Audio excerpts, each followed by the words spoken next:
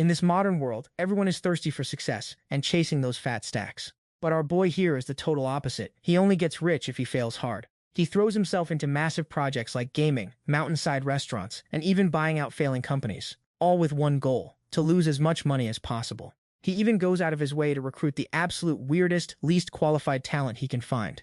He hires absolute NPCs who don't know a thing about the projects, are tech illiterate, and have zero business sense. But in a cruel twist of fate, no matter what he touches, it somehow turns into a massive profit. The cash keeps flooding in, and all he gets in return is pure disappointment and stress.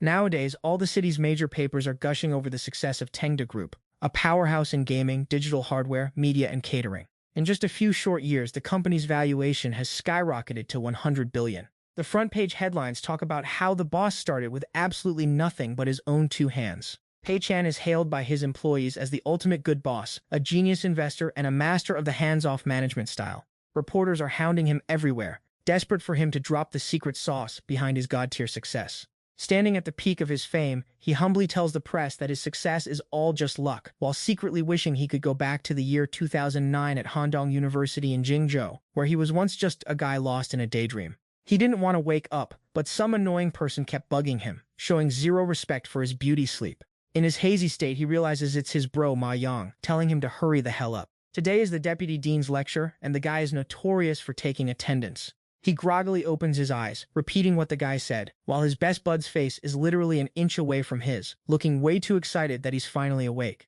You're finally up.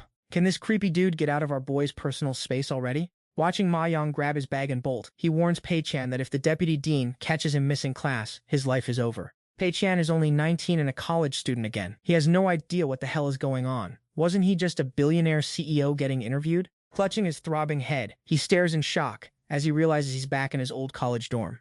Connecting the dots from Ma Yang's yelling about the deputy dean, he realizes he's back in his freshman year. Looking at the trash dorm room filled with messy roommates, he realizes it's 2009. He's traveled back 10 years. He pinches his cheek. Damn, that actually hurt. Confirmed, this isn't a dream. Before he can even process the panic, a system interface with glitchy text pops up in front of him. Wealth conversion system, host successfully locked. What the hell kind of cursed system is this? Why the heck did you lock onto me? That's the first thing running through his mind. He looks up and the system has his 3x4 ID photo, name, occupation, zodiac sign, height, and weight perfectly displayed. The system grants him an initial startup capital of 50,000 yuan. His current personal bank balance is a pathetic 433 yuan. System status calculating. The system is initiating the wealth conversion. For a set period, the system will give the host startup capital strictly for normal business activities. No wasting allowed. After a set time, it calculates the profit or loss and converts that ratio into personal wealth he can actually spend. This trope is so basic. He's read enough web novels to know that once you transmigrate, you're stuck with an all-knowing system that forces you into a box whether you like it or not. Before he can even stabilize his heart rate, the system alerts him. Profit conversion ratio is 101, while loss conversion is 1:1. Next, he checks the fine print. Scouring the details, he realizes the system gives him capital, and regardless of whether the company wins or fails, the cash ends up in his pocket. Plus the conversion rates, he rubs his chin, deep in thought. Even if he uses 5,000 yuan to invest and manages to make 100,000 yuan, with that 101 ratio, he only gets a measly 1,000 yuan in his personal account. But if he loses every single cent of that 5,000 yuan, the loss compensation is 1:1. That means he gets a cool 5,000 yuan in his private wallet to spend however he wants. After thinking it through, our MC realizes he's like a fish back in water. The ocean is his playground now. Seeing that this idiot might actually be bright, the system tells him to name his company. He's hyped, thinking that under his brilliant leadership, this company is going to nosedive into bankruptcy in no time. So Tengda sounds like the perfect name to speedrun his failure. He figures the more money he loses, the more cash hits his personal account. He types in the confirmation, and the company is officially registered. The first settlement date is in 14 days. Note, if the product isn't released by the deadline, payment will be delayed. He's got the memories of a decade into the future. He just needs to dodge any profitable business ventures to ensure he takes a massive L. The real question is, what project should he blow his budget on first? In his head, he's basically manifesting a dozen versions of Pei Chan, like he's glitching through a high-stakes shareholder meeting. His primary quest objective: figure out how to hemorrhage all the starting capital he was given. The gavel hits the desk and the meeting kicks off. One shareholder raises his hand to speak. This nerd with thick glasses starts digging through documents, acting all smart and pointing out over 200 possible rule violations in the system's regulations. Turns out, all the shady business moves are banned, making it pretty difficult for him to intentionally run the company into the ground. Things like real estate speculation, illegal capital injections, price gouging, and tech blockades are all strictly prohibited. The system won't give him any loopholes to exploit, otherwise he'll get slapped with some heavy-duty penalties. Looking at the dumpster fire in front of him, he realizes this world is basically the same as his original one, just with a tech speedrun. Plus, people here are obsessed with copyright protection. Muttering to himself, our boy's eyes suddenly light up. If the tech is this advanced, and copyright laws are this cracked, why not dive into the gaming industry? He's picturing high-end 3D graphics and next-gen chips, knowing full well that game dev is a massive money pit. If he tweaks the gameplay just right, he can speed-run his way straight to bankruptcy. In other words, this is the kind of industries where you can sell your soul and still end up broke. Besides, once a game flops, all those so-called assets are basically digital trash. Plus, with his future knowledge, all he has to do is avoid any paths that lead to actual profits, and success in failing is basically guaranteed, right? He maps out the plan. Step 1, make a game. Step 2, lose all the system's money. Step 3, spend the remainder on himself. Dreaming of that sweet, sweet bankruptcy cash, he officially hits the Create Game Studio button. He's already decided. This life, he's becoming a billionaire through the art of losing money. He dives straight in, researches Israel platforms, buys some pre-made assets, and starts editing them with a basic engine. After that, he just needs to wait for the review to pass so he can launch this disaster. His main job now is to dump his $50,000 budget into a trash-tier game nobody would ever want to play, then wait 2 weeks to watch it go to zero. The first game he picks is a driving simulator, costing $20,000 for just the basic interior and exterior car models. He adds a desert map for another $23,000. A bit pricey, but exactly the kind of waste he's looking for. He drops another $6,000 on a background music track and uses the last $1,000 for a useless achievement system. Looking at this pile of assets, Pei-chan still feels like it's not enough. If you just let people drive, it's not frustrating enough. He's low-key worried it might actually pass the platform review. After digging through his brain, he comes up with a genius plan. Force the player to drive in a straight line for 8 hours just to clear the stage. Throughout the journey, he'll throw in a few random terrain changes to make it even worse. Setting the command line, he thinks to himself, I'm an absolute genius for coming up with something this painful. 2 hours later, the demo is done, the annoying features are baked in, and he's confident it'll breeze through review. He decides to play test his own creation, but after failing to last even 8 hours, he can't help but curse. What kind of garbage did I just make? It's so boring, it's basically a digital form of torture, not a simulator. But with a trap this big, he's sure the players are going to roast him until he drowns in their hate. If this game makes even a cent, then logic is officially dead. He tosses the controller aside with a smirk, fully satisfied that this brain-dead game is destined to flop. That night at the Handong University dorms, the guys working part-time jobs are mostly back for the night. The 4 of them are locked in their corners, grinding on some fantasy game. The room is filled with screaming. DeLong, use your fire skill, hurry up. A buddy eating instant noodles looks over and asks him, Juan, are you actually dropping out of classes? You've got some nerve, huh? Ignoring him, he just grumbles something random. Just hurry up and finish your food, man. Why do you always vanish whenever we get into a team fight? Fingers flying across the screen, totally lost in the character's POV. The boys were screaming at their teammates while clashing in the arena. Mid lane is wide open. Hurry up and watch your flank. Ma Yang is still being roasted for being a total liability. We just committed to the fight, you idiot. Why are you still stuck at the turret farming minions? Are you serious? Someone is flaming the trio for getting wiped out 3v1. Man, what a bunch of absolute noobs. Boom! The defeat screen pops up on the monitor like a middle finger.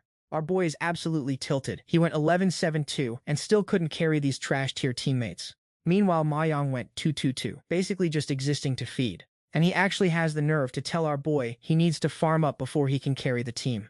Our boy just froze. How can a literal NPC who plays like garbage even have an opinion? Speaking of this clown, he's been our boy's roommate for 4 whole years of college. He's the type to grind hard, but his results are always mid at best. Not good at games, not terrible, just painfully average. He's the classic, I'm not the best, but at least I'm better than the floor kind of guy. The guys in the room were already getting hyped to run it back for another round. Some of them were acting like they could stay up until sunrise without blinking. A moment later, our boy let out a massive yawn and said, I'm crashing, I can't stay awake anymore. And just like that, he was out. He flopped onto his bed and pulled out his phone to doom scroll. At this point, the grind in these mid-games doesn't pay the bills. Just 2 more weeks and that sweet, sweet 50,000 yuan hits his account. That'll be way more satisfying than any win streak. His head was already spinning with daydreams of a high-rolling lifestyle. Future shopping list, top-tier laptop, a PS5, and maybe that 3081 graphics card setup. Right then, a game review channel popped up, calling out some trash-tier game called Boxfoot, announcing it's getting delisted this week. The creator wrapped up the video with his signature outro. If you found this video helpful, don't forget to like, share, and subscribe so you don't miss any new uploads. Somewhere in a sketchy rental room, a dude sat in front of his monitor with a heavy sigh. He's known for posting gaming content on the Mon review site. Real name Chao Liang, known online as Old Man Chao. He was looking absolutely depressed because his latest video was flopping harder than a dead fish. It's all because the game he reviewed was just straight up boring with zero features. He sighed, boiled some water for instant noodles, and grumbled that if his view count didn't spike, he wouldn't be seeing a dime from ad revenue this month. Suddenly, a game title appeared on his screen, something called Desert Loneliness. He had no clue what kind of brainrot simulator this was supposed to be. He was feeling a little curious, though. Seeing the price was only 1 yuan, he clicked it just to troll, figuring it would be a deep driving experience about the meaning of life. He was genuinely confused about what kind of life lessons this game could possibly teach anyone. After playing for a bit, he realized the terrain rendering was mid, the driving mechanics felt stiff, and while the sound design was okay, for someone like Chao Liang who plays high-tier games, it was just standard stuff. These things are everywhere, but after driving for a long time, he didn't notice any changes at all. He started thinking he'd been scammed by the dev, but instead of quitting, Chao Liang decided to give this trash game another 10 minutes. 10 minutes later, he felt like he was in a trance, hands still glued to the wheel, but he had completely lost track of where he was or who he even was. What kind of dark magic is this game pulling? Chao Liang was driving until he felt like vomiting, his soul practically leaving his body from the boredom. He figured this game was just a straight line with a few turns, no different from real life. As he kept playing, he realized this drive felt like the life he wanted. Smooth sailing, no crazy bumps, just passing through small turns every now and then. And then, everything just goes back to the straight endless road it was before. Playing up to this point, he couldn't go on, desperate to hit pause, because the noodles were out of the bag and the water was already overflowing. He had to go cook his noodles before he could continue grinding this game.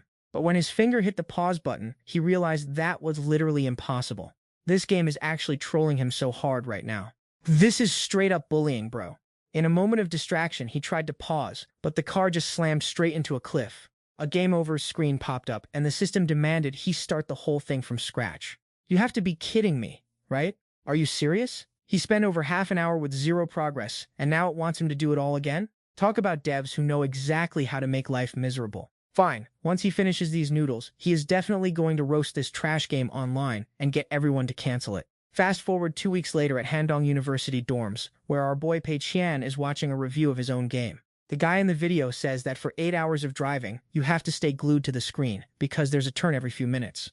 If you miss that turn, it's an immediate game over, and you're back to square one. On the screen, you can see Chao Liang's live-streamed driving experience. He claims the most shocking part is the ending, where the dev trolls the player with a message. Congrats on wasting 8 hours of your precious life for absolutely nothing. Saying this, the reviewer's eyes look like they're ready to burn the whole building down. The game's title is spot on. It genuinely forced him to contemplate his entire life and existential purpose. Some commenters are saying after watching Chao Liang's whole journey, they don't even want to play anymore. They just want to sit in silence and reflect on their existence. Others see it as motivation to download the game, hoping the desert driving experience will help them find the meaning of life. A bunch of people are even lining up to request a slot for the next session. Many supporters are insisting that everyone needs to buy this game. It's so cheap, why not give it a shot? Some people are just curious what kind of life lessons they could possibly get for just 1 yuan. Pei Qian is holding his head in his hands, staring at the monitor, wondering what the hell is happening. His trash game got featured by a top review channel and went viral, causing tons of people to download it. Exactly the opposite of what he wanted. He steps up as the CEO of Tengda to issue a formal apology, basically telling everyone that his game is indeed trash, and they should definitely refund it to get their money back. It's just a garbage game, he insists, hoping players will return it during the refund window. But then, some people start telling him not to be so discouraged. Even the 5 Supermen squad is saying they love the experience. Even a doctor chimed in, saying he knows it's a troll game, but for 1 yuan, there's no point in asking for a refund. Man's living that money is the least of my problems lifestyle. Others are claiming the game is actually a masterpiece. They're hoping the dev will release a mobile version, with commenters tagging friends to join in on the pain. They're saying playing this game with friends is the ultimate bonding experience. Tears are literally streaming down Pei Chan's face. He's convinced the world has officially lost its mind. He's questioning reality. He doesn't know if the players are crazy or if it's actually him. Who would have thought the trash game he made to lose money would hit the trending charts and blow up like this? Suddenly the system pings. Profit conversion ratio 101, loss conversion ratio 11, preparing to settle accounts. After a few minutes of data processing, the system announces the remaining system funds are at 1.25 million yuan. His current personal assets are 153 yuan. After the final settlement, his total personal wealth is 907.6 yuan. Pei Chan almost coughs up blood on the spot. He was so sure he'd have 50,000 yuan, but now he's basically back to square one. Pei Chan immediately calls an emergency meeting inside his own head. The host speaks up. It turns out this trash game actually sold over 200,000 copies. After the platform takes its cut, the company made over 70,000 yuan in profit. But thanks to the conversion rate, he only pocketed a measly 700 yuan for himself. Pei Chan thinks to himself that there's no point in crying over spilled milk. The real question now is, how on earth is he going to burn through all this cash before the next settlement cycle? Someone suggests they should try looking for a consultant to see if they can help. The meeting room immediately turned into a chaotic battlefield of ideas. The brainstorming session kicked off with some wild theories. Some suggested hiring absolute noobs who ruin every task they touch. The more they mess up, the faster the company loses money. Others agreed, pointing out that having professional saboteurs on the payroll is the ultimate hack to speedrun a bankruptcy. Another genius proposed hiring people who do absolutely nothing but collect a paycheck, burning through the budget efficiently. The real question was, where on earth did you find such high-tier deadbeats? People muttered that finding a talentless fraud like that is harder than reaching the heavens. Suddenly, his eyes lit up as he realized there was a certified grade A failure sitting right next to him. He locked onto his target immediately, realizing this guy was a master of sabotaging every single project he touched. This guy was so professional at failing that he could keep the team stagnant for a whole century. He was the legendary disaster talent that our boy had been searching for. Speak of the devil, and the clown appears right on cue. Ma Yang strolled in, beaming as he shoved a bag of snacks into his hands, shouting, "Yo, Kiem, brought you some grub." Bui Kiem jumped up and grabbed his hands, acting like he'd just found a golden treasure while spewing nonsense. "With you here, how could we possibly fail at our grand plans?" He clapped his bro on the shoulder, internally crowning him as his ultimate ticket to bankruptcy. The poor guy stood there confused, scratching his head and wondering if his buddy had finally starved his brain cells into oblivion. Meanwhile, at a local diner, the place was buzzing with constant noise. A whole squad was sitting around, chugging drinks and food. Our main man specially treated his bestie Ma Yang to some skewers. The guy couldn't stop stuffing his face, praising every bite as if he'd never tasted heaven before. Bui Kiem just watched him eat, mentally calculating that his system account currently sat at 300,000 yuan. Adding another deadbeat to the company payroll shouldn't be a problem at all. Ma Yang chewed aggressively, holding a skewer in each hand, asking, "Did you hit the jackpot or something, Kiem? Why the sudden feast?" Bui Kiem laughed it off, claiming he made a little cash, while internally sobbing over the 50,000 yuan he just lost. The total profit from his last venture was a measly 754.6 yuan. Hearing the words "hit the jackpot" felt like a dagger to his heart, forcing Bui Kiem to let out a long, pathetic sigh. The system chimed in, reminding him that the next settlement date was exactly 30 days away. The system was about to inject a fresh round of funding with a target capital of 300,000 yuan. The new financial injection for this round was 1.74 million yuan. His current personal assets stood at a whopping 907.6 yuan. While he was getting his system notifications, his bro was still busy stuffing his face, praising the braised chicken as his absolute favorite. He took a sip of his Coke, silently mourning his tragic financial fate. After all that sweat and tears, he only cleared 900 yuan in profit. At least he realized that after every settlement, the system would top up his capital to a certain limit. If he dropped below that limit, the system would just auto-refill it. With the next settlement a month away, he was fully determined to blow through all 300,000 yuan without leaving a single cent behind. Because he was so lost in his calculations, his face looked gloomy, making his buddy ask in concern, "What are you stressing about? Just hurry up and eat already." He finally spoke up, saying, "I'm planning to develop a game, but I'm short on staff. Can you help me out?" The food stopped halfway to his friend's mouth, and he looked genuinely terrified. Everyone knows game development is a massive money pit. Where is he getting that kind of cash? In his head, Bui Kiem was already living the high life, dressed in designer gear, servants bowing as he walked by, basically acting like a rich heir who had 300,000 yuan to burn. "Hey buddy, is that enough for you?" Still in shock, his friend couldn't believe it and had to double check. "For real?" Is it really that much? He half joked, are you doubting me? Ma Yang didn't care if Bui Qian was trolling or not. He only cared if the character graphics he was drawing were actually decent. And how much programming do you even know, man? Our boy casually replied that he didn't know anything. But hey, that's not a problem. Just throw some cash at it, hire some pros, and have them rebuild it. Easy clap. He cracked open a Coke and started dropping some expert advice like he was a seasoned CEO. Let's be real, neither of us knows jack about coding or game development. If this flops and 300,000 goes down the drain, he'll just feel even more guilty towards our boy. Pei Chan heard his friend's sincere venting and wasn't feeling it at all. His internal rage was hitting critical mass. This absolute madman actually has a conscience, but that conscience is the exact thing blocking the path to the big money. Still, he was determined to prove he could sway this guy. He cleared his throat and asked if he'd heard of that super viral game, Desert Oasis. Taking a sip of his drink, his buddy admitted he'd heard of the trash tier game, but couldn't figure out why our boy was bringing it up. Our boy literally pointed at himself and claimed he was the brains behind it. As soon as he dropped the bomb, his buddy spit out his drink with the most cursed expression ever. He stood up, slammed the desk, and demanded to know if that brain rot game was actually his idea. You actually came up with that? Calming down, he realized Pei Chan was a straight-up genius. Since the game was such a banger, he decided he was going to ride our boy's coattails to success. He even volunteered himself, boasting that while he had zero skills, at least he was reliable. Right on cue, he took off to the bookstore, claiming he needed to stock up on textbooks to level up his expertise. Surely, studying hard won't get in the way of our boy's plan to burn through cash. He can definitely trust this guy to handle things. He wanted to stop the fool, but honestly, why bother? The guy took off before he could say a word. Our boy just sighed, looking completely stunned. He pondered if teaming up with such an over-enthusiastic idiot might actually lead to some major problems. That night, Ma Yang rolled back into the male dorm with a mountain of books that made him look like a pack mule. Yo, I'm back! Our boy was shook. Bro, why did you buy a whole library? He dumped the stack on the table and explained that they were all on clearance, so he just grabbed whatever. Looking at the titles, our boy had a major question. Did this guy actually think about the dangers of sitting at a PC like cervical spondylosis or losing his hair? But the real problem for coders isn't that. It's the risk of straight-up dying from overwork.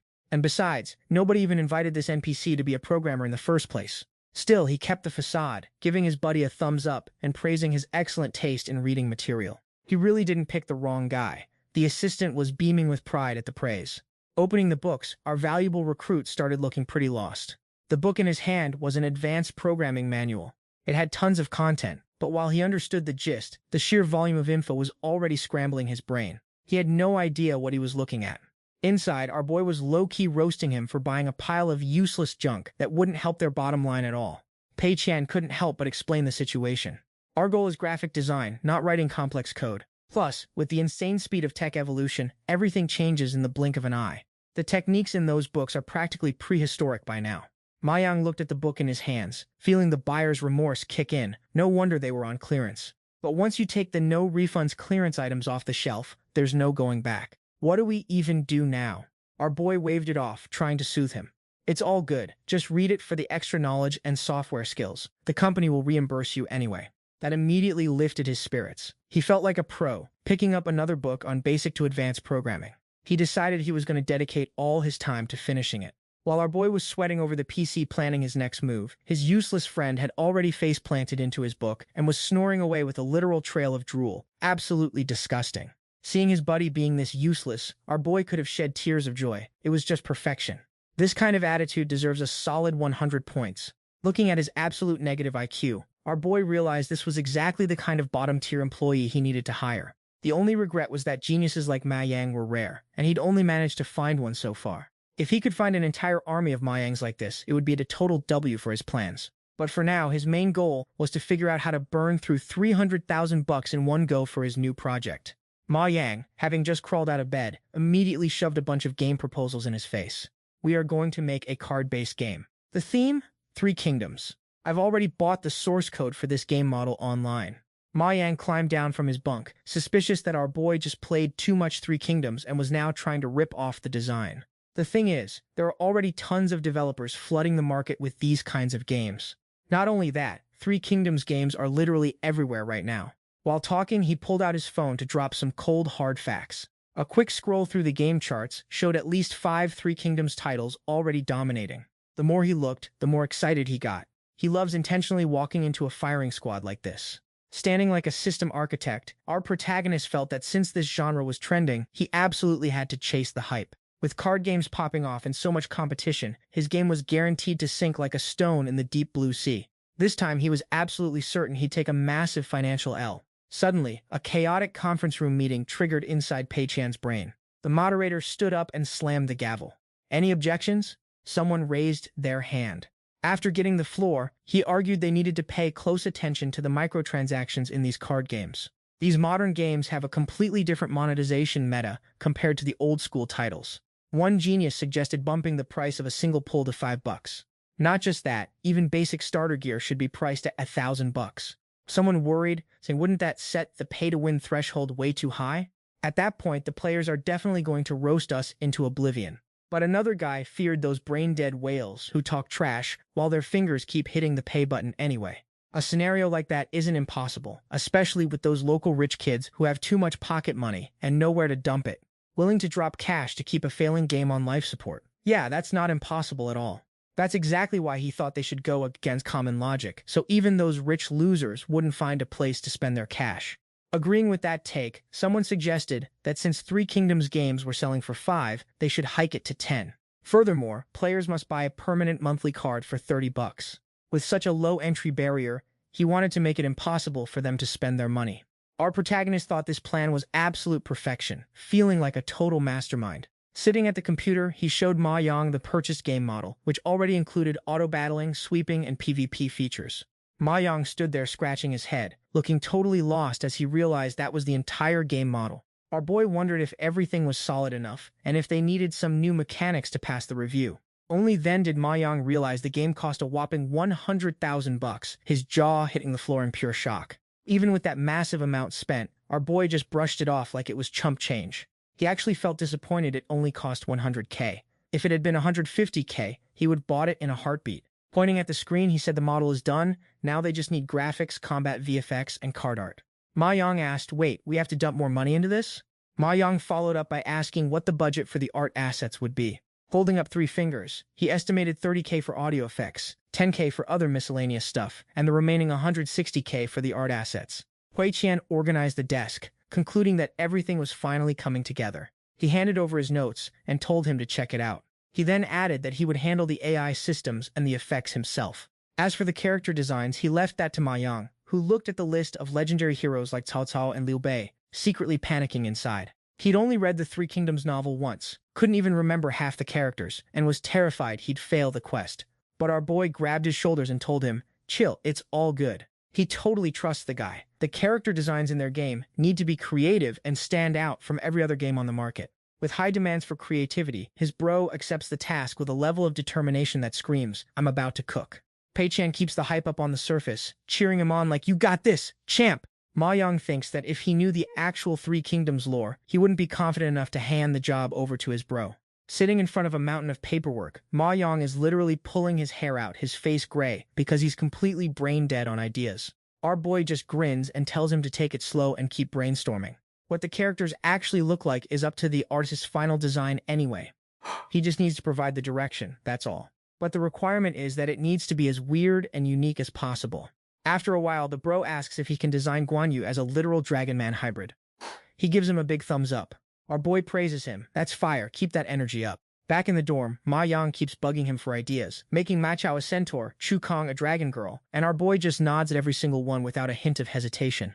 Then there's Lu Meng, who's designed as a dragon-slaying loli. The bro starts imagining some sexy, armored dragon slayer and ends up drooling. Our boy calls him a genius, not expecting his little Ma to be such a man of culture. Fantasizing about his own designs, he thinks he has an eye for talent, calling his Dragon Girl and Dragon Slayer concepts top tier. Our boy thinks to himself that this guy's ability to spout complete nonsense has reached absolute mastery. The original Three Kingdoms characters are already legendary, which means the classic style is definitely popular. So, he's going for the exact opposite approach to trigger people, going full-on hyper-realistic. He finds a graphic artist named Wen Quang Qian. Looking at the guy's previous portfolio, our boy immediately labels him a total amateur. Charging 800 yuan for a character design? That's basically charity work. But the guy has a 2.0 art style that shows he's actually cracked at hyper-realism.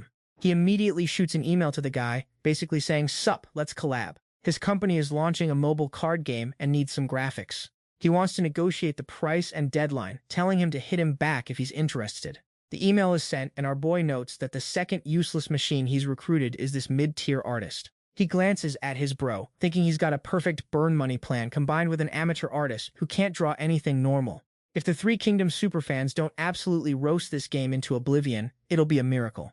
It's a game model with insane microtransactions. You can't even start playing without dropping 100,000 yuan, and you gotta pay 300,000 more just to unlock everything permanently. His head is full of greed, thinking about how he's going to burn through one 300,000 yuan budget after another. If he spends all the system's cash and the game flops, he can just pocket a massive profit for himself and live like a king. A luxurious life is calling his name, while his bro is still sweating, grinding his brain to finish these wild character concepts. At the Handong University cafeteria, a bunch of students are grabbing lunch. Our boy is reading through the documents, low-key thinking this is going to be hilarious. Sitting opposite him is his bro Ma Yang. He's reading the requested design assets. For Guan Yu, the character is described as a dragon saint, a martial arts god who roams the world with his blade. An absolute beast in combat. The second character, Ma Chao, is a centaur, half human, half horse, and a complete outsider. Unlike other centaurs, he has dragon blood in his veins, complete with dragon horns. On top of that, he carries the power of the dragon clan.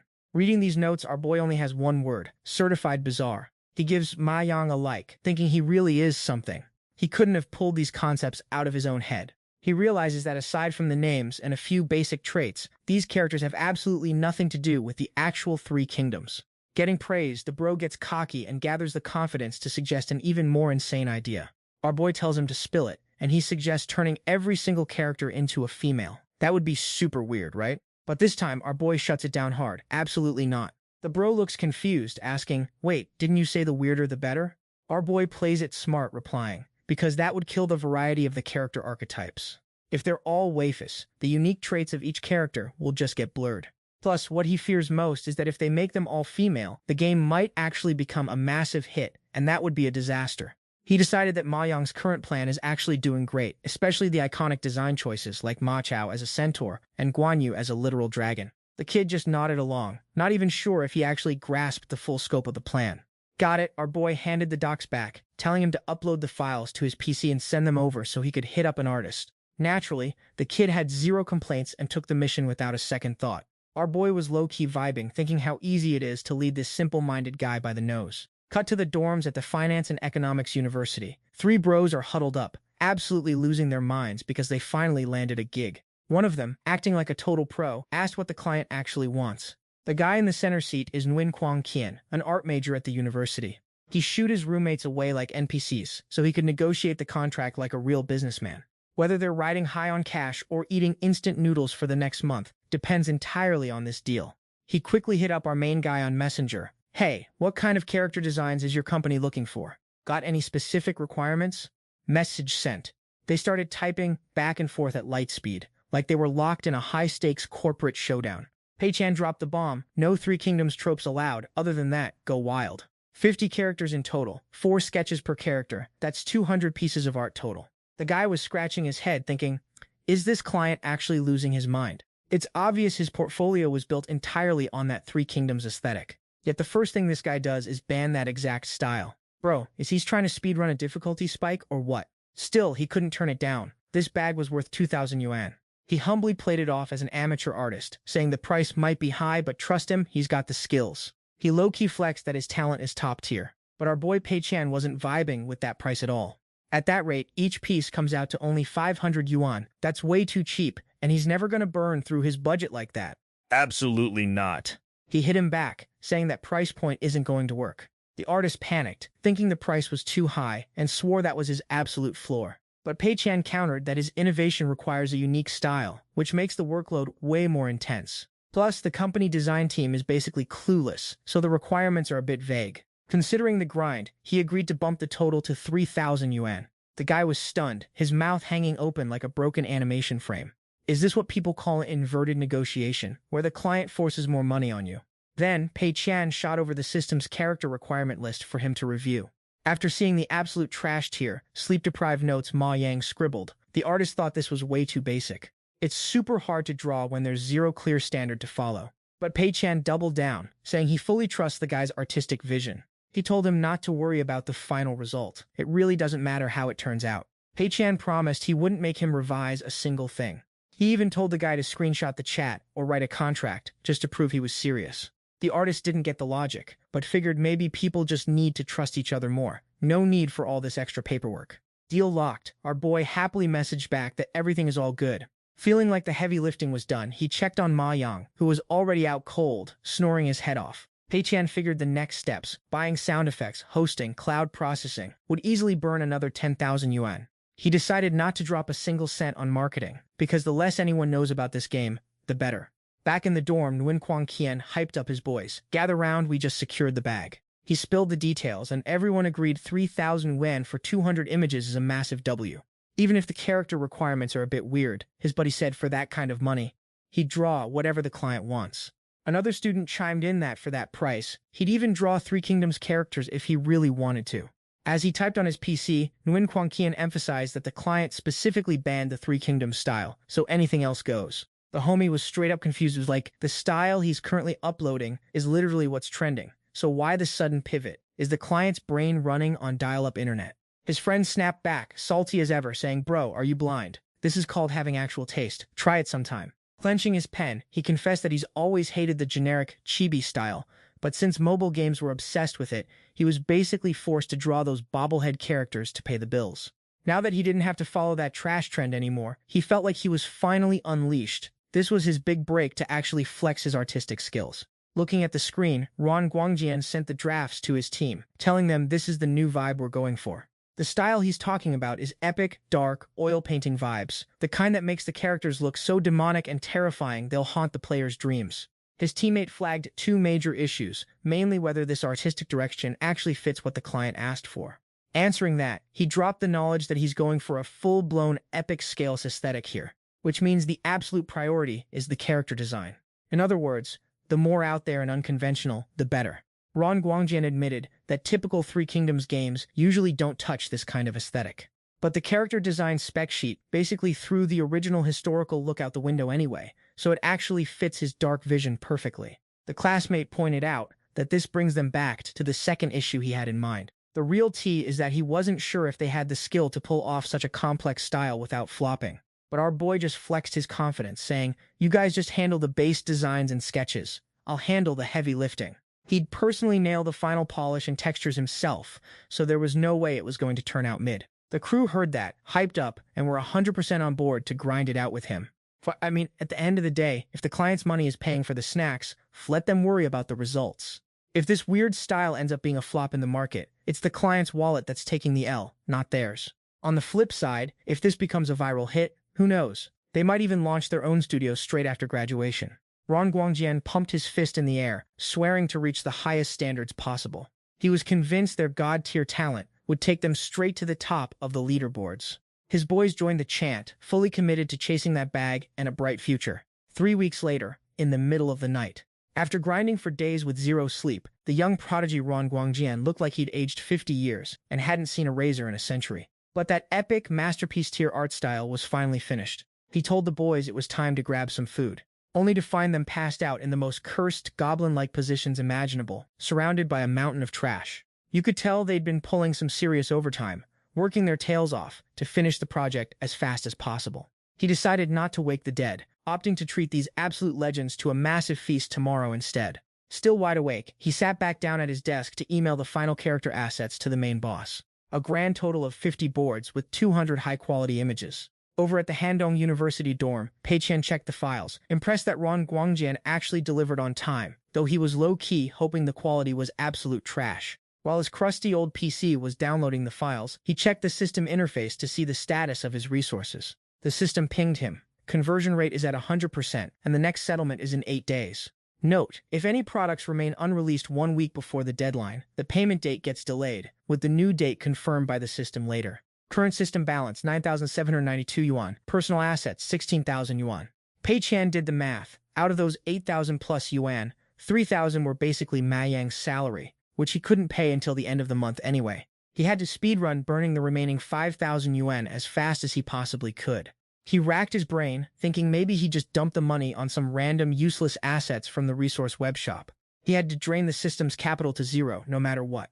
While he was busy doom-scrolling and overthinking, the computer finally dinged to let him know the files were ready. The MC held his breath and clicked, praying to the gaming gods that the kid didn't go too hard on the quality. The first image loaded, a demonic, dragon-infused Guan Yu wielding a blade, radiating pure Chad energy. There wasn't a single flaw, and Pei Qian couldn't help but yell, "Are you kidding me?" He went pale. He literally spent 700 yuan, and in return, he got a piece of art that belongs in a museum.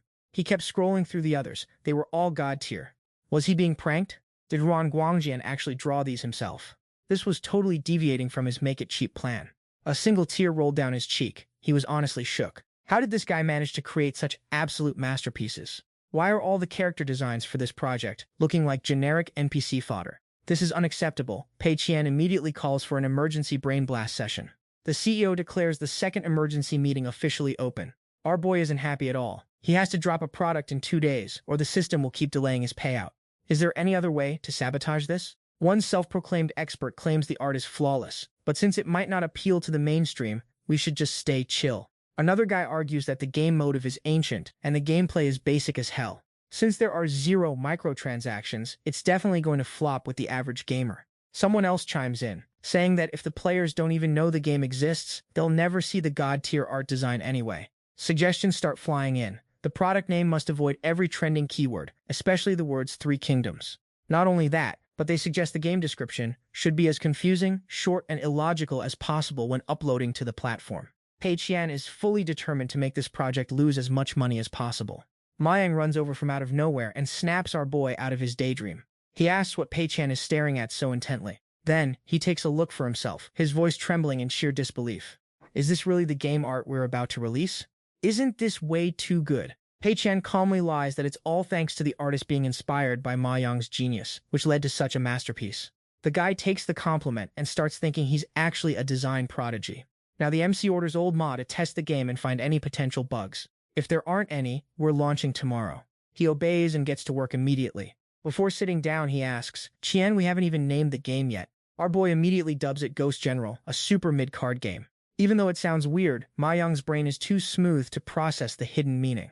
The next day, the squad with Nguyen Quang Qian gathers to celebrate getting paid. They're all clinking glasses, hyped as can be. Taking the lead, he tells his friends to dig into the mutton. "We gotta crush this while it's still hot. Don't be shy, let's feast until we can't stand. No one leaves until they're wasted." A guy with glasses asks, "What game was that art for, anyway? When's it dropping?" The kid just remembers the game was called Ghost General, but doesn't care about anything else. So how would he know the release date? He suggests they check the SRO store themselves to find out. After a few swipes, he discovers, holy crap, it's actually live. The whole table is absolutely shook. We just sent the drawings this morning, and it's already out? Huh? That work efficiency is honestly cracked. The other friends start pulling out their phones to look it up. The intro blurb alone makes the internet go wild with hate. What kind of game description is this? A super basic card game with 0 unique features. This is way too low effort.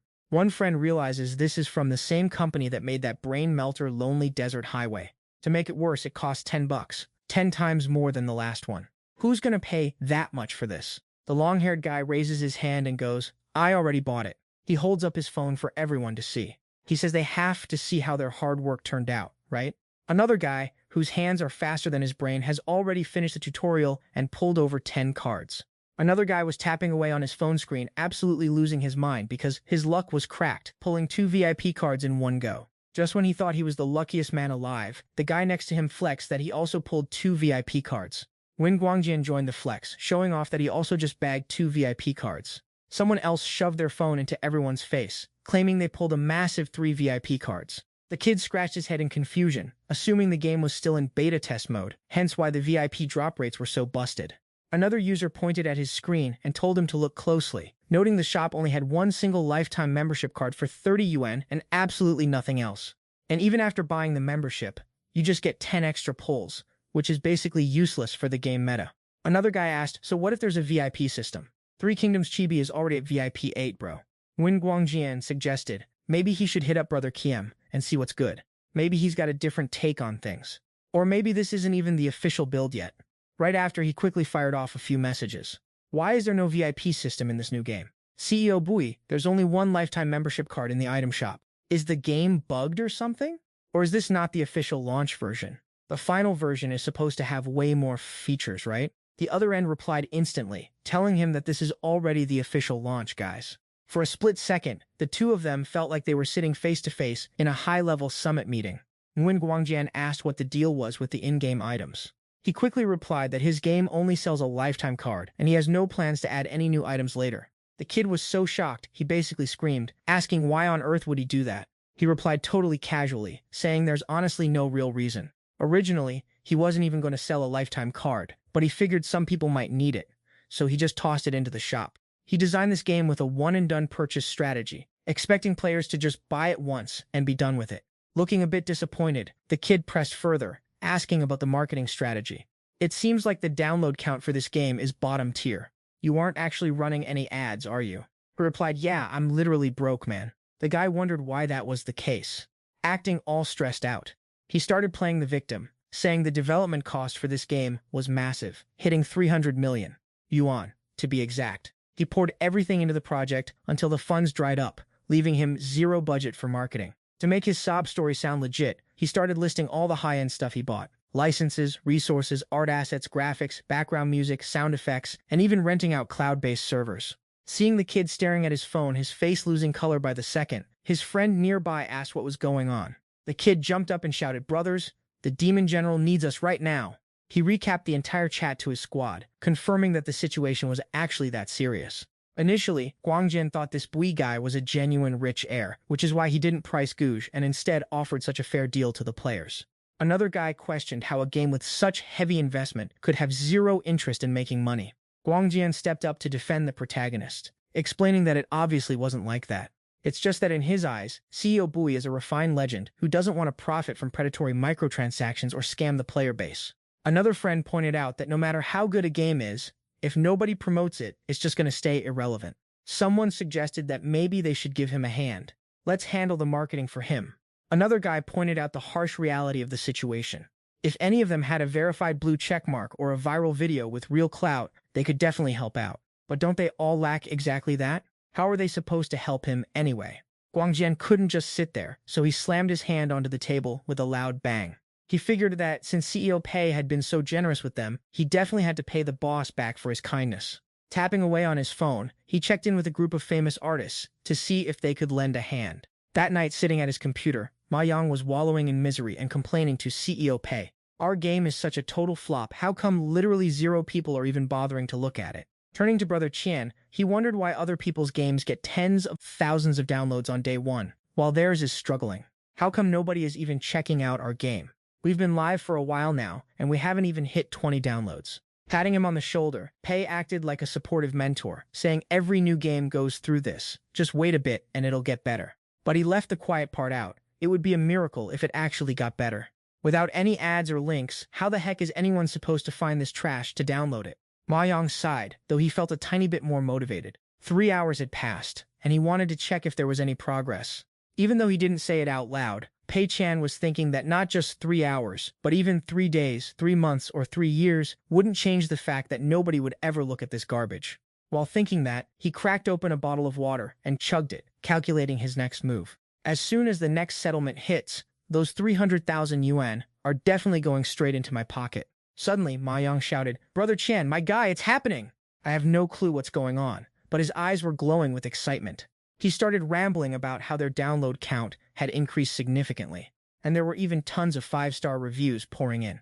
Hari spat out his water in shock and screamed, "What the heck did you just say?" Ma Yang's computer screen showed 1,036 reviews, mostly 5 stars, calling the game super fun and engaging. Many players were agreeing that this was a rare, high-quality production that was well worth the investment. Someone even commented, "Why does this game cost 10 yuan? That's more expensive than the paid items in Three Kingdoms." Others were defending the game, saying, "It's only 10 yuan, what's so expensive about that? The quality makes this price an absolute steal." Someone else chimed in, explaining that this is a buy-to-play game with no microtransactions. The total cost for the entire game is only 40 yuan. Our protagonist was hit by a mental truck, wondering how the downloads suddenly spiked, and where all these 5-star reviews even came from. He felt so emotionally damaged that he couldn't even stand properly, and had to lean on the table for support. He collapsed onto his bed, wondering why the hell everyone in this world is suddenly losing their minds. He buried his head under the covers, truly unable to figure out where he went wrong.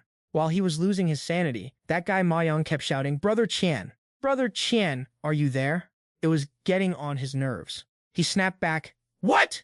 Ma Yang acting all empathetic, saying, you put so much heart into this game, it's finally paying off. You must be super hyped right now, but don't get too excited, it's bad for your heart. Pretending to agree, Pei replied, yeah, we're super successful now. Deep inside, he was dying. My life is ruined, and you call this hyped? I'm living in pure despair, you absolute clown. He forced himself to sit up, feeling like his plan was officially cooked. Refusing to give up, Pei Qian pulled out his laptop, determined to find the bug in the system. He scrolled through the comments and realized something was definitely off. Most players were obsessing over the gorgeous graphics. It was obvious they were hooked by the art style, but how did they even find it? He had his suspicions now, but he wasn't ready to confirm them yet. One of the reasons they were obsessed was that the characters from Three Kingdoms looked so uniquely cursed under the developer's divine vision. Other comments praised the bizarre character designs, saying it felt fresh and innovative. There was even a comment complaining that they couldn't donate more money to support such unique graphics. Our boy checks the WBO forums for the term Ghost General, and is shook to find his game blowing up on every single thread. He's wondering who the heck pulled the strings to make this happen. Who even has that kind of reach and influence? Helping him shill for his game this hard, like what's the play here? The only name popping into his head right now is Nguyen Quang Qian. He starts typing furiously, wondering if that mid-tier artist is just bored and has too much time on his hands. Why would he go out of his way to do our boy a solid for free? I didn't ask for any favors, and I definitely didn't borrow any help. Honestly, this is driving him crazy. Message sent. He grills him, asking if he was the one spamming Ghost General all over WO. The guy is totally oblivious to the fact he's stressing our boy out, acting like a saint and admitting he got all his famous artist buddies to PR the game. He even drops a compliment, saying the game is absolute fire and totally worth playing, saying it would be a total waste if such a masterpiece went unnoticed. Not only that, he even spilled the tea on how much of his own capital our boy invested, telling everyone about his grind, which got all his friends super hyped and sympathetic. With our boy's heroic spirit and the quality art he cooked up, it was only a matter of time before it went viral. He thinks he's basically the main character for helping out, acting like he personally contributed to the hype. Our boy grinds his teeth, fuming while hitting back with some major passive-aggressive energy. Well, I guess I have to thank you then. He sends a dry thanks to Nguyen Quang Qian. The guy keeps hyping him up. Keep it up, CEO Bui. I know you're going to drop even more legendary games in the future. Hope we get to collab again sometime soon. A week later, the system does the math, and our boy is too depressed to even look at the balance. But the system UI just keeps flashing in his face, mocking him. After the calculation, his personal capital increased by a whopping $2,147.2. Our MC sighs, doing the math in his head. The game probably raked in around $500K in the first week. That means the total revenue for the game is hitting the 1 million mark. In just 7 days, the game already broke even and netted an extra $200K in profit. Yet somehow, he only gets a measly $20K added to his personal wallet. Thinking about it, tears start streaming down his face. How is he even supposed to live like this? The wealth conversion system pings with a new notification. The next settlement is in 90 days, with a supplementary capital quota of $500K. Since the system already has over $500K in the kitty, it won't be topping up anymore. The UI explains that after each settlement, the system injects a different amount of capital. But if the system's capital is already higher than the target quota, it won't add or invest any more funds. Pulling his hair out, the MC thinks, if it made $500K in the first week, next week is definitely going to be an even bigger bag. The next settlement is in 3 months, so we're talking about $6 million in total earnings, right? He starts dreaming of a high-end office rental for $400K a month and hiring 30 staff at $200K a month. Dropping another $1 million on top-tier office tech seems like the play. After running the numbers, he's already over it. Too much paperwork. He's never done the whole scouting offices, hiring staff, buying supplies grind before. Just as he's lost in thought, a hand slaps onto his shoulder. Familiar voice rings out. Bro, Ma Yang says we gotta go celebrate because our game is officially a viral hit. He agrees, though he's got his own agenda. He promised the kid a fancy buffet if they made bank, and now it's time to pay up. Walking downstairs, the kid notices he's looking a bit down and asks, yo, wasn't the game a massive success? You still look like someone just kicked your dog. He waves it off, forcing a fake smile and saying it's nothing. Just tired from the game dev grind, needs some sleep, and he'll be back to his Chad self. Shui Q calls him out. Bro, you're the CEO of a legit company now. Why are you killing yourself doing every single chore yourself? Just hire a secretary to handle the busy work. Life would be so much easier, don't you think? Did you just mindlessly parrot what your little brother said about hiring a secretary? You're already picturing some top-tier waifu standing right in front of you, aren't you? Mayang is convinced that in all those CEO dramas, the big bosses just spend their days chasing girls while the actual company work is dumped on their female secretaries. He gets all shady and adds, "They say you handle the work, and if you've got free time." Hearing this, our boy realizes this idiot had a genius idea today. He absolutely needs a secretary to help him burn through his cash. He pats Lao Ma on the back, praising his suggestion as top tier. He really does need a secretary, but not just any assistant, someone who can handle every single headache for him. He thinks to himself, if he can hire a secretary now, then all the annoying stuff like leasing offices, buying supplies, and scouting for talent, wouldn't someone else just be doing that for him? At a local career agency, they've got a sign hanging up that basically says fortune favors the bold. Some guy is sitting there looking bored when suddenly a knock sounds at the door. A guy in glasses walks in and bows respectfully to Boss Pei. The man introduces himself as the regional director of the Handong Center and says he's hyped to work with him. Our boy can just call him Lauren. He quickly shakes hands with the director and lays it out. He's here to hire a private secretary. The guy replies, "That's a piece of cake." After they sit down, the guy asks what kind of requirements he has for this secretary. Our boy says price is no object. Give him the most expensive one you've got. The director quickly pulls out a file containing the profiles and basic info of the hottest candidates in Handong province. Betting his reputation on it, Lauren guarantees these girls are all elite smooth talkers, world-class socialites, and most importantly, they're organized and efficient. Suddenly, our boy's eyes lock onto a name, Shin Hailu. She used to be the secretary for a big-shot foreign VP, but for some reason she quit. Why isn't that detail written clearly in the file? Hearing the question, the director assumes our boy doesn't keep up with the news, right? Our boy looks confused and asks, "What news?" The boss explains that back then, the VP had one too many drinks and tried to get handsy with the new secretary. Who would have thought she wasn't someone to mess with?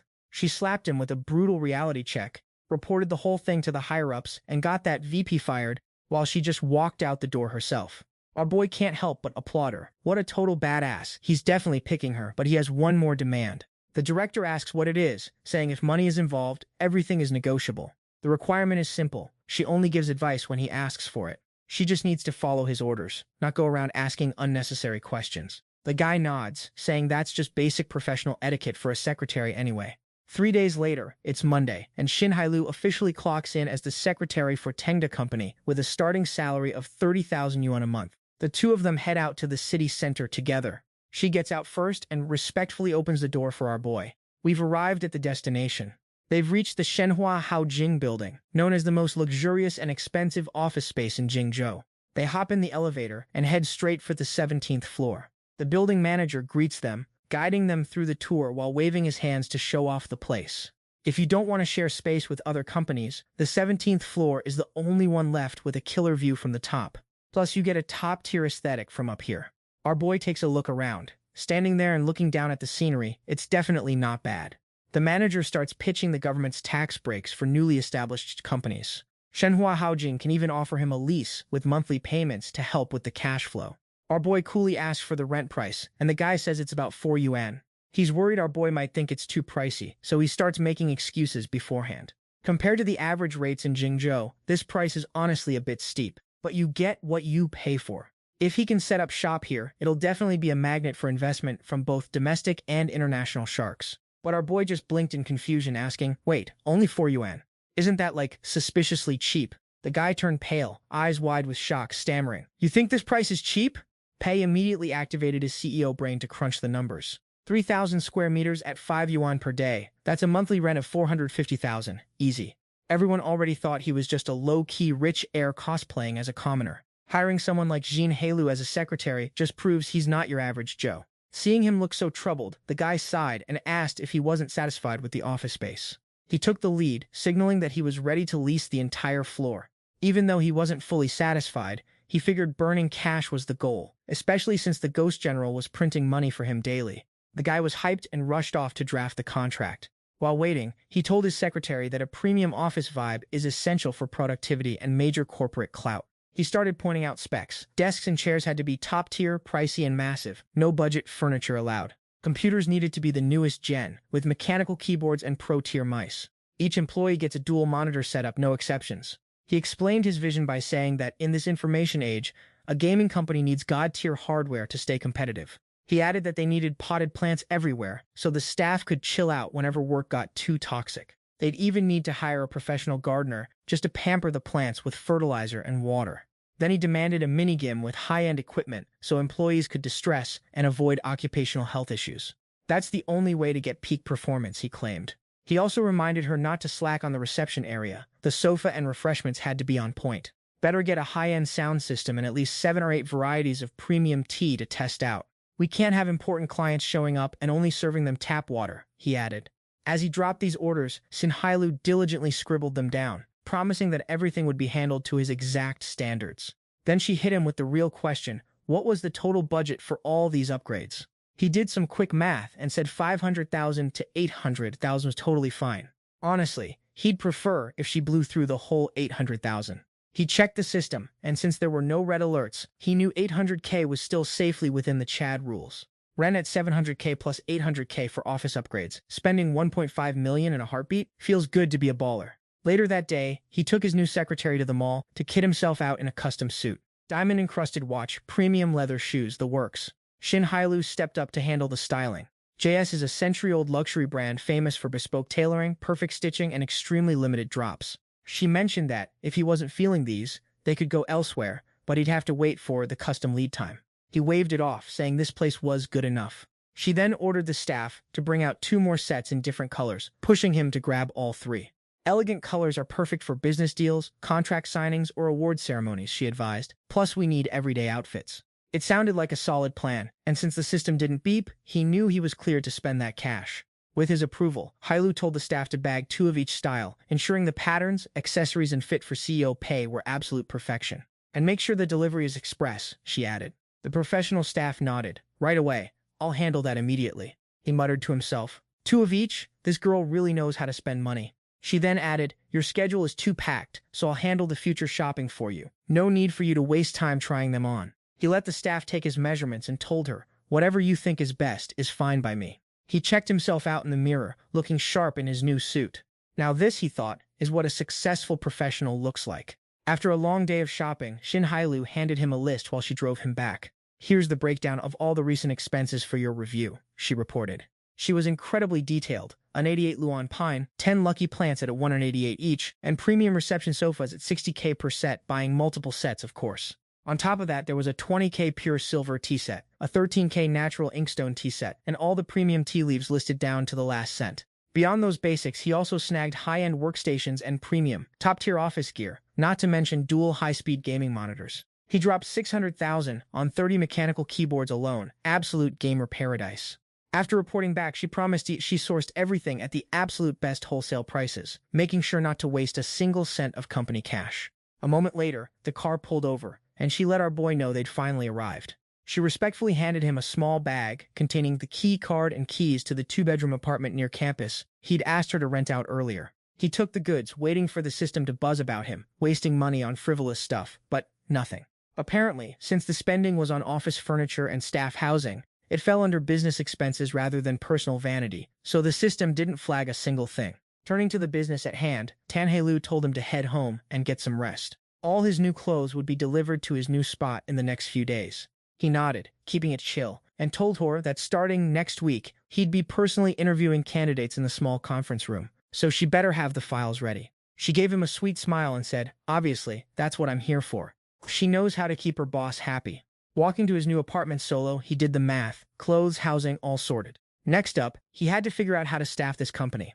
He reminded himself not to hire anyone too cracked or elite, or they'd accidentally ruin his master plan to stay broke. Imagining a bunch of randos with dyed hair and 0 brain cells, he decided he shouldn't hire total trash-tier NPCs either. Since he still needs to crank out new games to satisfy the system's demands, he needs a middle ground. He figured if he posted a job listing on socials, overqualified tryhards would apply, and he definitely couldn't put looking for 0 experience losers to break everything in the job description. Stroking his chin, he suddenly remembered a rare talent from his college days named Ma Yang. Thinking back to freshman year, that guy lived 24/7 in the internet cafe, never hit the dorms, and basically never changed his clothes. Even in the middle of summer, when everyone else was in shorts, this guy was still rocking a sweater and long pants. Lost in thought, he followed his memory straight to the exact internet cafe where his buddy was camping out. He recalled that within 2 years, the kid had gotten kicked out of school for failing too many classes. Yet the absolute madman just kept grinding, selling in-game loot to survive, living in that internet cafe for another 2 or 3 years. Scanning the room, his eyes lit up when he spotted someone who looked exactly like the legend from his memories. Sitting in the corner, headphones on, wearing long sleeves despite the heat, was Bao Su, aka the Internet Cafe Emperor, the king of Pajama Bros. Walking up to him, Pei Chan called out to Bao Su. The guy slid his headphones down, looking confused, and asked why he was looking for him. Sitting down next to him, our boy got straight to the point. I've got a job that's perfect for you. Interested? He figured that if he hired a hardcore gamer and paid him a high salary, the system wouldn't have anything to complain about. Then again, being a gaming god doesn't mean you know how to build a game. He might just lead the project into a brick wall and turn everything into a dumpster fire. Bao Su looked at him with total deadpan exhaustion and asked if he wanted him to manage the internet cafe. He clearly wasn't interested in that kind of boring gig. Dumping a stack of cash in front of him, he clarified, not a cafe manager, a game designer. If you're in, this cash is yours. Consider it your salary paid in advance. Seeing the money, the guy's eyes practically turned into dollar signs, and our MC kept the pressure on. And it gets better. The company has the latest rigs with dual monitor setups, so you can game to your heart's content while you work. Bao Su looked him dead in the eye, trying to confirm if he was getting trolled or not. What exactly would I be doing? He hit him with the most glorious two-word job description, just game. Or rather, you play existing games and the ones our company makes, and if you find a single bug, you report it to me immediately. Plus, you can pitch in on designs and give feedback for our new projects.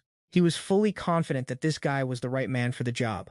At first he agreed, then tried to walk it back to think about it, so Pei Chan didn't push him. He just handed him 500 yuan and told him to take his time, get a haircut, and buy some decent clothes. Before leaving, he didn't forget to mention that the company headquarters was at Shenhua Haojing. I'll hit you up later about the schedule, just stay ready.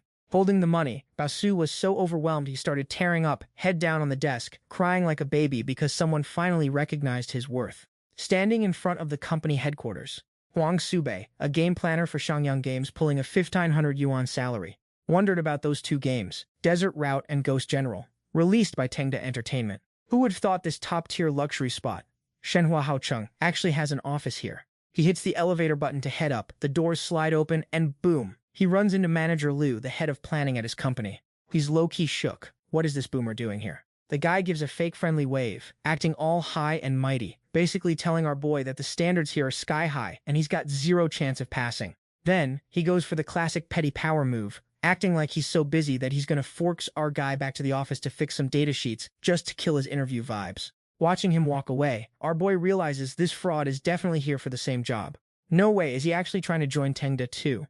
As the elevator hits the 17th floor, Huang Sibo catches a glimpse of manager Liu's face and senses the guy totally bombed the interview. If a pro like that can't get in, our guy thinks his own chances are basically looking like a speedrun to failure. He's pretty sure the manager is just going to take all that pent-up saltiness out on him later. Whatever, he pushes those thoughts aside and heads straight to the front desk to check in. As he gets close, someone hits him with the classic, "Are you here for the interview?" He keeps it professional. "Yes, that's me." He drops his name, "I'm Huang Sibo." He was not prepared for the front desk duo. These twin receptionists are absolute top-tier waifus, and our boy is low-key blushing and losing his mind. Okay, maybe coming here wasn't a total waste after all. One of the girls tells him to hang tight, and she'll get him into the interview room. Stat. A few moments later, another girl swings by to guide him in.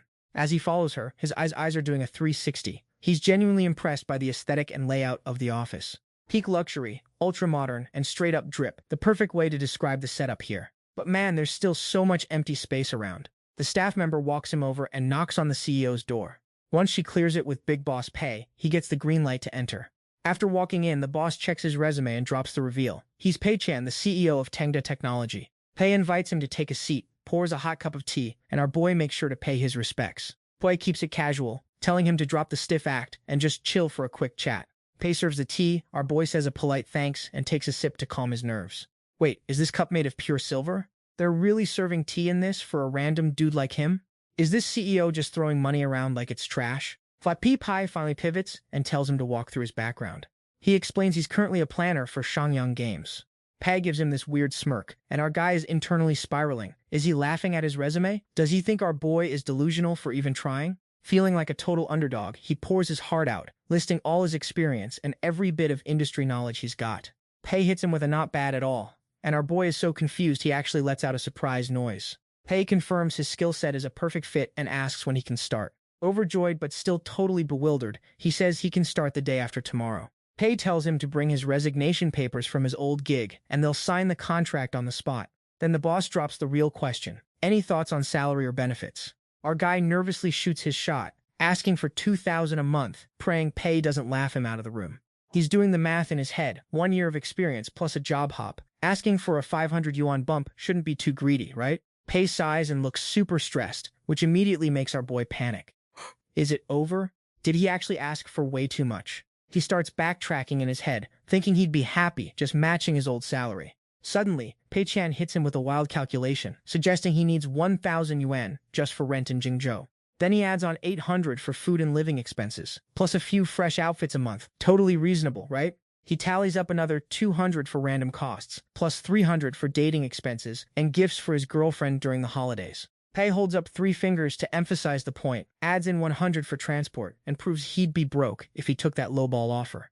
Then, with a serious look, Pei announces that his company actually follows all the government regulations, including full insurance and a housing fund for every employee. So your monthly pre-tax salary will be 3,500 yuan to keep you afloat and cover your basic daily needs. Plus, the company promises to hook all our staff up with the highest pay and best benefits in the industry. Huang Xibei's jaw literally hit the floor, speechless and totally mind-blown that the offer was way better than he ever expected. Now the MC holds up 4 fingers and asks, how about 4,000 yuan a month? You in? Huang Xibei couldn't help but think the MC was just capping about everything under the sun. Like, is every rich guy this extra? But right in front of the MC, he nervously scratched his head and confirmed he was obviously down for it. Pei Chan was hyped that he closed the deal so fast and reached out to shake his hand, welcoming him to the Tengda family. The young man politely thanked him twice.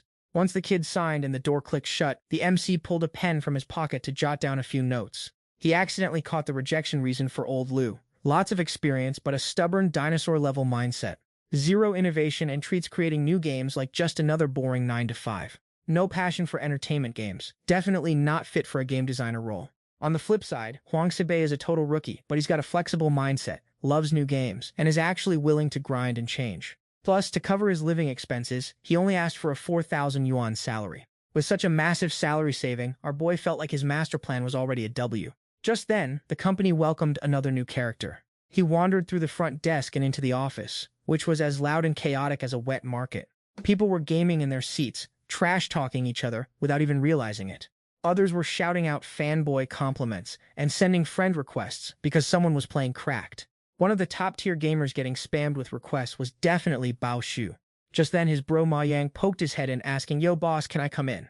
The MC doesn't stand on ceremony with the homie who started this grind with him. He told him to come in, grab some tea, and pour it himself. While the MC kicked back on the sofa, browsing movies or gaming, finding his own chill spot. Ma Yang was honestly shook at how high the MC's efficiency was. He didn't even realize the office was already packed.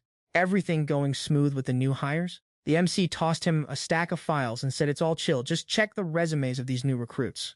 Scrolling through them, the look on Ma Yang's face went from confused to straight up panicked.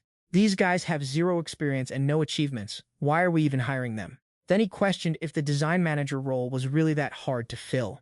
He suggested the MC should offer a fatter paycheck, or at least hit up a recruiting agency for backup. The MC crossed his arms and flexed that plenty of pro designers applied, but he ghosted them all. Ma Yang was confused and asked him what the heck he was thinking. The MC stood up, acting all stressed and letting out a deep sigh. He stared out the window, claiming those pro designers have a major red flag. They're stuck in their ways and can't handle any fresh new ideas. Another dramatic sigh later, he decided that those fancy designers from the 17th floor were asking for way too much money while their performance was mid at best. Ma Yang finally caught on, clicking his tongue. "Oh, so that's the play." The MC wasn't done yet, adding that they had another fatal flaw, the most important one. They had zero soul for the craft. Ma Yang worried that if we don't land a design manager, who's going to steer the game project? The MC confidently nominated himself. "I think I'm the best fit for the job." Ma Yang scratched his head, pointing out, "But you're the boss, man. Doesn't a big-shot boss like you need a designer to help you out?" The MC doubled down, saying Huang Xibei is a solid kid and can totally handle the design suggestions. Honestly, the MC figured if he hired a pro designer, they'd spot all his genius design flaws in a heartbeat. Hiring a noob was easy for his wallet, and he kept his eye on Huang Xibei's work history. The kid only had half a year of experience, so who knows if he'll actually cook or flop. He'd previously just followed orders without a single original thought or creative spark. Facing his subordinates' worries, our boy waved his hand and said, "We shouldn't just look at the resume, we gotta look at what the guy has actually pulled off." He insisted that this guy has touched the back end of almost every major game system, even doing the editing and polishing himself. Truth is, Huang Xibo wasn't even focusing. He was multitasking, chugging coffee while snacking on chips like it was a cheat meal. The pile of trash next to him was already overflowing, proving our guy has been grinding snacks all day. Yet, our protagonist holds him in high regard, believing this guy is responsible for 70 to 80% of the game's data integrity. This wasn't just basic grunt work. This was the high-level output of a lead design assistant. After our boy's slick justification, Ma Yang realized this dude was a rare talent. But he started questioning if a 4,000 yuan starting salary was a bit too cheap for a lead designer tier talent. Poi Chan felt like he just slapped himself in the face. He coughed awkwardly and agreed that the pay was a bit unfair to Huang Xibo, but told Ma Yang not to rush, as he could just hike the salary later. Then he told Ma Yang that the others were absolute elites too, like Bao Shu, an absolute god-tier gamer across every single race and faction in the virtual world. The guy has 6 top-tier accounts, and leading guild raids into bloody carnage is just a Tuesday for him. If a guy can lead a 40-man squad into a deathmatch, isn't managing a simple project timeline basically child's play for him? Mayang's eyes lit up, fully acknowledging that this guy was another hidden gem. With that said, he turned back to the boss, asking when the actual work would officially kick off. Our boy decided that there's no time like the present, so why not just start tomorrow? As the team was grinding away, he stepped out to make an announcement. Everyone paused their work, waiting to hear what the boss had to say. They all stopped what they were doing and looked up at him, thinking Pei Zong is looking extra handsome today. Clearing his throat to grab their attention, he said that after this trial period, he's sure everyone has finally caught the rhythm of the work. He demanded that starting tomorrow, everyone begins the official work cycle. Thunderous applause echoed through the office. The team felt like the moment they had been waiting for had finally arrived. From tomorrow on, they were going to start their late-night game research grind. Thinking this was the legendary 996 grind, Huang Xibo felt the environment was top tier and the boss was way too generous with the benefits. Even if he had to sweat blood to finish the job, he was more than happy to do it. Then, our boy said since he wanted everyone in a good mood for tomorrow, they should just pack up and head home early today. The moment he dropped the bomb, the whole team turned into statues, completely frozen. Pei Chan did some quick math. Today is Friday, Saturday, and Sunday are off, and Monday is Singles Day, so they might as well take that off too. His announcement left everyone in a state of absolute shock. It's only 3 p.m. and we're getting off early? And we get Monday off for Singles Day too? Back at his place, our protagonist lounged on the couch with a Coke, deep in thought. The new project starts tomorrow. How can I make this new game flop as hard as possible? Inside Pei Chan's brain, he started the 3rd meeting of the operation, Total Loss Committee. When asked who wanted to go first, Pei Chan raised his hand politely, volunteering to share his wisdom before anyone else could speak. He argued that they needed to come up with a flawed plan, but one that wasn't so obvious that the staff would realize it was an intentional sabotage. One guy sipped his coffee and casually suggested that since mobile gaming is booming, they should definitely avoid that sector. Pei Chan thought about horror monsters and suggested they go for an online game, something like a fantasy world where tribes fight for supremacy. Pei Chan shook his head, thinking that's too risky. It might actually succeed and make a profit. What if it accidentally becomes the next hit like Jianwang 3? Wouldn't all his plans go up in flames? Another guy suggested, what about a shooter game? Someone else agreed, noting that there's already a very popular shooter on the market. Everyone reached a consensus that high-budget shooters are too expensive to produce, and the amateurs in their company surely couldn't handle it. On the 3rd day, November 12th, the first official weekly meeting took place at Tengda, with our protagonist taking the head seat, of course. Flanking him were the core members he deemed the rarest, once-in-a-century talents he had spent so much effort scouting. Pei Chan announced that their new project would be an FPS online game, which is short for first-person shooter. In other words, a game where you experience the carnage through the eyes of the player. Hearing his words, Huang Xibo looked like he couldn't quite believe it. Our Ghost game was such a massive W, so why stop now? Why pivot to a new FPS project out of nowhere? You were about to speak up and offer some advice, but the boss just holds up a hand, shutting it down. No mobile game projects allowed on his watch. He makes it crystal clear. Tengda's true north is to become the undisputed king of tech gaming, and he won't let some mid-tier mobile cash grab distract from the vision. Chasing small-time profits isn't the Tengda way, and it definitely isn't the vibe of a GigaChad CEO like him. When Tengda keeps quiet, that's fine, but when they finally make a move, you know it's going to be a total shock to the system. He stands tall, doubling down, and rallying the troops with his hype speech. His absolute masterclass of a speech has the whole room erupting in applause. Everyone's thinking, this is why he's Boss Pei, the absolute legend. His brain is just built different, seeing the game board moves that no one else can even comprehend.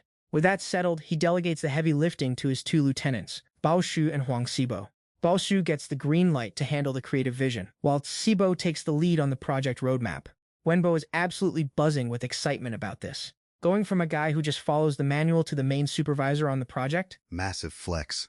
This is basically getting 5 years of professional experience in one go. But then, the big boss starts dropping the real requirements for this new game. He's got 3 non-negotiable rules. First up, the game better have an actual legit storyline. None of that mindless shooting. It needs deep lore and some high-key existential meaning woven in. Second, we gotta cater to the total noobs and new players. The UI/UX needs to be smooth, simple, and brain-dead, easy to navigate. Finally, the strategic weapons need to feel legendary, like something out of a myth. Everything, and I mean everything, is getting priced at exactly 888 yuan, no more, no less. As for the actual playtime, you guys figure that part out yourselves. Once he drops the requirements, he asks the room if anyone has any complaints. Sibo tries to raise his hand, but our boy already decides that no objections means everything is perfect. Meeting adjourned. Everyone cheers, and sure, ending a meeting early is a W. But let's be real, he just wanted to dip before anyone could actually disagree with his genius. He gets up from his throne, giving the design team exactly 1 week to deliver the first draft. Baoshu gets tagged for creative ideation and content direction. He's taking meticulous notes and doesn't even blink at the insane demands. Huang Sibo gets tasked with breaking down the master plan and delegating tasks to the rest of the squad. He's scribbling away, saying no problem like he's actually got this. Mayong is told to shadow the others, learn the ropes, and honestly, just go break stuff under control. Keep it low-key. He's quick to nod, saying he's on it, then dips out. The boss reminds him that if money becomes an issue, just let him know, because that's the one thing he's got plenty of. With that, the meeting is officially a wrap. Poi Qian is mentally gaming the system. FPS games aren't like other genres. Dumping resources into deep, complex storylines is a total trap for an indie dev. The output is going to be a massive flop, and all this quality investment will be for nothing. Absolute cope. He figures this forced focus on new player experience and ultra-simple gameplay will just alienate the hardcore fans. Plus, pricing every single weapon at an absurd 888 yuan, total business suicide. And besides, the market is already flooded with perfected tactical shooters. Even if he forces a perfect story into it, it's still going to get clapped by the competition. Not to mention, the absolute noobs he hired have zero experience in the FPS space. Just getting the game to pass a basic quality check would be a miracle, let alone making a single cent off it. It's an impossible mission, no cap. But little does he know, as soon as he leaves, the team is still there, grinding and hyped up about the project. Pei-chan has a no overtime policy to cut costs, but Sibo thinks this supervision role is too important to mess up, so he decides to pull an all-nighter to speedrun the progress. Bao Shu isn't going anywhere either. While Sibo is keyboard warrioring, he slides over his concept charts, showing they've already made progress, and even pulls a chair out for his partner. He tells Sibo to take a seat so they can cook up the next steps together. Baoshu sits down and analyzes the boss's 2 requirements, noting that they're actually doable, especially the storyline aspect. The one thing he's sure of is that they can't touch the level of top-tier foreign studios yet. Character models, movement physics, environment assets, they're nowhere near that level of polish yet. With a contemplative look, Wenbo agreed that this assessment was spot on. Pretending to be an expert on Pei Qian, he argued that Boss Pei was a master of turning small investments into big wins, so this was clearly a test designed for them. The kid nodded, convinced it had to be that way. He kept rambling on about his creative vision, talking about scene settings, plot lines, and how to cut costs wherever possible. What they needed right now was to forge a razor-sharp blade out of raw steel to hook players in. For starters, regarding the characters, using a first-person perspective would save a ton of budget on the main character's model. If they chose a zombie theme, the enemies would basically just be 2 types: zombies and mercenaries. With just a few tweaks to the basic templates, they could create a diverse and top-tier variety of monsters. Even though he understood everything he was saying, he still felt that having only zombies and mercenaries wouldn't bring the plot to life, and that they still needed plenty of side characters. To flesh out the story, he showed Baosu a bunch of plot notes he'd drawn up for the game, suggesting that they just build the image of a little girl who couldn't talk. He asked skeptically, "Wait, a mute girl?" Sighing, the long-haired guy explained his idea, which was essentially a compromise. If they didn't make the character a mute, the voice acting work would be a total nightmare. Not to mention having to animate lip-syncing for the character would be an even bigger headache. Who has the bandwidth to deal with that much workload? It was much better to use sign language and eye contact to convey the emotional beats. This girl would be a beacon of light in a dark world, helping players regulate their stress and easing the fear of fighting zombies and mercenaries. Plus, they could have her help solve certain puzzles. Like if a main door is locked, there could be a narrow ventilation shaft she can crawl through to help the player open the door and escape. Wenbo admitted his idea was genius, but what about the setting? Looking at his sketch, he asked if he wanted to design a stronghold in the middle of the ocean. He confirmed that was exactly the setting he had in mind. To justify it, he pitched a scenario where an evil multinational corporation was running illegal virus experiments. Players have to blast their way from the bottom floor to the top to escape the facility. The game world is strictly confined to the base and the escape route. The walls and floors need to look decayed, with rust and viral gunk everywhere. Some areas need to look chaotic to give players the feeling that the place has been absolutely trashed. Basically, by just rearranging the layout of the rooms, they could create brand new levels without much extra work. Huang Wenbo had to admit this logic was rock solid. Baosu continued, adding that besides the setting, the plot needed development, like why that evil company built its base on the sea, or why that little girl was even there in the first place. He proposed that she held the antibodies to the virus, so she was kept there as a lab rat for research. He further suggested that the girl's blood could make the protagonist immune, setting up a situation where if the player gets bitten, they can use her blood as a cure. Huang Wenbo chimed in, saying every time they do that, the girl gets weaker. Players would need to level up their skills to minimize the need to rely on the girl's blood. Great minds think alike. Baosu felt the idea was absolutely brilliant. Giving him a thumbs up, he couldn't help but praise him. "You're amazing. To come up with such a logical and cohesive script under these tight resource constraints is truly impressive." He waved his hand modestly, claiming it wasn't his doing. The boss must have planned it that way from the start. He grinned and complimented him on his humility. But in his head, he was thinking, Pei Qian just gave the order, and Baosu already had a solution ready. That couldn't possibly be a coincidence. Thinking about how high-level and 4D chess-playing Pei Qian was, he was certain it wasn't a coincidence. To be able to churn out 2 hit games back-to-back in such a short time, this must have been his plan all along. At this point, he asked, "Hey Bao, what about the other 2 requests from Boss Pei?" He laughed, saying that lowering the game difficulty for beginners is a sensitive issue, so they'll have to adjust it gradually. As for selling epic weapons, this was clearly a stroke of visionary genius from Pei Qian. He put on a confused face, acting like he had no idea what the boss was talking about. Baosu insisted that this request was way too simple, convinced there must be some hidden big brain meaning buried underneath. The epic weapon is listed at 88 yuan, but we still need common, elite, and legendary weapons to keep the players grinding and fighting over the loot. In other words, Pei Qian is hinting that the game weapons definitely need a tier system. Don't sell anything else besides the epic weapons. He had a light bulb moment that we can let players fight over weapons in different ways to boost game engagement. He's fully convinced this is Pei Zong's master plan. He went back to typing a few more things on his computer. He figured that pretty much solved all the problems. Huang Wenbo thinks the MC is some sort of god-tier mentor, trying to guide them through these subtle hints to make them think for themselves. After drafting up everything they accomplished today, he swore to make this game perfect, absolutely not wanting to fail the trust and high expectations of Boss Pei. On November 14th, a Wednesday, at some random university, the professor was doing his usual thing on the podium. Our boy is just sitting there in class, yawning his head off. If he weren't worried about the class rankings, he would have dipped to his office to game in peace. While gaming on his phone, he noticed a notification and hit the pause button. The message basically said they'd finished drafting the concept for the new game. He checked to see if it actually followed his original vision. There was a file attached to the message. He calculated that they'd finished the draft in just 2 days. Is that fast, or is it just me? Let's just call it fast. He clicked to download the file, ready to see what they'd cooked up. After scrolling through a wall of text on his screen, he couldn't help but complain about the length. "You want me to read this entire novel on a tiny phone screen?" Even though he was annoyed, he still forced himself to squint and read to see if those 2 clowns met his 3 requirements. After a deep dive, he felt the structure was solid and smartly divided into different parts. Reducing the game difficulty? That's in there too. And the epic weapons were priced exactly at his 88 yuan starting point. He felt pretty good. Everything was exactly how he wanted it. He quickly messaged back, saying it was good, and they could keep rolling with this direction. Over at the Tengda office, the clacking of keyboards never stopped, and everyone was grinding hard. Baosu was testing the game and messaged Shibo about a plot point he found pretty interesting.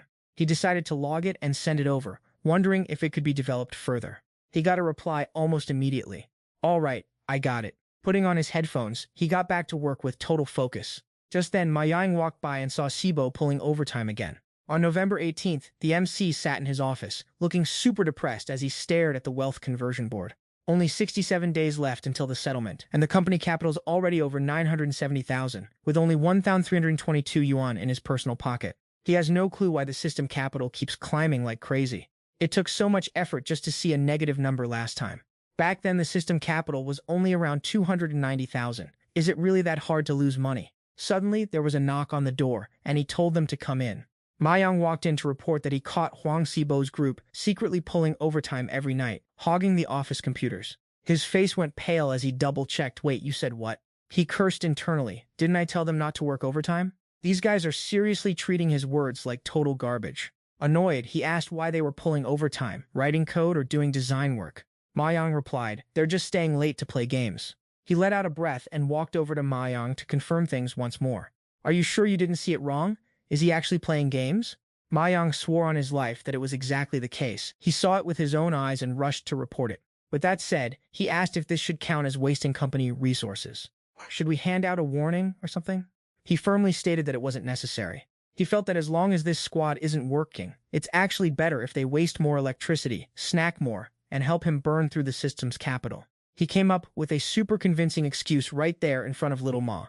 We're a gaming company, so employees playing games is actually just professional development to broaden their horizons and study foreign gaming trends. Ma Yang scratched his head, looking totally lost. So your point is to just let this slide? He stood up and headed to his desk saying, what? Our company is a place with a conscience that cares for its staff. How could we just overlook this? He quickly opened his laptop, claiming that the country has regulations on overtime pay, and we absolutely have to follow the law. He started typing away, muttering about how overtime is 1.5 times the base rate, weekend work is double pay, and not a single cent can be missing. He quickly printed a form and handed it to Ma Yang, tasking him with a critical mission. Track how many days they work and for how long. When the time comes, he'll pay them exactly by the hour, and he won't short them a single penny. The kid went off to do it, while he sat in his chair, feeling like a genius for not thinking of overtime pay earlier. By the next afternoon, almost everyone in the Baoshu office was eating lunch right at their desks. A while later, Huang Xibo knocked on the protagonist's door, saying, President Pei, it's Xibo. From inside, a cold voice replied, come in. He brought a list and reported, here are the resources we absolutely must buy for the new game. Please take a look, sir. Accepting the document, he replied, all right, take a seat. He sat down tentatively in front of President Pei. He expected the items listed to be high-quality professional assets. He had carefully reviewed everything and set the most reasonable prices possible. Surely he wouldn't object to this, right? Looking at the resource requisition report, the prices were clearly marked. He only cared that the total was 670,000, which felt a bit low. For an online game, shouldn't it cost at least 700,000 or 800,000 to be reasonable? Handing the draft back to Huang Xibo, he demanded he redo it and double the budget if possible. Inside, he was low-key stressing, thinking, if I don't increase the spending, how am I ever going to drain the system's money? He wondered how long it would take to burn through all that system cash. Even though the guy was confused as heck, he acted like a pro and replied, understood, boss pay. Then, he asked about the game title. Baoshu suggested naming it Sea Fortress, but the guy felt the name was mid at best, though he couldn't think of anything better. Can you think of a title for this game? The protagonist put on a thoughtful face, repeating the name Baoshu suggested. That name sounds a bit familiar. He suddenly realized this was the title of a street movie that flopped before he transmigrated back in time. He slammed his hand on the desk and declared, let's go with this name. Sea Fortress, that's a great name. I love it. The guy just accepted his request and asked to leave to redo the budget immediately. Leaning back in his chair with his hands behind his head, he reflected on why he chose this title. According to his memories, that was a movie that invested 300 million, but only brought in 100 million.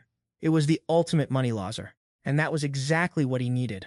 Thinking about how that movie lost money so hard it couldn't even be saved, he decided to use its name for his new game. This way, it was basically guaranteed that his game would lose hundreds of thousands. November 29th, everyone worked hard. Some guy named Xiao Lu got assigned to tweak the game's code because apparently the current build is buggy as hell. He grabbed the documents and basically told them he'd get on it faster than a speedrunner.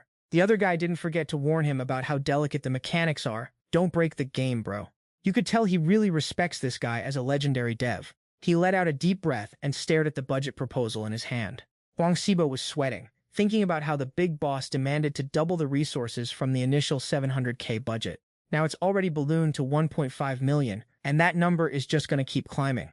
Back at his desk, he felt his phone buzz with a new notification. Turns out it's a bank alert. Salary's in? Wait, isn't it only the 29th? Since when does pay arrive this early? He quickly checked the message. He's looking at over 5,000 yuan. Is this a glitch? Did they send this to the wrong guy? He did some mental gymnastics, calculating from his start date on November 5th. That's only 24 days, and the month has 31. Plus, he took weekends and the Singles Day holiday off. He barely worked any hours. He couldn't figure it out, so when the secretary Chin walked by, he was like, "Hey, sorry to bother you." She turned around, and he shoved his phone in her face, asking if the accounting department messed up his pay. His base is 4,000, so how is it over 5,000 after all the taxes and insurance? She told him it's correct and includes overtime pay. Our boy was shocked, like, "I get paid for that too?" She confirmed that everyone in the company gets overtime pay, not just him. Looking at the total, she guessed he must pulled over 50 hours of overtime last month. Overtime is calculated at 1.5x, and even after taxes and insurance, he's still clearing a fat stack. He could only weep tears of joy. This is that legendary salary you only hear about in rumors but never actually expect to receive. As they chatted, the other guys nearby checked their own phones and realized they all got paid, overtime and all. Half of them were so moved they were literally tearing up. They knew the boss saw everything they were doing. Even though they went against his original plan, he didn't punish them. He actually paid them extra behind the scenes. Huang Xibo stood up and started rallying the troops like a true leader. "Listen up, guys. For boss pay and the company, we're gonna crush this game development." Everyone shouted in unison, "Let's go!" Meanwhile, our MC Pei Qian was in his office stressing out because the system's funds just won't run out. Time for an emergency how to spend money fast meeting. The question on the table, who wants to drop some ideas first? Of course, Pei Qian himself jumped in like a tryhard. After getting the green light from the chairman, he suggested splitting the art resources into 2 phases. They spent half last week, so they can burn the rest this week. Rent and staff overtime pay are already handled. Even with all these random expenses, they've barely touched 70 to 80% of the system's capital. But the next settlement deadline is only 2 months away. The Ghost General game is still raking in massive cash nonstop. Thinking about that, the Peichan gang looked absolutely defeated. What do we do now? How can we speedrun spending this cash? Burning money this fast is turning into a real boss-level struggle. They're honestly out of ideas on how to go broke. Suddenly, someone pipes up. What about a team-building trip?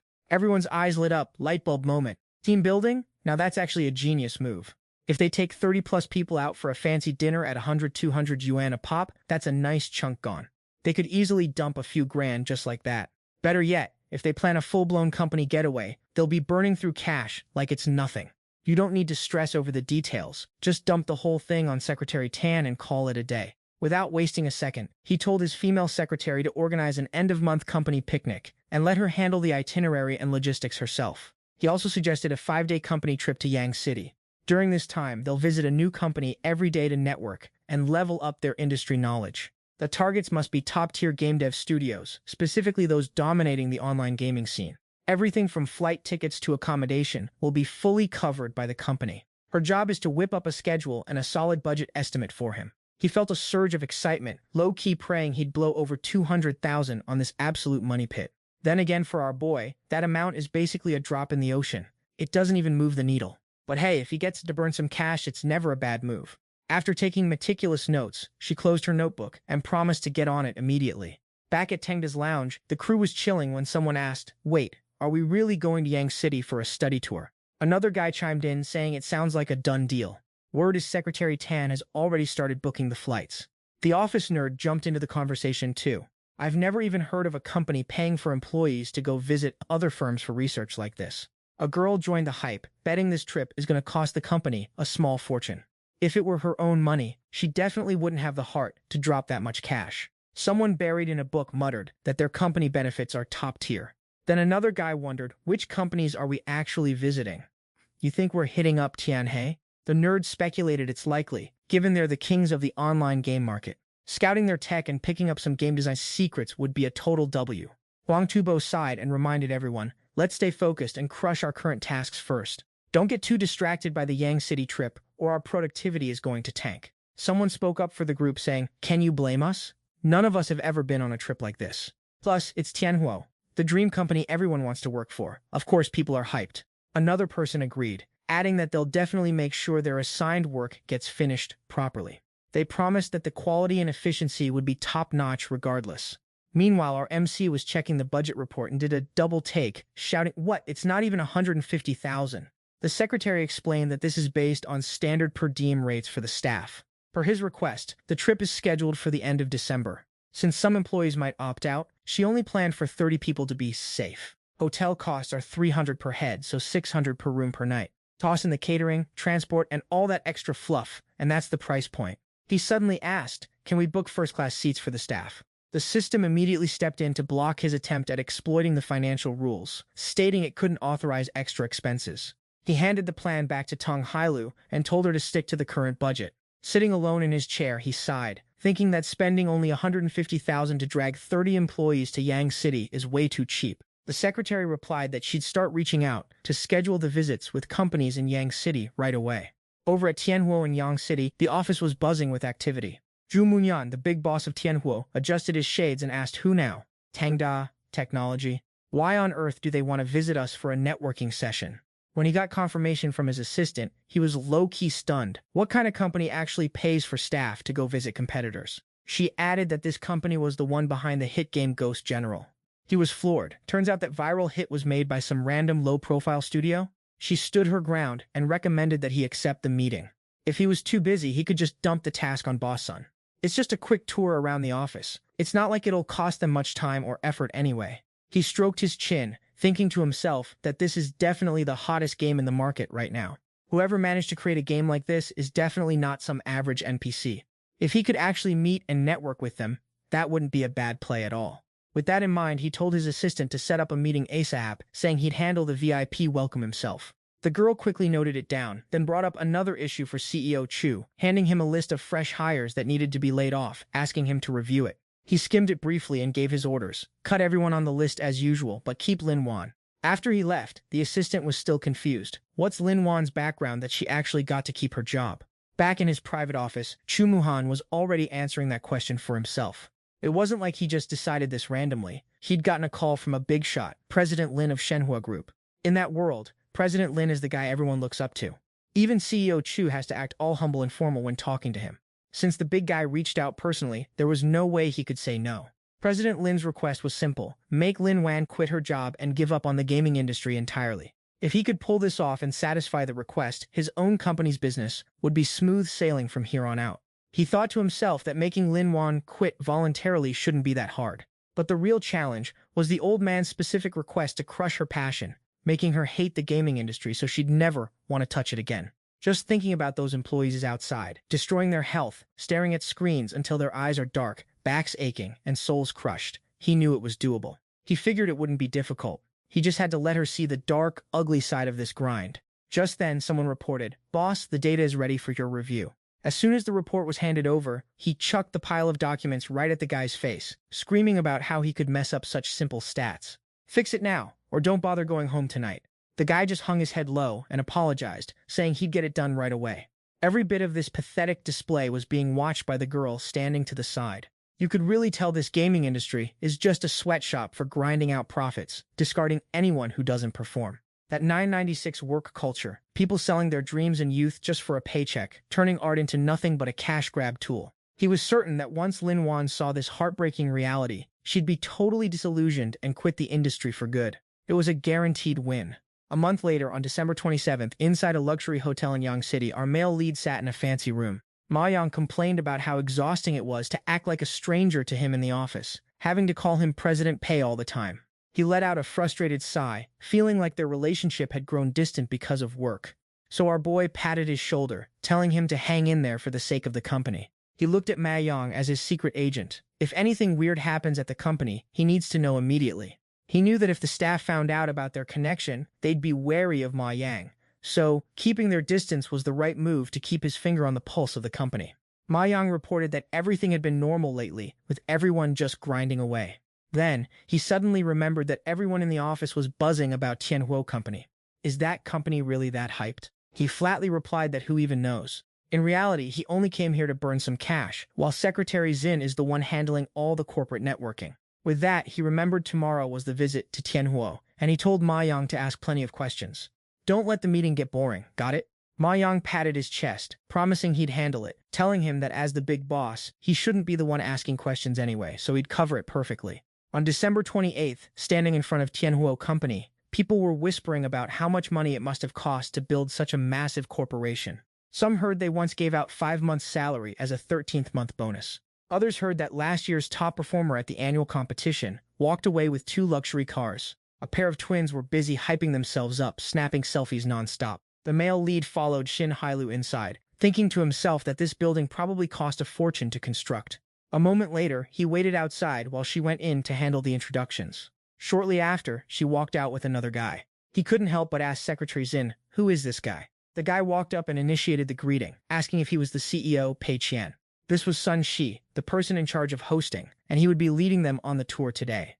If there were any shortcomings in the hospitality, he hoped they'd overlook it. He kept things professional and exchanged a few polite pleasantries with manager Sun. Right after that, the guy led the way and brought our boy into the company. Inside, the CEO of Tianhuo, Chu Muhan, was looking sharp with his hair gelled to perfection and a tailored suit, probably expecting the big shots to arrive any second. I wonder if that carefully styled hair of his is still holding up, or if it's about to get messy. Suddenly, the sound of footsteps echoed through the hall, getting louder and faster. The protagonist and his squad made their grand entrance. Sun Shi played the representative, pointing and introducing CEO Chu. "This is Mr. Pei and the entire team from his company Tengda." The two men shook hands, trading those classic corporate lines about admiring from afar and honored to meet you. But the CEO's eyes were locked on our boy's suit, calculating that it was clearly custom-made and cost at least a few tens of thousands. Young and already this loaded? He's definitely some spoiled heir. Sun Shi stepped up and offered to give everyone a guided tour. First, he showed off the recording studio, bragging about how it's where their musical masterpieces and game sound effects are born, before dragging them to the training room. He started flexing about how they host annual training sessions, bringing in industry experts to share their wisdom with the staff. He pointed to a wall covered in cosplay outfits from their game characters. He bragged about how a famous celebrity once wore one of these for their game, then led them to the employee break and recreation area. He claimed they allow employees to eat and snack as they please here. Ma Yang looked at the tiny pathetic TV and the budget-tier server and inwardly started roasting them. Are they really shameless enough to call this a recreation area? Then he checked out the basic depressing sofa set and shook his head in disgust. There is no way in hell you can call this a recreation room. He glanced at the snack corner and felt a cold sweat forming. Just a few packs of cheap biscuits, some basic snacks, and a budget teabag selection? Is this even a snack corner? Everyone in our boys' squad was thinking the same thing. The perks here are way worse than back at Tengda. As they followed the group, CEO Chu Muhan started acting all stiff because our boys' employees weren't looking the least bit impressed. He was wondering to himself, what is wrong with these people? He genuinely thought this was a top-tier recreation room. We've got a big TV in the break area. Isn't that fancy enough for you? This sofa is super comfy, and we have a snack bar. In this industry, these benefits are basically top-tier working conditions. Seeing everyone looking bored and the vibe dropping, Ma Yang remembered his instructions. Before they left, Mr. Pei had strictly told him not to let things get awkward and to keep asking questions to stir up the atmosphere. The kid thought for a second and finally found something to bring up. Suddenly, Ma Yang asked, "It's not Saturday, so may I ask why there are so many people working overtime today?" The CEO of Tianhuo looked totally blindsided. What kind of weird question is that?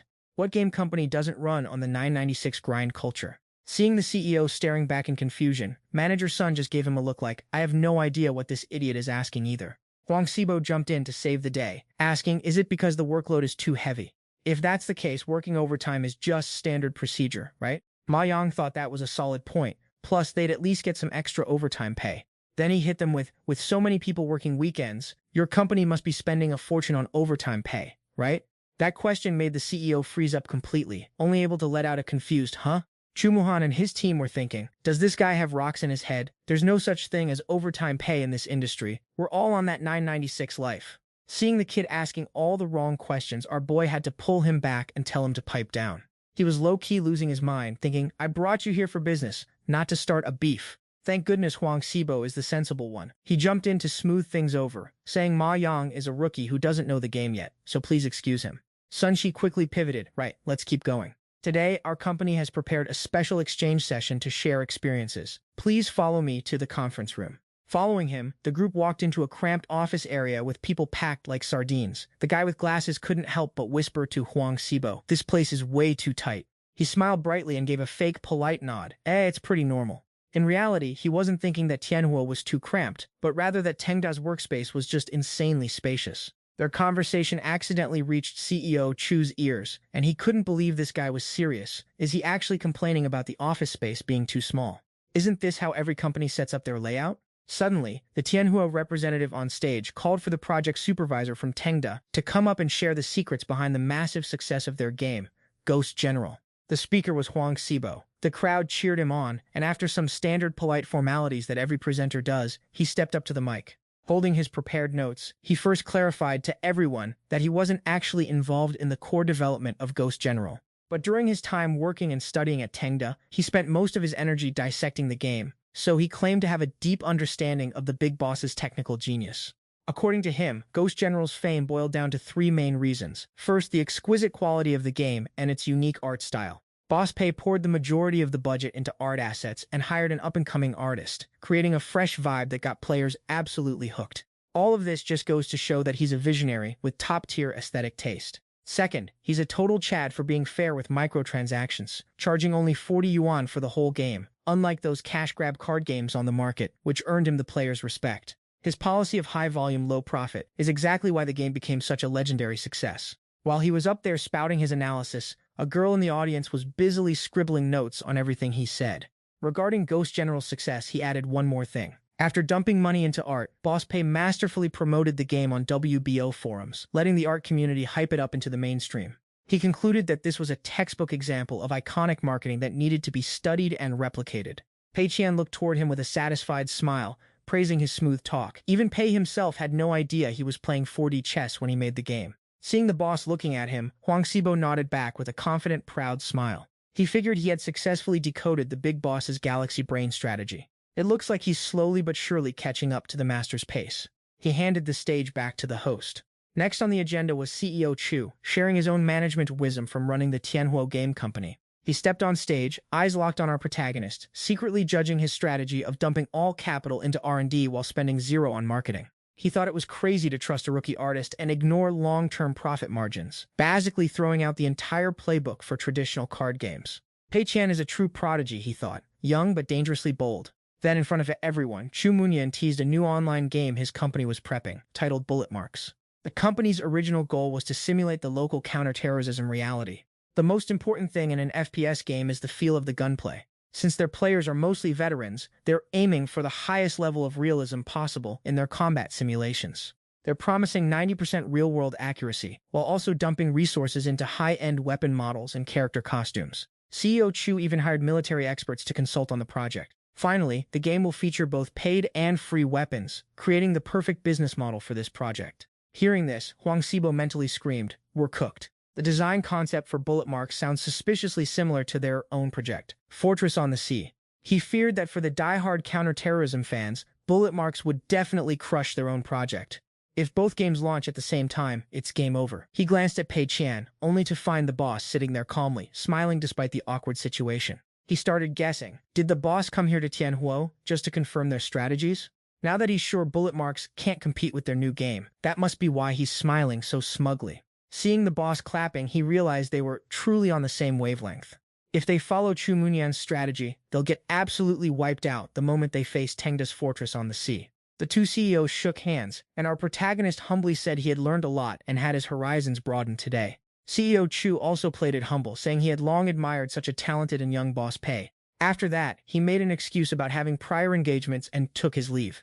Pei politely replied that he should do what he needs to, and that he didn't mind at all. Throughout the event, a girl had been eyeing him the whole time, but our oblivious protagonist didn't notice Lin Wan's existence at all. Suddenly, she called out to him, asking Boss Pei to stop for a moment. She walked up, introduced herself, and asked if she could bother him with a few questions. Being a guest, he naturally agreed, plus, she was a top-tier waifu, so why not?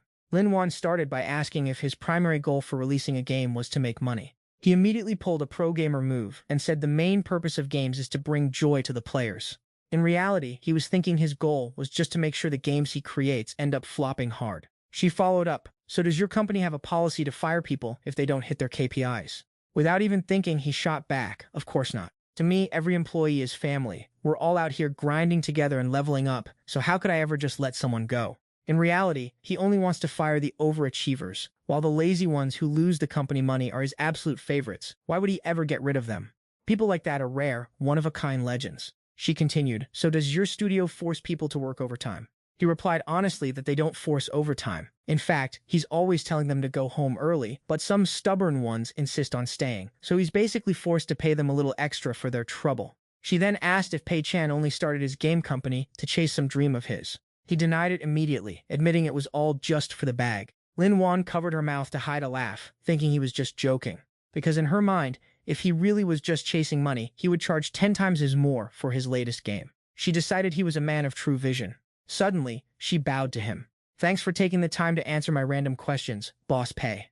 After dropping that, she just turned and walked away. He stared at her retreating figure, feeling a bit stunned. This person is weird, like who even is she? The next day, Lin Wan took the initiative to find the big boss and handed him an envelope. He was surprised and asked, "What's in here?" She politely said, "Boss Chu, I'm resigning." Inside, he was hyped, thinking, yes, it worked. Finally, this girl has seen the light and realized how cutthroat the gaming industry really is. Is she finally heading back to inherit her trillion-dollar empire? He reached out to take the resignation letter, not forgetting to ask, "Are you really quitting the gaming industry?" She replied with certainty, "No." Chumian gave her a confused look, completely lost. "If you aren't leaving the gaming industry, then why resign? Or is it that you just don't vibe with our company?" He couldn't help but ask if she was unhappy with the work environment there. Looking out the window, she sincerely thanked him. He had looked out for her during her time there, but she felt this place just didn't fit her vision. She wanted to move on to somewhere else.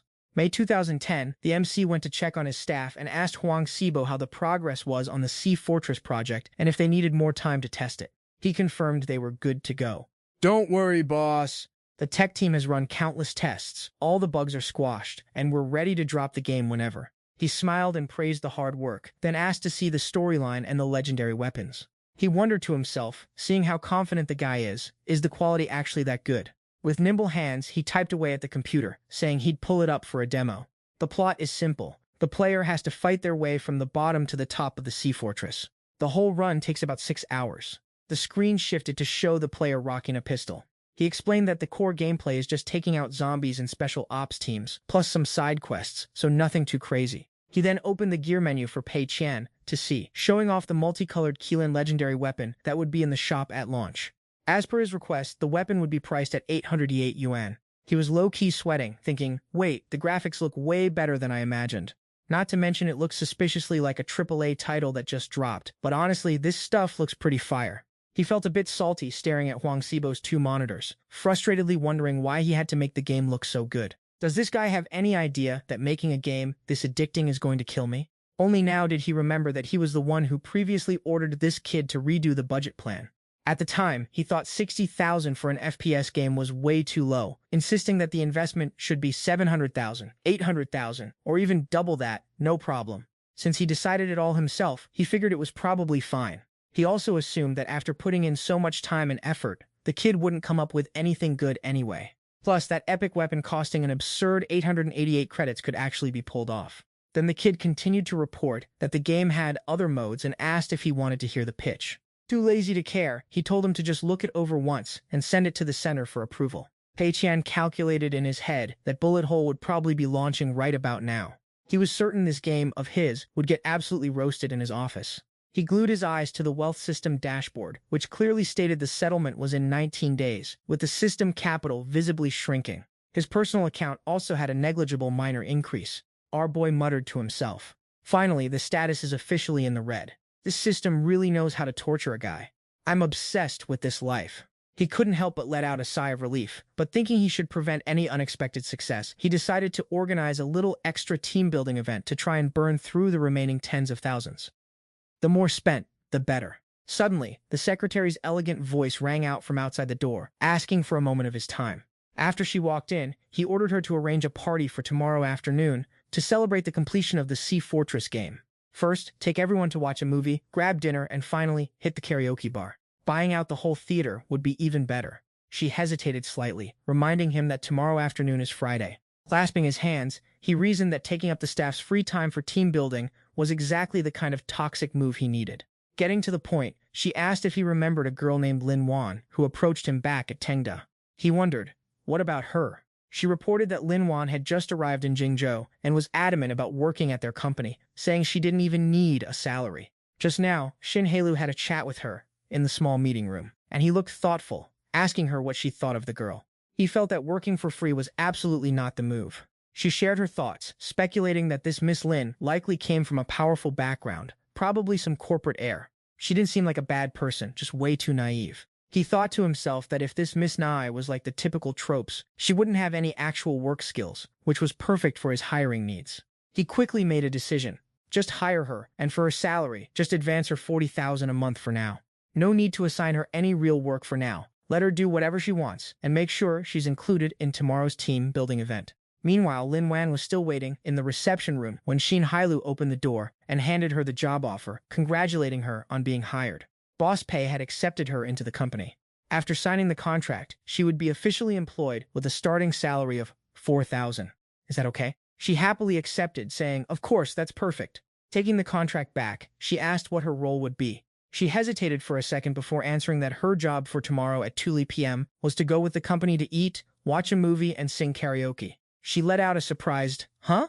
On the 11th, the atmosphere at Tengda was as gloomy as a storm cloud, with everyone looking totally depressed. Huang Xibo walked over and asked Bao Shu if he was also tracking the download numbers for their Sea Fortress game.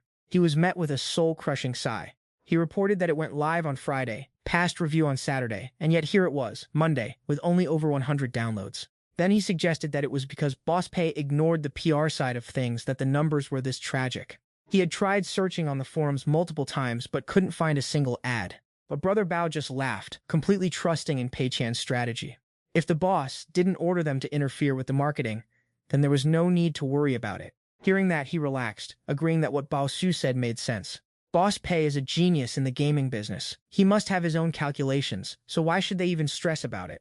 With that settled, he suggested we start prepping for the next development phase. According to Boss Bao, what kind of content should we roll out next? Maybe we should just start working on the offline expansion for the Sea Fortress? He took a look around the room. Everyone was doing their own thing, mostly snacking, binging shows, or listening to music. He figured they needed to speed up the next project, or the team would just become a bunch of slackers. Bao Su agreed it was time to prep the next project, but neither of them knew what to focus on, fixing bugs or grinding out new content, and the players hadn't dropped any feedback yet. As for new content, the current build is basically stacked. There's zero need to dump more maps or mechanics in right now. So, Saibo suggested they hunt down some veteran sweats to stress test the game, collect their opinions, and then iterate from there. The real question is, where do we find these people? Plus, if we're asking randos to do our QA testing, we're gonna have to pay up for their labor. Sighing, Huang Xibei held his head, saying he'd need to brainstorm this a bit more. Back at his desk, his hands started flying across the keyboard, pinging the game design group chat to say he was looking for a squad of guinea pigs. Does anyone have any leads? It'd be best to snag some hardcore FPS gamers and cut a deal with their leader to bring in a whole army of testers. But we gotta be subtle with the pitch. If we can't pay cash, we'll have to bribe them with some juicy in-game items. Most of them replied that they didn't know anyone like that and couldn't help out. Suddenly, a bespectacled guy walked over and suggested reaching out to the beta testers from the counterterrorism project. Could we cut a deal with their team? But our boy thought that idea was mid at best. If we start shilling our game in someone else's gaming group, we're definitely getting the boot. So much for that. Everyone looked completely cooked. Suddenly, Lin Wan spoke up, saying she's got connects with an FPS clan that has thousands of members. Huang Xibei immediately perked up and asked her if that was for real. She replied, "Obviously." He clasped his hands together and begged her to see if she could pull some strings for them. Happy to finally have a task, the girl said it was a total non-issue. She was actually pretty close with that crew. He couldn't help but wonder how she knew such hardcore gamers. She didn't look like the type to be a sweating gamer. She laughed and explained that she used to work at Tianhuo. Their company had hired that specific group to test their games, and she was the one tasked with being their main point of contact. Meanwhile, in a room somewhere, a young guy was grinding away at his monitor. Lin Wan DM'd him, telling him to stop lurking and hop online because she needed a huge favor. The guy replied instantly, asking if the bullet hole testing was already finished. "Isn't it ready for launch? Do we really need to run a final check?" She quickly replied that this was for a totally different game. "I heard you left Tianhuo for another entertainment studio." The guy trolled her about the game she just launched, but she thought to herself that he was actually pretty talented. "Didn't you say that once the game was finished, the staff would get a massive bonus? Are you really just going to turn down the bag like that?" For a second, it felt like the two of them were sitting face to face. Lin Wan told the guy that, for her, the bonus wasn't the main thing. She's working in a new environment that's way better than Tianhuo. She let out an annoyed sigh and told him to stop yapping and just help her test the new game already. He didn't pry into her personal business and just cut straight to the price. Same as Tianhuo, $500 a pop for a test run, right? She put on her best puppy dog face and told him there'd be no cash payout this time, but he'd get a limited edition Desert Eagle skin as a reward. The guy immediately got salty, roasting her new company for being so incredibly cheap. You want me to debug your trash, but you won't drop a single cent for it? You want the cake, but you don't want to pay for the ingredients, huh? Lin Wan waved her hands frantically, swearing on her life that her company wasn't being stingy at all.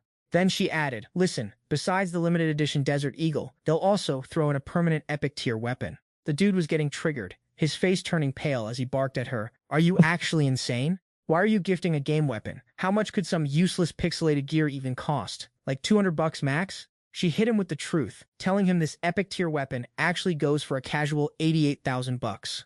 He was literally mid-sip, and he couldn't help but spit his drink out, demanding she repeat what she just said.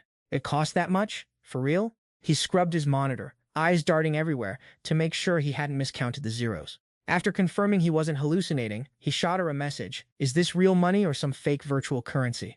Ding Ning was quick to reply, confirming it's definitely cold, hard cash. He hugged his rig, whining, since when did a single in-game weapon become more expensive than my life? Your company is honestly straight-up criminal. Why not just pull a heist and be done with it? No idiot is actually going to drop that much dough on this. Once the deal was settled, our guy finally decided to dive into this Sea Fortress game. He smashed the start button, and as the UI loaded up on his screen, he braced himself. He was already assuming this game was probably trashed here. While the game was booting up, he slurped down a bowl of noodles, noting that the graphics weren't half bad. He checked out the in-game shop and saw that only one item, an epic tier weapon with high damage, was listed for $888, while everything else was pretty much free to play. He was suspicious. Is this game just giving stuff away for free or what? Especially since the Keelan's stats didn't look like anything to write home about. He started testing other features and realized the combat mode had a ton of new stuff, like something called Ghost Mode and Biohazard Mode. Sounds super sus. And don't even get him started on the Scenario Mode, whatever that weirdness is. Not expecting much, he just clicked on Scenario Mode out of sheer boredom. The screen started decompressing the resolution. As the scene faded in, two weirdos in gas masks were chatting away. One of them asked, is he dead yet? The other replied, not sure, but he's got a G-virus infection and barely a breath left, so he's definitely a goner. Just dump him here and let nature take its course. Suddenly our boy woke up from a pile of corpses, groaning, I am literally dead tired right now. He kicked one of the bodies aside, whispering a quick apology to the NPC. Out of nowhere, a loud noise erupted, and our guy got blindsided by an attack, sent crashing backward. He dragged himself up, clutching his injury and whining about the pain.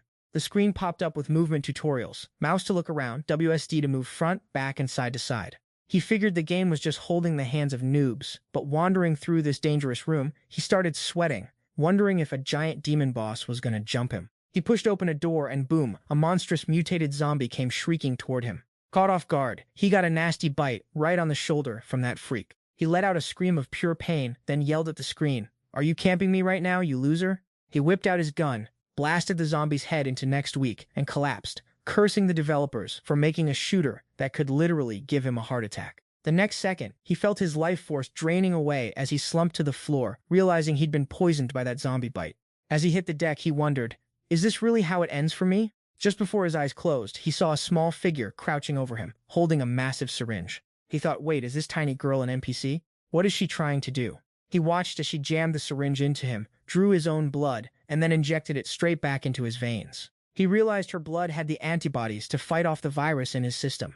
Once he felt his strength returning, he waved a thank you, but she didn't say a word. She pointed to her mouth, and he finally realized the kid was mute. Now he was actually starting to think this weird game might be legit. He noted the gunplay felt solid, the aim was crisp, and it had potential to go viral. Plus, the movement speed felt snappy and responsive. Compared to other terror-themed games, this was definitely way smoother. Her character design is honestly the GOAT. Without her, this game would just be mindless hacking and slashing with zero lore. Adding her in made the emotional side of the story hit different. She literally breathed soul into the project. While grinding against these giant mobs, our boy started reflecting on his own gaming experience. Seriously, every time he fought, the mute girl was right there acting all cute and terrified. The experience was so cracked that he couldn't help but shill the game to his bros, telling everyone to go check out the Ocean Fortress. It was actually insane. Everyone was just looking at him like, bro, what game are you even talking about?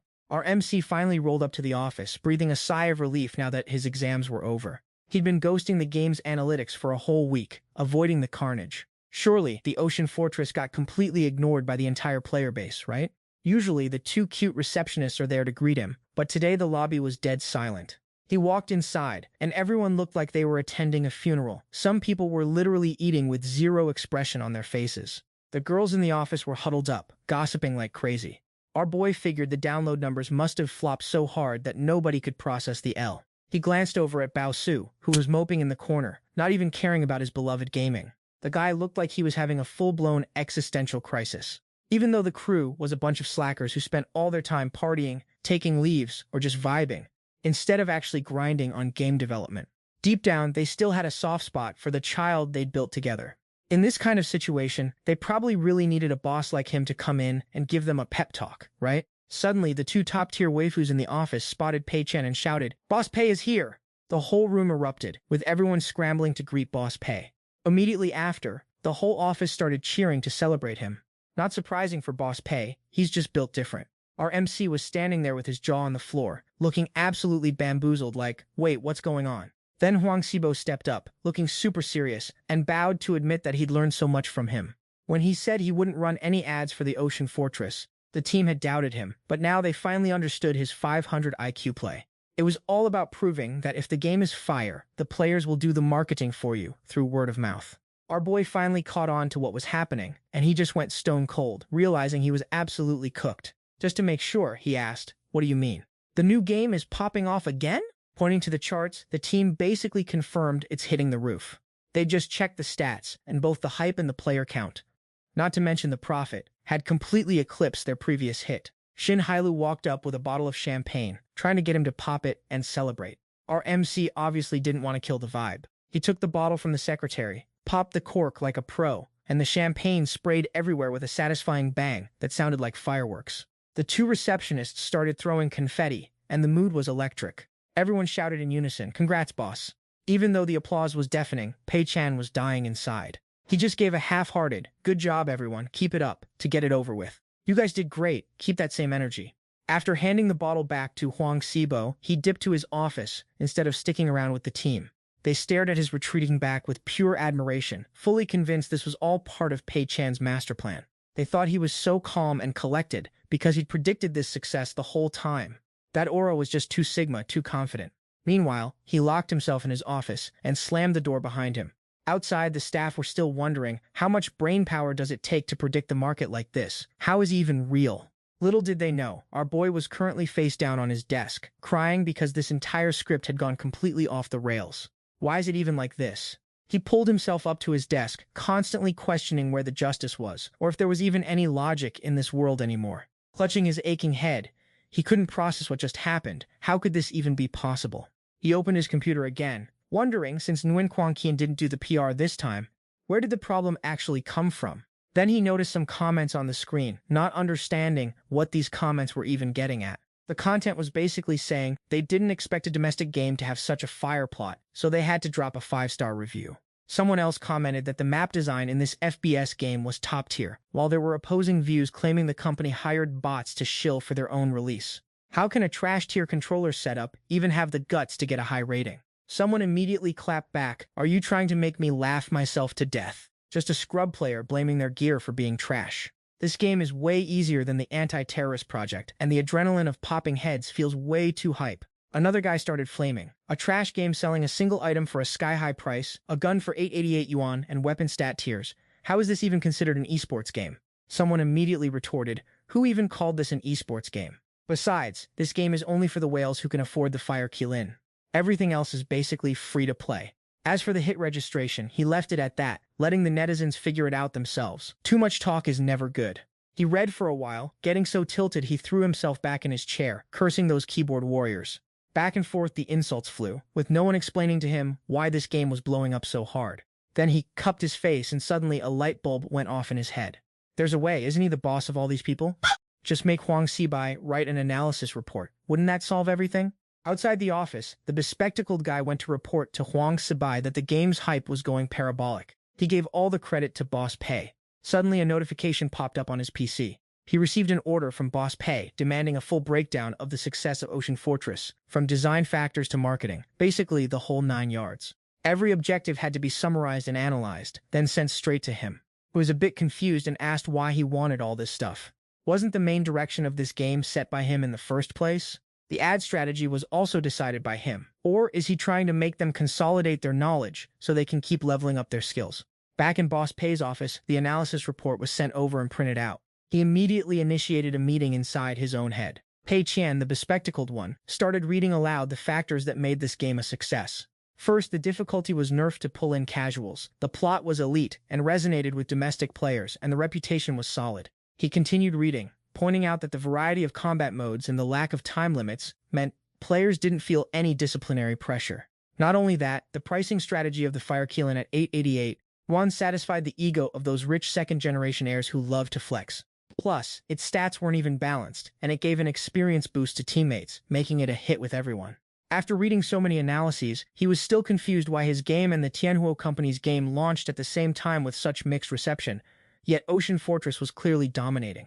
This scenario was so wrong. Who the hell caused this massive disaster anyway? Speaking of Huang Xibai and Bao Zhu, he was sure these two wouldn't dare deviate from his orders or add extra stuff into the game on their own. Pei Qian was losing his mind, confirming Lin Wan definitely had no issues either. She just blindly listened to Xibai and found a bunch of test subjects to play the game. Finally, a clear-headed Pei Qian realized he was the one who decided to go head-to-head with the new game Bullet Marks. Now, all the Pei Qians in the conference room finally calmed down, realizing the fault was all on themselves. His face darkened, and impatiently kicking the table, he decided he had to save himself. He let out a sigh, determined that this settlement must result in a loss, and nothing could stop him. On the 29th, at Tengda Company, everything was moving along as usual. The protagonist looked at the wealth system, his face aging 10 years instantly, helpless and sighing. Looking at the money fluctuating back and forth, he concluded there was at least one piece of good news. The revenue from Ghost General was finally showing signs of a decline. This week, we only raked in about 200,000 yuan, but the bad news is that our Sea Fortress game is actually printing money. In just its first week, it's already hauled in over 400,000 yuan. Right then, Xin Hailu stood before our boy to report that the servers for both the Demon General game and the Sea Fortress were fully maxed out. The customer service team also got their contracts signed and sealed. Listening to the report, he couldn't help but offer some praise. Very good. He shifted his gaze to the system interface, deep in thought. The system currently requires me to burn through 500,000 yuan, but I've already banked over 600,000.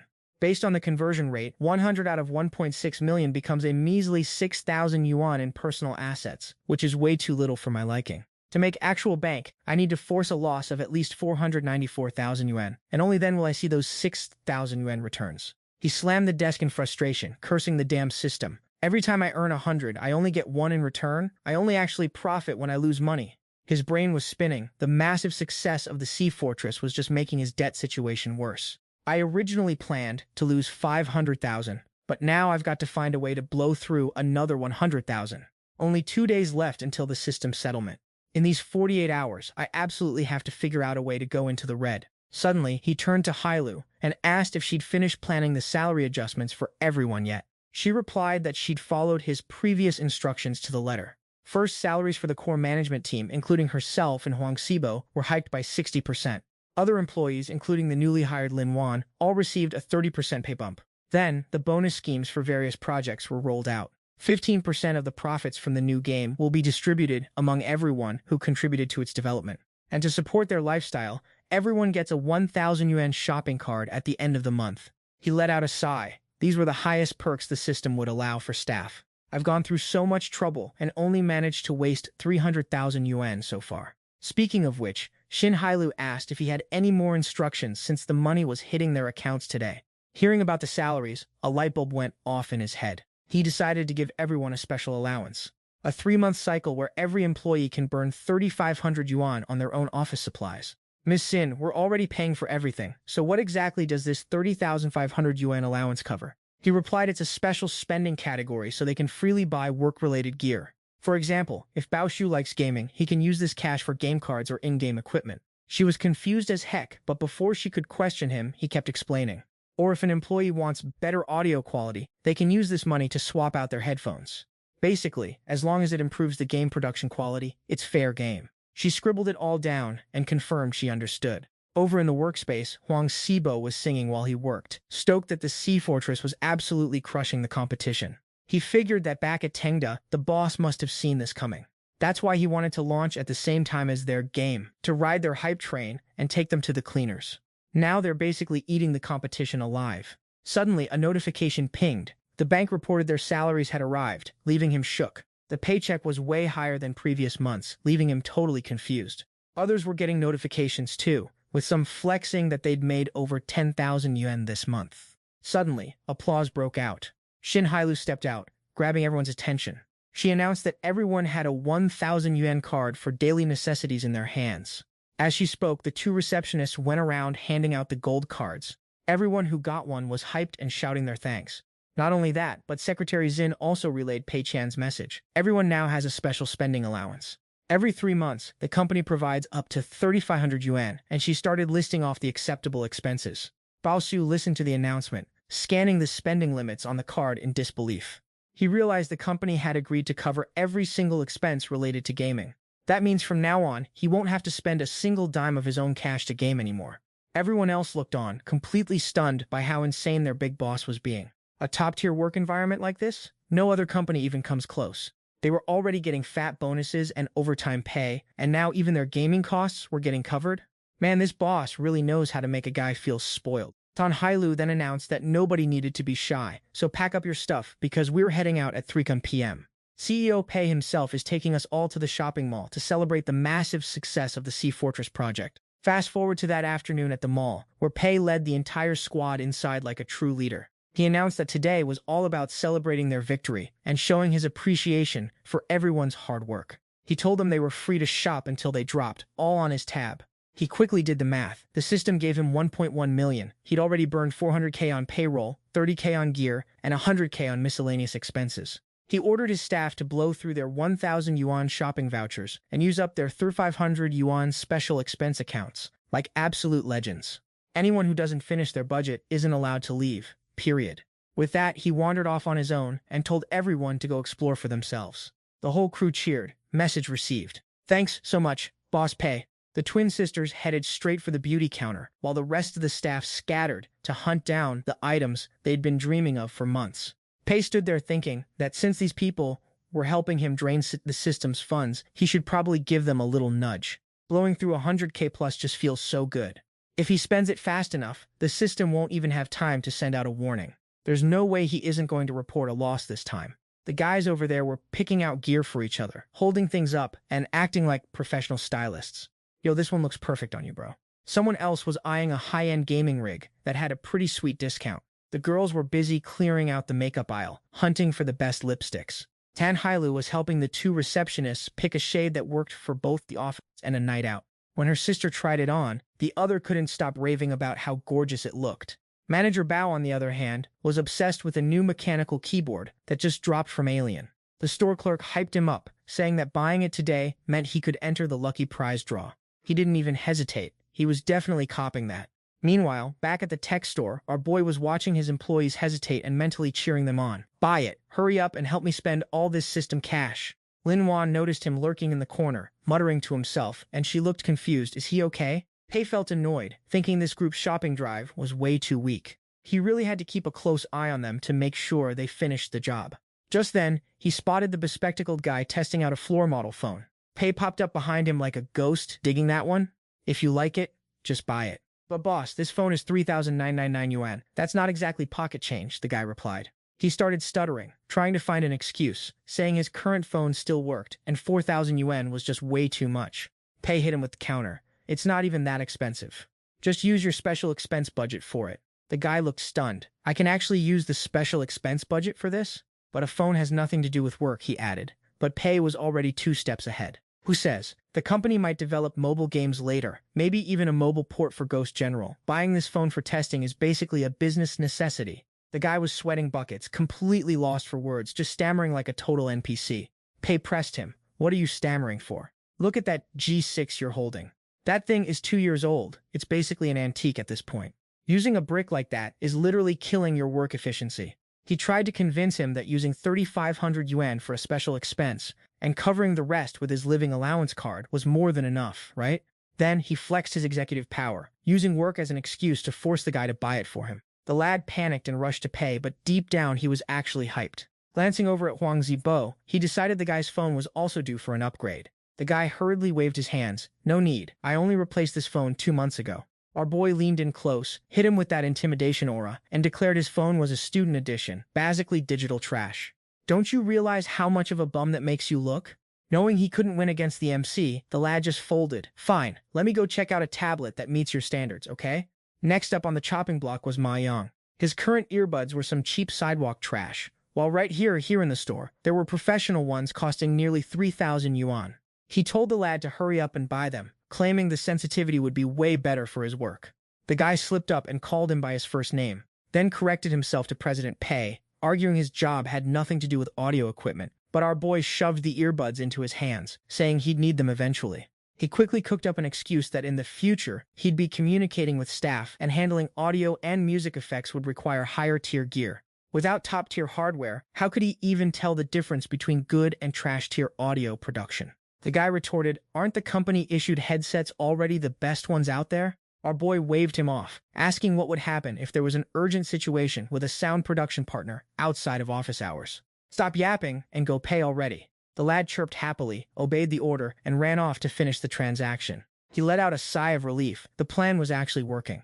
Lin Wan followed behind him, curious. President Pei, are you not buying anything for yourself? He accidentally caught her gaze, knowing what she was thinking, so she held up her luxury phone and said she wasn't lacking anything. In his head, he could only lament. So she's a trust fund kid, doing whatever she wants, born with a silver spoon and getting everything she desires? Walking around the store, he noticed everyone had almost burned through their budget. The system gave him 1.1 million initially, and now he was down to 570k. He figured he'd have to blow the last 70k himself. Once this 70k was gone, every extra yuan spent would convert to his personal capital at a 1:1 ratio. Subconsciously, he wandered into the watch section. Lin Wan hid in the back, watching to see what the boss would splurge on this time. A moment later, the Tengda crew gathered together, all loaded up with gear, thinking President Pei was such a Chad for being willing to dump so much cash on them. Just then, our boy walked over, radiating so much protagonist energy that everyone was stunned. Within the allowed limits, the man had kitted himself out. A fountain pen for his suit pocket at 7,299 yuan, a belt for 3,088 yuan, a watch for 41,999 yuan, and a briefcase for 25,088 yuan, totaling 73,784 yuan, successfully losing over 3,000 yuan. Yet, Lin Wan still thought he was frugal, since he hadn't even spent 100k total. On top of that, everything he bought was business-related, the kind of fancy gear CEOs use to flex. It proved he was a generous boss when it came to employee salaries and welfare, yet he was surprisingly stingy with himself. It wasn't just her. Everyone looked at him with starry eyes, convinced the MC was a god-tier boss. Meanwhile, he was dying inside. He'd worked so hard all day just to dump 3,000 yuan, and he couldn't help but feel depressed about the grind. But he'd already bought out almost everything the system didn't restrict. Suddenly, he called for Secretary Zin, who immediately responded, President Pei, what are your orders? He said he wanted to buy a gift for a friend who was also a CEO. Do you have any suggestions? The girls immediately started gossiping, suggesting a luxury suit, some premium tea, or a sophisticated masculine perfume. Or maybe a watch wouldn't be bad either. He sighed, feeling like he'd already bought every single thing they suggested. If the system won't pay for other stuff, how is he supposed to buy it? Lin Wan pitched an idea. What about a pair of glasses? She added that some stylish glasses could really boost his intellectual aura. He asked, where are the most expensive glasses kept in this place? Secretary Zin offered to guide him to them. A while later, in the eyewear shop, he picked out a pair of fake prescription frames costing over 8,000 yuan. Seeing him like this, the simping Lin Wan couldn't help but scream internally. President Pei is just too handsome. Everyone looked at him with starry eyes, asking if Boss Pei bought glasses for them too. He's looking absolutely stylish. A round of applause erupted in the room. People were buzzing, wondering just how much those glasses cost. Probably a couple of 1,000 yuan, right? He looked at everyone, feeling a bit awkward while doing the mental math. With these 2 extra pairs, he could finally hit a loss of over 20,000 yuan. A winning strategy indeed. In his head, this was just the first step toward bankruptcy, but it was actually a giant leap for his system-slaying career. Back in his office, he sipped his tea while keeping his eyes glued to the wealth conversion dashboard. The system was just about to finalize the settlement. The current settlement balance had already bumped up his personal account significantly. Our boy was feeling ecstatic. Turns out losing money feels absolutely amazing. Now the big boss needs to stay focused and see what the next mission target is. The next settlement deadline is set for another 90 days. This time the target hits 100 million, so he needs to inject some capital into the system. The task is to open a physical brick-and-mortar store under the company's management, preferably in a high-traffic area or near a university. The special reward for completing this is an extra 10% on top of the usual loss-to-profit conversion rate. He was a bit surprised by the special mission, but honestly, it actually fits right into his plans. As a guy from the future, he knows exactly what the next decade of trends looks like. As for physical retail, The only word to describe it is dying. Meanwhile, skyrocketing rents and high overhead costs are killing the scene while online shopping is peaking. People just love staying home, ordering everything from fast food to groceries straight to their doors. Thinking about this, he set his tea down, realizing that opening a traditional store right now is a surefire way to lose a ton of money. As for managing the losses, he definitely needs to put Huang Xibo and Bao Shu in charge of that store. Back in the office, the assistant called out to the two guys. Bao, hurry up and look at the drama happening online about our game. People are debating that 88 yuan paywall for the weapons in Ocean Fortress. They're wondering if this is a passionate dev move or if it's a literal tumor on the gaming industry. Huang Xibo replied that he had already read through those comments. He's been tracking the online discourse the whole time. Bao Shu chimed in coldly, saying they should just let them argue. It's got nothing to do with us anyway. Young Huang, however, thinks Boss Pei is a genius for using the bullet hole incident to boost the hype for Ocean Fortress, and then using that ridiculously priced 888 yuan Fire Kirin to keep the heat on the game. Bao Shu replied with zero emotion. Didn't he already say that earlier? Everything is going according to Boss Pei's plan. He then jokingly claimed he was only a level 5 player, while Boss Pei was already hitting level 100. Huang agreed, saying it's only natural, as nobody can match the foresight of Pei Qian. Our boy walked in with a grin, telling everyone to check the company group chat and vote anonymously. He wants them to nominate the Employee of the Year for a surprise reward. Everyone was hyped and started showering him with praise, calling him Boss Pei. A moment later, Lin Wan walked up to him carrying a mysterious box. He was currently stressing out. With Huang Xibo and Bao Shu around, his mission to bankrupt the company was going to be way harder. Getting rid of one of them wouldn't look right, and he didn't have a valid excuse to fire or demote them. As for Lin Wan, he needs to keep an eye on her, especially since she contacted the FPS team for testing. After all, she used to be a core member of Tianhua. Secretary Zin's voice snapped him back to reality. Boss Pei, everyone has finished voting. He replied coolly, got it. Checking the live leaderboard on his phone, our boy saw Huang Xibo sitting pretty at the top with 14 votes. Bao Shu was trailing with 10, Lin Wan grabbed 3, and some guy named Lu Mingliang managed to snag 2. Everything was going exactly according to the host's master plan. The CEO, Donghua Lu, held the golden trophy meant for the MVP of the first quarter at Tengda Tech. Our protagonist stepped up to hand the massive prize to Huang Xibo, giving him a proper congrats. The whole room erupted in applause, praising Huang for being a total legend and truly deserving the win. Everyone was cheering and celebrating the guy like he just won the lottery. Huang was acting all shy and teary-eyed, wiping his face while thanking CEO Pei for the trust and support. He also made sure to thank the whole team for always having his back. He credited the massive success of their Sea Fortress project to the brilliant vision of CEO Pei. And of course, he gave a shout-out to Bao Shu's legendary gameplay intuition. Caught off guard by the shout-out, the chubby guy just scratched his head and awkwardly laughed it off. Finally, he gave credit to the entire Tengda staff for grinding it out together. That was the cherry on top of his speech, raising the trophy high in the air. He insisted the award belonged to every single person in the room. Lin Wan watched him with stars in her eyes. She felt like this was the kind of vibe a real, honest company should have. She honestly felt like joining this company was the best decision she'd ever made. Suddenly, the host signaled for everyone to pipe down. He announced that it was time to drop the special bonus for the company's top-tier talent. Then he dropped the bombshell. As of today, Huang Xibo is officially out of the design team. This statement left our boy Huang looking like a confused NPC with a blank expression. Not just him, but the whole room was shook, wondering what kind of 4D chess move the CEO was pulling. Immediately, the host ordered that the project supervision duties be handed over to Lu Mingliang. The guy with the glasses was in disbelief, pointing at himself like, "Wait, you mean me?" Huang Xibo's expression went dark. He was panicking, wondering what the CEO was trying to pull. Didn't he just get named Employee of the Quarter? Why was he getting demoted? Is this guy trying to fire him on the spot? The host patted his shoulder to calm him down. Don't trip, you're still with Tengda, but you're done with the gaming department. He added that he was going to invest 1 million yuan into Huang's dream fund. Huang could pick any industry he wanted and dump that million in to make his dreams come true. Success or failure, it didn't matter. The company would take the L for him. Huang was low-key hyped now. It was a win-win that CEO Pei wasn't firing him and even gave him $1 million. The host calculated that he'd totally nailed it. This was the brain-rot-inducing logic he worked so hard to cook up.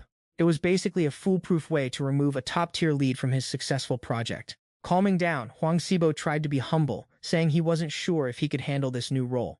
The host slapped his shoulder hard, encouraging him. I believe in you, so you better start believing in yourself. Huang bowed, promising he wouldn't let the CEO's trust go to waste. The host finally realized it. Wait, if Huang Xibo is a gaming genius, what happens if he just spends that money on more games? If Huang isn't around to run the project, the new game is going to flop for sure. Plus, if he has zero business experience, he's going to speedrun burning that entire $1,000,000. Talk about a massive double win for the host's plan to lose money. Pei Qian cleared his throat to regain the room's attention, teasing a second reward. The next name on the list was Bao Shu. He gasped in surprise, and the host told him it was a shame. A talent like him was only ranked second, but the company sees his hustle. Bao Shu was blooming with joy, eager to hear what kind of reward was coming his way. The host announced his prize, a full month of paid vacation, no work allowed, just straight up chilling on the company dime. Starting tomorrow, you're off the clock, just go touch grass and have fun. He was caught completely off guard, and honestly, not feeling the vibe at all. He didn't expect the CEO to tell him to go out and touch grass, and he had no clue where he'd even go. Like, go to an internet cafe? But how would those budget rigs compare to the high-end setups and gourmet snacks back at the office? He tried to decline the gift, insisting he was way better off just staying at the office. Dong hummed, lowering his voice to explain that game design isn't just mindless clicking. You actually need to broaden your horizons, bro. He's sending him out there specifically to grind for some real-world XP. You hearing me loud and clear? He stuttered out a quick yes, loud and clear, sir. Then, the boss dropped the bomb that he'd have his new secretary book him for a whole travel tour. His mission: hit every major landmark in the country and document every single aesthetic spot he finds. On top of that, he needs to infiltrate other major gaming studios to level up his industry knowledge. This is a mandatory work assignment. No room for a no here, pal. Bao Su could only nod like a drone, literal tears streaming down his chubby face. With that, the boss announced the Employee of the Month selection was officially over. Everyone else could bounce, but Ma Yang had to stick around and head to the office with him. Even though he had no idea why he was being summoned, he obediently agreed. Understood. Bui Qian thought to himself, once Bao Su returns, the blueprint for the new game project will already be cooked. Even if the guy had god-tier creativity, it wouldn't matter, his efforts would all be for nothing. Now back in his office, Ma Yang finally started being real with him. Even though he's his superior, he still felt like he had to give him some honest advice. Putting Lu Mingliang in charge of Huang Xibo's position makes zero sense, because that kid has absolutely no special talent. If he can do that job, then surely I could do it too, right? But the boss just stayed chill and told him to relax. As bros, he's definitely not going to treat him like trash. He poured Ma Yang a cup of tea and told him to drink up. He took the cup from the boss's hand. The boss was about to enlighten him. The reason he didn't give him a specific task earlier was that he had a way bigger play in mind for him. There's a core business sector the company is about to launch, and he's ready to hand the reins to him.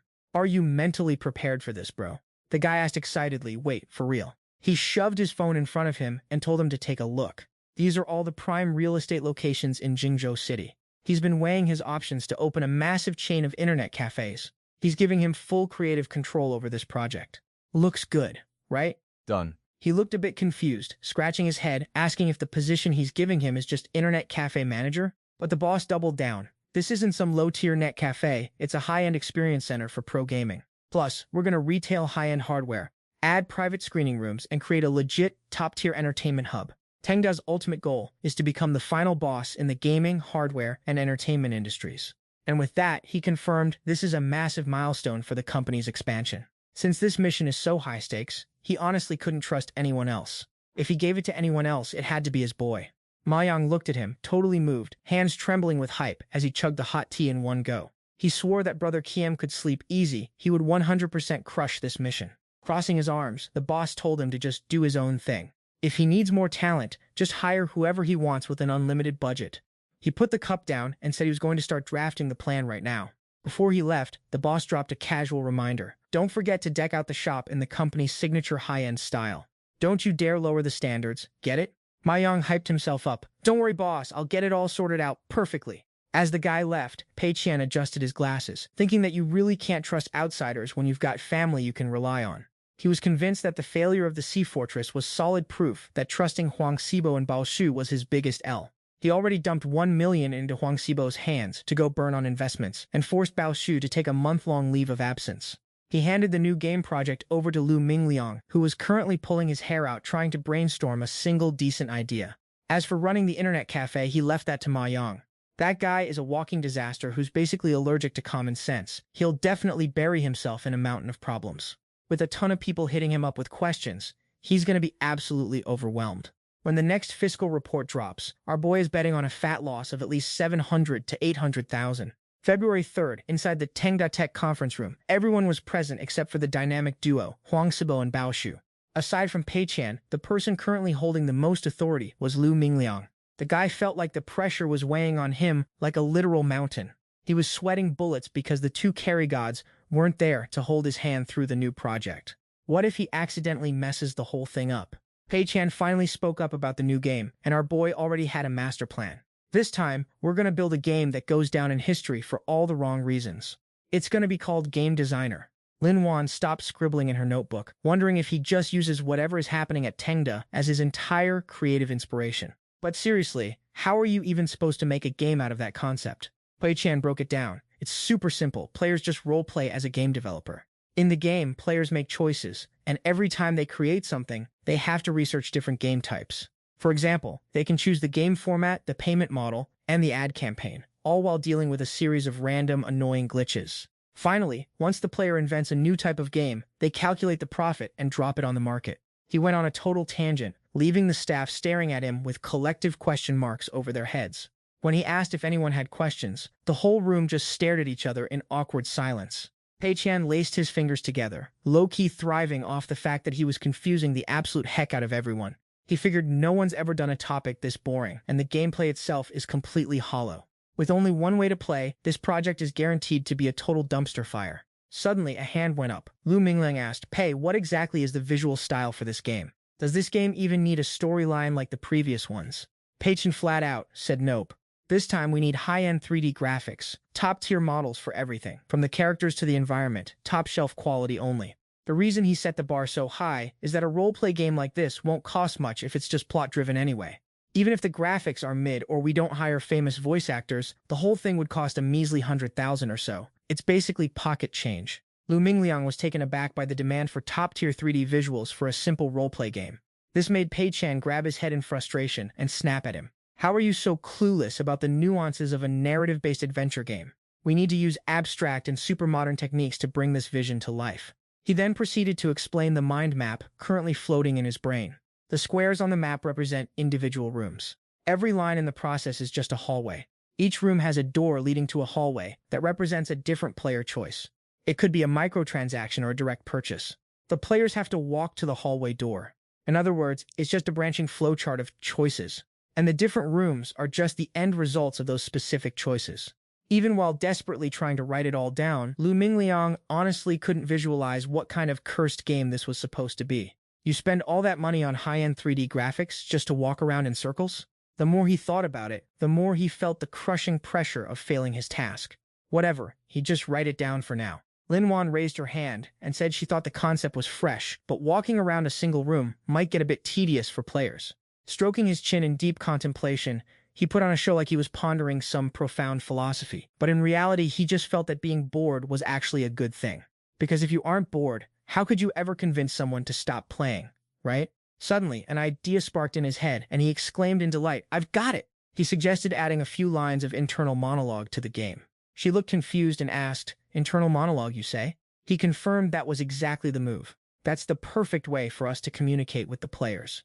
For example, when you see a player make a trash tier choice, triggering prompt A, if they pick correctly, it'll trigger prompt B. Or if they choose to pay to win, we hit them with some guidance like, congrats, you absolute legend. You've made the right choice. Monetizing these value-added services is how we stack that paper. Why would anyone turn down free money, right? But then, you hit them with a new problem, choosing between the VIP pack or the basic freebie. At the same time, we nudge them toward the right choice, like, hey, go for the VIP pack. If they pick the basic one like everyone else, they might as well upgrade to VIP to actually stand out. When the player walks through the VIP gate, we hit them with audio cues like, I knew you were a man of culture who'd pick this pack. Between cash and passion, obviously cash is the winner. No need to explain, that's just how the game works. A guy like you hanging around the game company every day isn't exactly groundbreaking news, bro. He insisted that if they did this, every player choice would get a response, and they'd never feel lonely or bored again. Lin Wan heard this and felt like her third eye had been opened. She was mentally praising Pei for his 200 IQ vision and his ability to handle every detail. He really is a straight-up genius in the gaming industry. With no more objections, he started delegating tasks, giving them 3 days to submit the design draft. 1 week for the standard process, 2 weeks to finish the art asset report. That shouldn't be a problem, right? Lu Mingliang replied with confidence, "You can count on me. He's definitely going to crush these tasks." With that promise secured, he gave the green light for everyone to dismiss the meeting. Back in his CEO office, he sipped his tea and asked little Ma if he had scouted any talent in the last 3 days. The kid answered honestly, "Not yet," and our boy Pei literally choked on his tea, forced to spit it out. Wiping his forehead, he said proudly, "That's my little Ma, always the one making me worry the least. If everyone was as useless as you, I'd have already drained the system of all its money."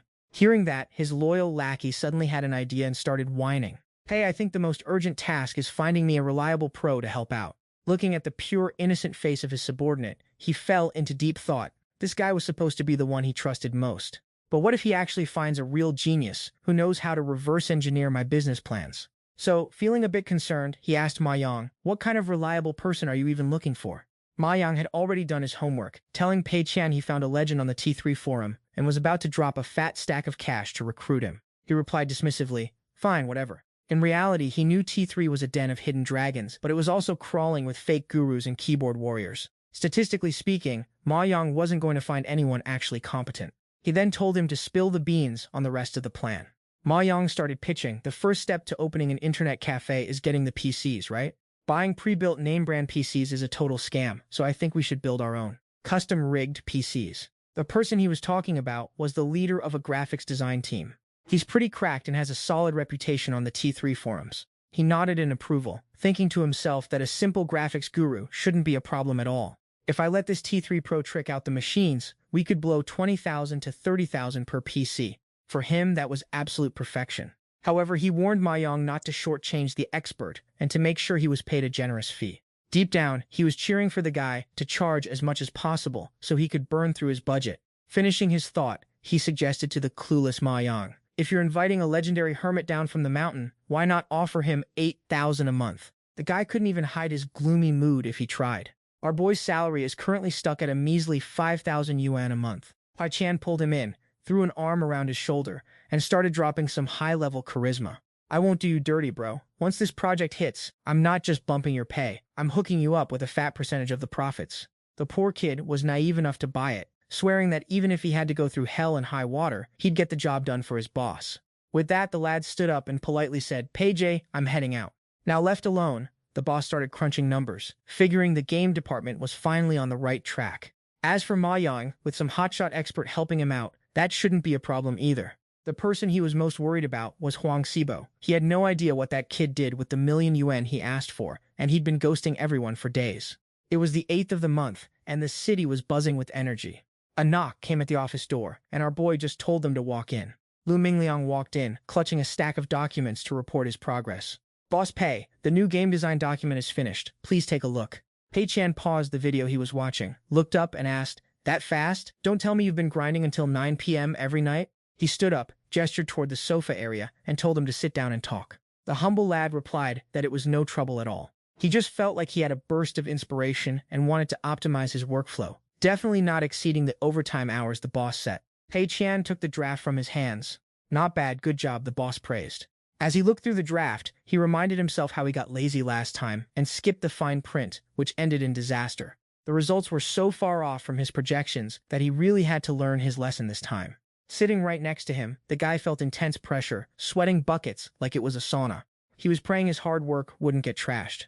Just then, Pei Chan reached the part about the locked map models. He pointed at a few spots on the map and asked him what his thought process was for those areas. The guy explained his logic immediately, though he couldn't help but think. When Huang Xibo submitted his draft, the boss barely glanced at it before giving the green light. That just proved Huang's draft was perfection, giving Boss Pei total peace of mind. Seeing the boss's serious expression as he pored over every page, the guy felt like his own draft was total trash by comparison. He figured Boss Pei must be worried he couldn't handle the project, which is why he was scrutinizing everything and asking so many questions. While the guy was busy spiraling over his deficiencies and worshipping the boss, Pei Chan was actually lost in a maze, his brain completely overwhelmed by terms like mobile card games. NPC pathing, simulation mechanics, real-time strategy combat, first-person shooters. His head was spinning. Our boy had accidentally cracked the code to the mobile card game market. The room was so deathly quiet he could practically hear his own heart rate. In front of him were doors labeled Three Kingdoms, Mythology, and Beyond.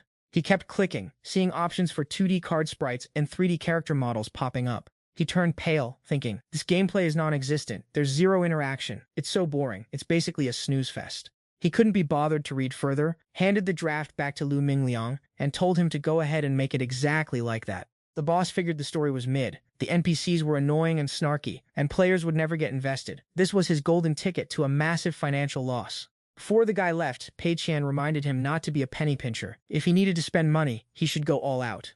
Holding the approved draft, the guy felt a huge weight lift off his shoulders and rushed to say, "Don't worry, boss. I'll give it my all and won't let you down." One leaves, and another shows up. Ma Yang announced that the hotshot expert they discussed was finally here, asking if the boss wanted to have a chat.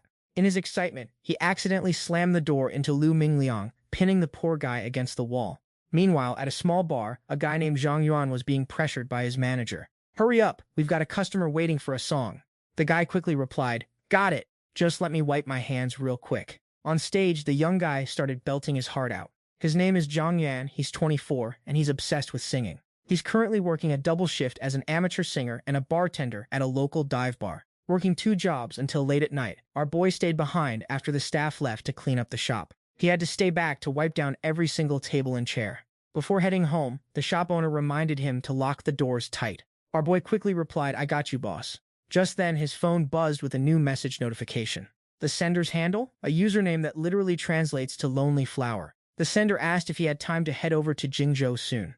They promised him a sweet gig, covering all his travel and housing costs, plus a 3,000 yuan stipend. To prove they weren't trolling, the sender even sent him a massive red envelope of cold, hard cash. "Good luck and great fortune," they said, calling it a down payment. Our boy opened the digital envelope and was honestly shook by the amount. Who is this rich heir throwing money around like it's pocket change? Blinded by the bag, he immediately hopped on a ride to Jingzhou and stood in front of the Tengda building, looking sharp in his best fit.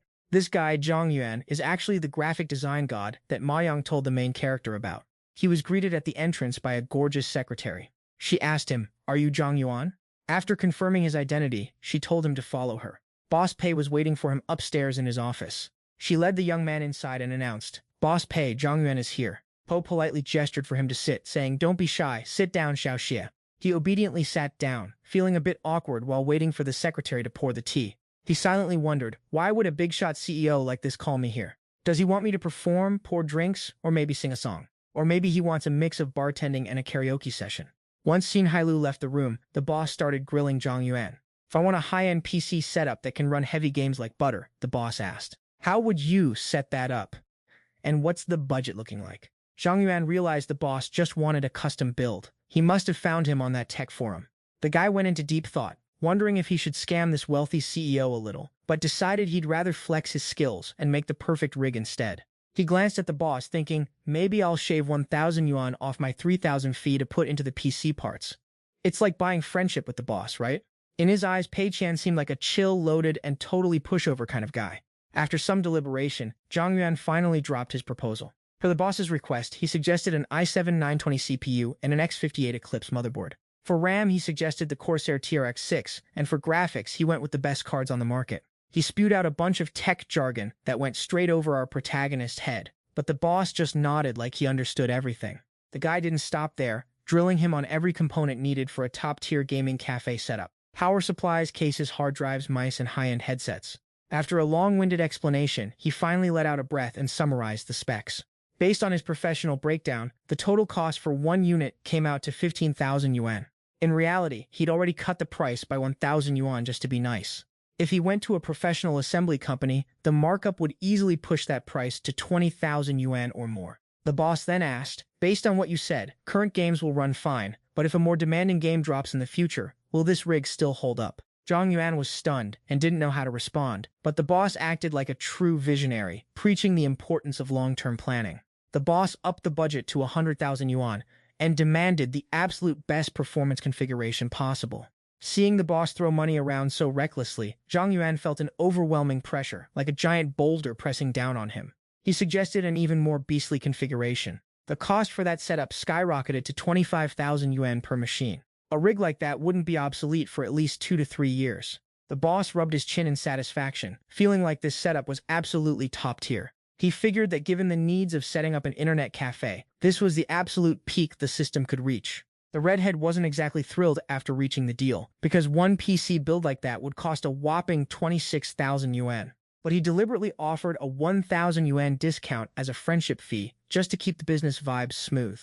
Pei Chan locked in the deal immediately, deciding they should start by installing 50 sets before even taking a sip of tea. Zhang Yuan suddenly spit out his drink, honestly confessing that he took a 3,000 yuan kickback and planned to kick back 1,000 as a gesture of friendship. But when he suggested installing 50 sets, he got cut off. Pei told him that 3,000 was just a bonus for his hard work. Why would you want to pay that back? He assured him that he wouldn't let him lose out, despite the 3,000 yuan upfront fee. For every machine fully assembled, he would pay him an extra 200 yuan for labor costs. The guy thought to himself that this was way too good to be true. After that, Pei started dropping hints about his plan to open an internet cafe. If the conditions are right, would you want to come work for me? Zhang Yuan's eyes welled up, and he swore that if given the chance, he'd definitely sign up. This guy was like a fish in water, thinking his boss Pei was so generous. He must treat his employees like royalty, right? Looks like he's about to hit the jackpot. With that, he asked him to spill the tea on his previous jobs. The guy slumped his shoulders, admitting he was a bar singer, a bartender, and even led a small group on the side. By the time he finished, his tears were falling like a summer thunderstorm. He assumed Pei wanted to hire him because he valued his expertise in hardware and computers. But his resume had absolutely nothing to do with tech work. Suddenly, Pei started clapping like a maniac, praising him for being such a multi-talented genius. The guy was touched beyond belief, his face blushing a deep, disbelieving red. Pei suggested he set up a minibar inside the cafe, and for the singer gig, he could perform a few tracks on the house while getting paid a full salary. A man of action, he immediately pulled out his phone to call Secretary Jin, demanding she whip up a contract right now. Shortly after, she arrived with the contract and handed it to President Pei with both hands, looking super respectful. "Here is the contract you requested." He gave a casual thank you. He handed the contract over to Zhang Yuan. He asked him to manage the cafe, mix drinks, and sing for the customers. 3 jobs in one for a cool 14,000 yuan a month. He told him to read it carefully and speak up if he had any issues, while the guy stared at the contract with tears in his eyes. There really weren't any shady clauses in here. The 14,000 yuan monthly salary was written in black and white. No empty promises here. He quickly signed his name, thinking to himself that a broke loser like him had finally turned his life around. 2 minutes later, someone knocked on the door, and Pei said to come in. It was Ma Yang. The kid peeked his head in and greeted him politely. "Boss Pei, I'm here." He walked in, pointed at Zhang Yuan, and asked what he thought of the guy. He doubled down, claiming this guy was a total pro and totally legit. The redhead scratched his head shyly, saying it was nothing, he was overpraising him. Pei patted his boy on the back, telling him he did a great job. Ma Yang grinned, saying, "Of course, you can always count on me when it comes to business." Zhang Yuan sized the kid up, realizing he was the one who linked him to Tengda. He looked naive and a bit simple-minded, but surely he wasn't just some random NPC. The kid then started pointing at a monitor, discussing potential locations for the internet cafe. He thought these spots had prime real estate vibes. He had checked them out personally, taken photos of the surroundings, and the decor was actually decent. Best of all, the buildings were brand new. It used to be a fancy restaurant, but business flopped, so they were looking to sublet the space. It was a massive 3,000 square meter space for just 315 yuan a month. He felt the price was totally reasonable for the reality of the market. While Ma Yang was getting super hyped about his presentation, Zhang Yuan stood by with his eyes wide open in total shock. Deep down, he's thinking, "Bro, why aren't you asking why they're shutting down in the first place?" Looking at the footage, you can tell this spot is right next to a small commercial hub. One wrong move, and the nearby mall is going to steal all the business, so how are they even supposed to survive? It's a massive gap. One side is bustling with noise, while this place is so dead you could literally set up a net to catch birds. Even if the rent isn't that high for a high-rise, this specific location is definitely not worth a single penny. Our boy is debating whether to speak up while seeing that kid whispering sweet nothings into the boss's ear, like he's selling a dream. He's feeling hesitant because, well, he's still the new guy on the block. Meanwhile, the boss is already sold on the place and decides to pull the trigger right then and there. To top it off, he starts clapping like it's the deal of the century. Ma Yang is hyped that the boss approved it, giving him a big thumbs up. He says he knew from the jump that the boss would go for it. The red-haired dude just watches them dialogue, his jaw practically hitting the floor in shock. Even though he's low-key disagreeing, he sees the boss has already made up his mind. If he objects now, he's just inviting unnecessary drama and looking like a clown. Now the boss is dropping a full-blown master plan, ordering the two of them to get to work. He clarifies that the internet cafe is just one piece of the puzzle, so they're capping it at about 50 rigs. The two of them have zero complaints about that. They're setting the rate at 10 yuan an hour, and they need a top-tier bar setup on deck. Zhang Yuan is in charge of mixing drinks or whipping up beverages whenever business is slow.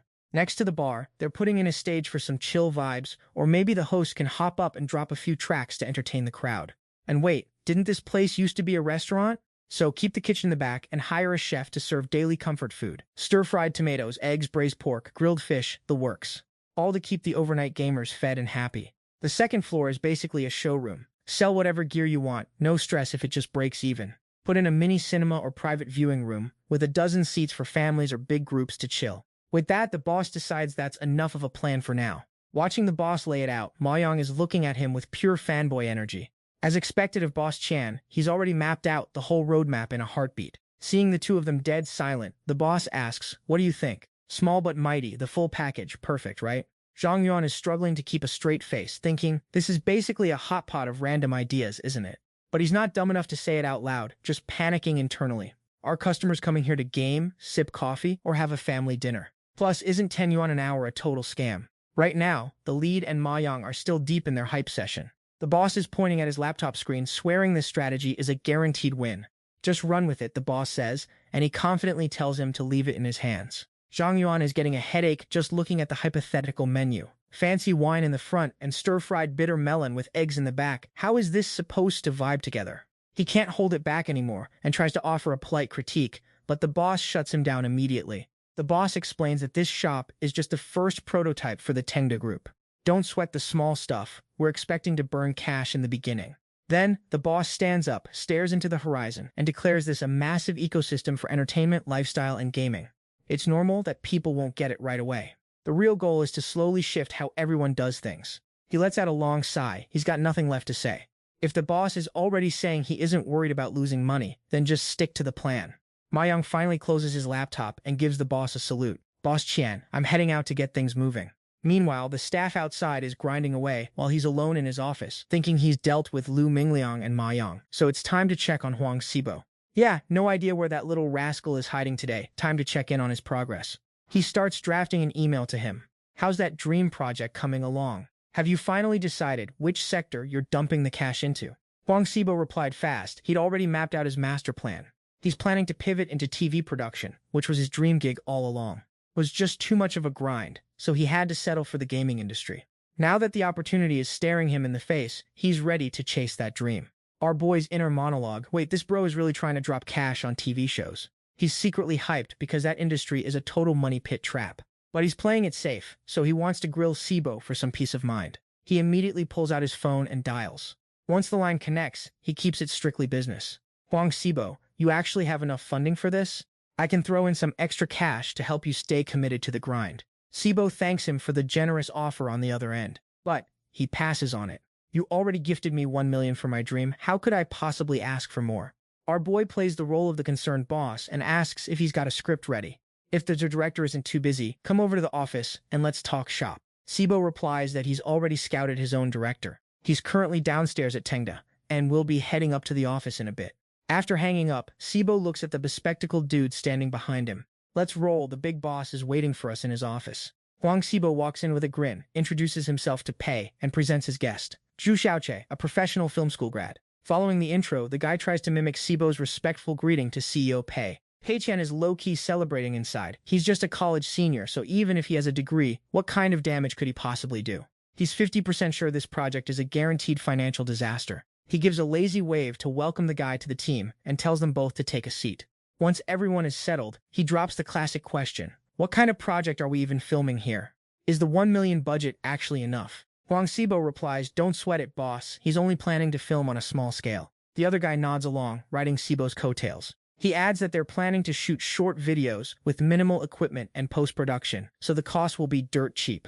Hearing short videos, our boy feels a disturbance in the force. This might not be a total loss after all. He laces his fingers together and asks, dead serious, "Are you guys planning on filming some comedy sketches?" The two look at each other, totally confused. "What's that title? We haven't even told you what the project is yet." Realizing he might have leaked some future brain rot, he waves it off and asks, "Anyway, do you have the content ready? How far along is the script?" Adjusting his glasses, Zhu Xiaoche drops a bombshell. "CEO Pei, can we just film a documentary-style project about you?" Pei pulls a blank stare, confirming, "Wait, you want to film me?" Huang Xibo chimes in. Actually, he wants to make it for promotional purposes. The guy adds that he's heard all the legends about Pei and wants to capture his interesting day-to-day work life. Pei has massive question marks floating over his head. My interesting work life? He thinks to himself, the most interesting thing I do is slack off. I've barely set foot in the office this whole year. His confidence in the project failing skyrockets because he knows his life is boring as hell. There's zero content here to pull in views. If the project can't even serve as a proper ad, then the chances of it being a total flop just hit the moon. The duo promises to find a script and hit him up for filming this week. The director confirms that they just want to shoot his daily routines. Super simple stuff. Just act natural and follow the script when the time comes, boss. Pei stops them right there. Wait, if we're just filming me, how are you even going to burn through that million? Pei Chan thinks, if it's just filming me sitting in this office, we don't even need sets, props, or costumes. This is going to be the easiest loss of my life. Zhu Xiaoxie assured our boy that he shouldn't stress. He and Huang had already crunched the numbers and would definitely pay him and the crew fair wages for the shoot. Even though they knew he wasn't exactly hurting for cash, it was still a gesture of respect from the duo. Hearing the word payment, our boy looked even more confused. Saibo stepped in to break it down, explaining that the studio rental, equipment, and editing costs would all be fully covered by the budget. Then they dropped that the remaining funds would be dumped into advertising, and our boy's face darkened, asking them to clarify the studio rental fees again. Zhu Xiaoxie kept rolling, explaining their master plan, 30 episodes, with each one clocking in at over a minute. As for the pay, since our boy is the main character, they'd pay him 1,000 per EP, while everyone else gets a solid 200 per EP. And regarding the studio fees, the two of them already agreed to pay him a flat 50,000. They asked if he thought that sounded fair. Saibo scratched his head looking guilty, knowing our boy didn't need this pocket change, but he couldn't just let everyone work for free. The MC went into deep thought, feeling like getting paid for this gig felt weirdly wrong, like he needed to rethink this whole situation. Suddenly, Pei Qian's brain hosted an emergency meeting with all his other inner selves. Since he rarely gets screen time, he needed to pull some galaxy brain strategy here. Who would thought that after giving Sibo $1 million to go invest in random stuff, the guy would come back with the cash, cast him as the lead, and offer him a salary on top of it? He asked the group, "Is this even acceptable?" One inner voice countered, "If the money just goes in a circle and ends up back in his own pocket, isn't that just paying himself to do a bit? It's absolutely cracked." But another inner voice argued, "Isn't this basically a glitch to turn system funds into personal wealth?" They all reached a unanimous verdict. Yes, it definitely is. He started grilling the trash tier system, asking if he was actually allowed to take a salary from this short-form video project. The system actually showed some conscience, replying that a host getting paid for labor is legal, but you can't maliciously exploit the system's conversion rules. Wages can only be set within the boundaries of fair market value. With the system's green light, Pei Chan's heart raced. He was officially in the clear. 1,000 per episode, so for 30 episodes, he's bagging 30,000. Easy dub. He turned back to the duo and said, "Forget the studio fee, but since you guys are so insistent on the salary, I'll reluctantly accept it to make everyone happy." Acting like a total professional, Zhu Xiaoxie pulled a contract out of his bag, asked him to sign, and didn't forget to drop a quick thank you. He handed over the document and explained, "This is just a formality, so would it be okay to wire you 30% of the pay up front?" Our boy happily grabbed the contract, thinking that since they've come this far, there's no point in sweating the details. As he skimmed the paper, he noticed the company Sibo registered was actually named Fei Huang. He signed his name in a flash, thinking this cash flow was hitting different. "Come to daddy, you beautiful stack of cash." Then he waved them off, asking, "You guys aren't going to title this show Unexpected, are you?" Both of them confirmed that name was definitely off the table. Our boy felt his confidence peaking, aiming for that sweet 100% loss target, and let the duo head out so they wouldn't disturb his grind. They headed off to brainstorm the script. He gave them a half-hearted acknowledgement. "I won't see you two out." As the office door clicked shut, he felt the system was actually being low-key generous this time. Picking up a side gig and pocketing 30,000 without wasting much time, massive W. He almost teared up thinking about how much blood, sweat, and tears Chow had put in just to earn a measly 20,000 before. He's definitely going to come up with more of these crafty schemes in the future. Over at Saibo's place, the two young dudes sat down to crush the script. Zhu Xiaoxie felt that since Boss Pei was supporting them this hard, the short video project was guaranteed to go viral. But now, they really needed to cook up a legendary script. They clinked glasses. Their ideas so far were titles like CEO Compliments My Handsome Face or A Fortune Overnight. They reviewed the drafts over and over, only to realize that none of it had that main character energy. A whole series of scripts got tossed because they felt basic and uninspired. Lying on a pile of messy papers, they both felt depressed, realizing nothing was clicking and they were completely out of ideas. Suddenly, Huang Xibo bolted upright, having just had a major light bulb moment. You ask the young bro if he remembers CEO Pei repeating a certain question over and over again. Slapping himself right on the forehead, the homie finally figured it out. They asked 2 or 3 times if the title could be unexpected, and brought this back to Saibo to ask if this was what he meant. The dude confirmed, yeah, that's literally it. He's 100% sure this was Big Boss Pay's secret hint, and we totally can't miss out on this vibe for the short video. That young dude instantly gets super hyped up. Just like you said, if they only film our big boss's normal daily routine, it's totally mid and won't stand out at all for a short video. In just 1 single minute, to leave a lasting impression on every single episode, you gotta have that plot twist magic. Speaking of which, he sprints over to the computer desk, plops right into the chair, and his 10 fingers start clacking away furiously on the keyboard. Huang Xibo stands right beside him, looking super determined, saying now that they got the direction, next up they gotta add a little twist to CEO Pei's image while dropping a massive plot twist. The guy in the yellow hoodie chimes in saying no cap, let's throw in some spicy satire and dark humor while we're at it. Those two didn't even leave the house that day, straight up ordering delivery on the spot just to grind out the script. On February 9th, over at the Tengda office area, employees were casually scrolling their PCs and snacking when they heard heavy footsteps approaching. Not just one person, but a whole squad. They were Huang Xibo's recruited short video production crew, and everyone's hands were completely full of props. Zhu Xiaoche walks right up to our boy to brief him that today's shoots are going to be an absolute breeze, and he won't even need to read a script because someone else will dub it for him. Our boy is super confused and has to double-check. Wait, no script and no lines either? We can seriously do it like this? The young guy awkwardly scratches the back of his head and explains, Boss, you're way too busy. They basically didn't want to waste too much of your precious time. Scene 1 starts rolling. Our boy just casually sits on the sofa in the VIP lounge, glancing down at his Rolex watch. Scene 2. He's holding a gaming magazine, flipping right to the full-page ad introducing a new game, and pointing at a few spots with his finger. Next scene, he's rocking a subtle smile, staring off into the distance by the window with a super deep philosophical inner monologue. After 3 chill little scenes, the director yells cut. Zhu Xiaoche lets our boy know that's a wrap for today, and he can go right back to grinding his work since they won't disturb him anymore. While the two are chatting away, the editing squad has already started packing up their gear, getting ready to bounce. Our boy also does the whole polite routine saying stuff like you guys are too kind, but deep down his brain is lagging from an infinite number of questions. Like, bro, for real? Is it actually already filmed just like that?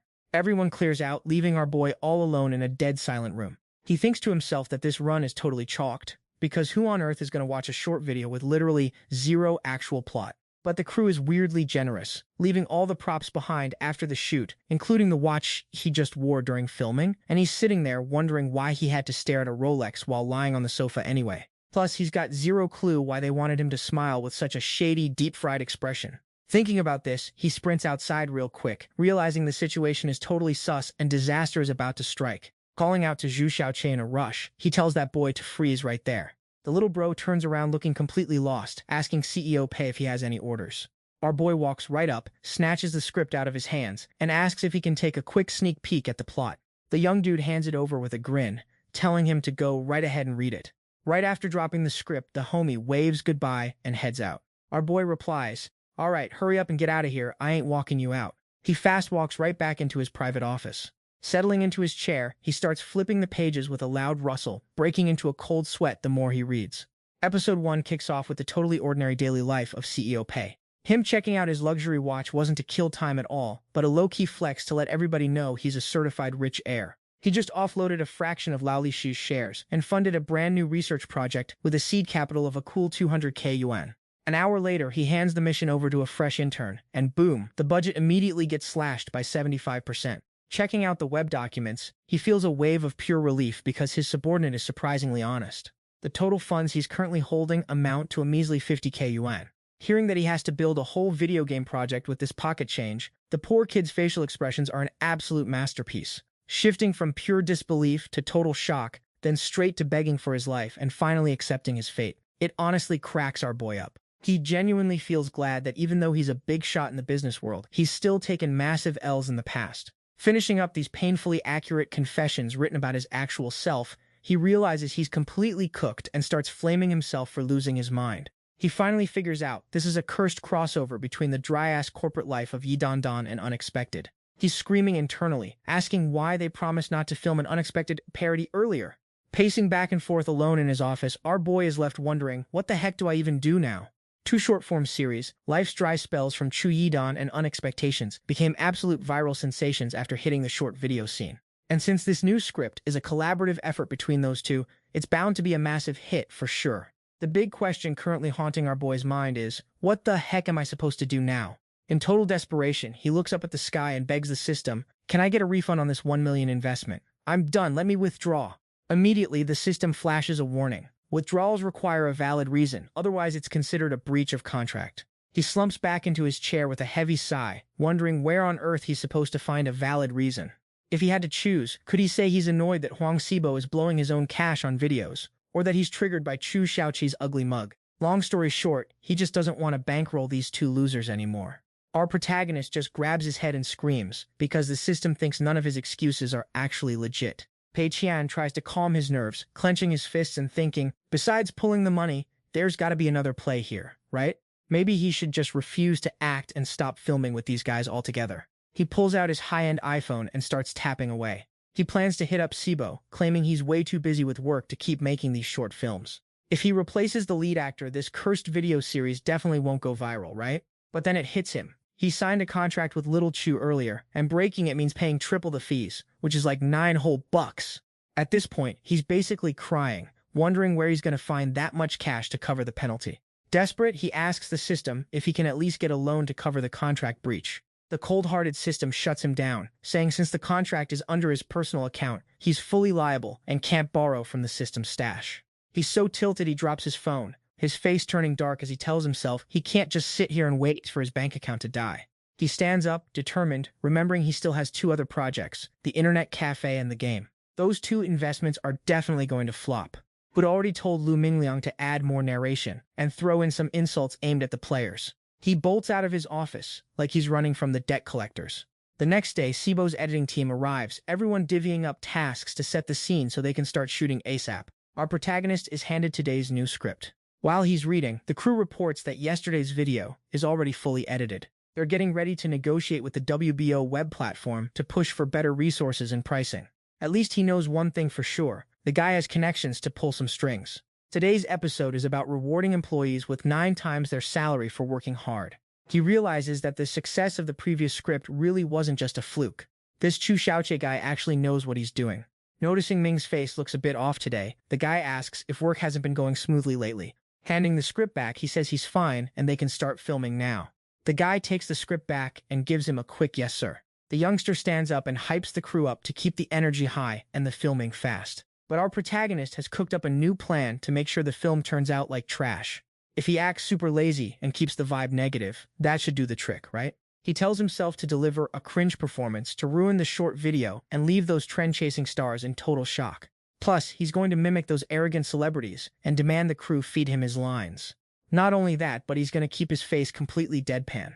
He'll pout, make ugly faces, and give off that cursed, soul-crushing smile to absolutely destroy his alpha CEO image. He mentally calls out to those insufferable celebrity divas, hoping they'll possess his body so he isn't fighting this battle alone. Just then, Little Chu picks up the camera and yells, "Boss Pei, we're ready to roll." He smiles and replies, "Sure thing," thinking that since he isn't a pro actor anyway, Little Chu can't really blame him if he sucks. He sits in front of the lens with a flat expression. Little Chu keeps shouting, "Boss Pei, give us that blank stare. Keep it emotionless and chill." The director demands a smile that isn't a smile, then an emotionless smirk, then a look of pure blank confusion. Then they bring in an extra to help him with the scene.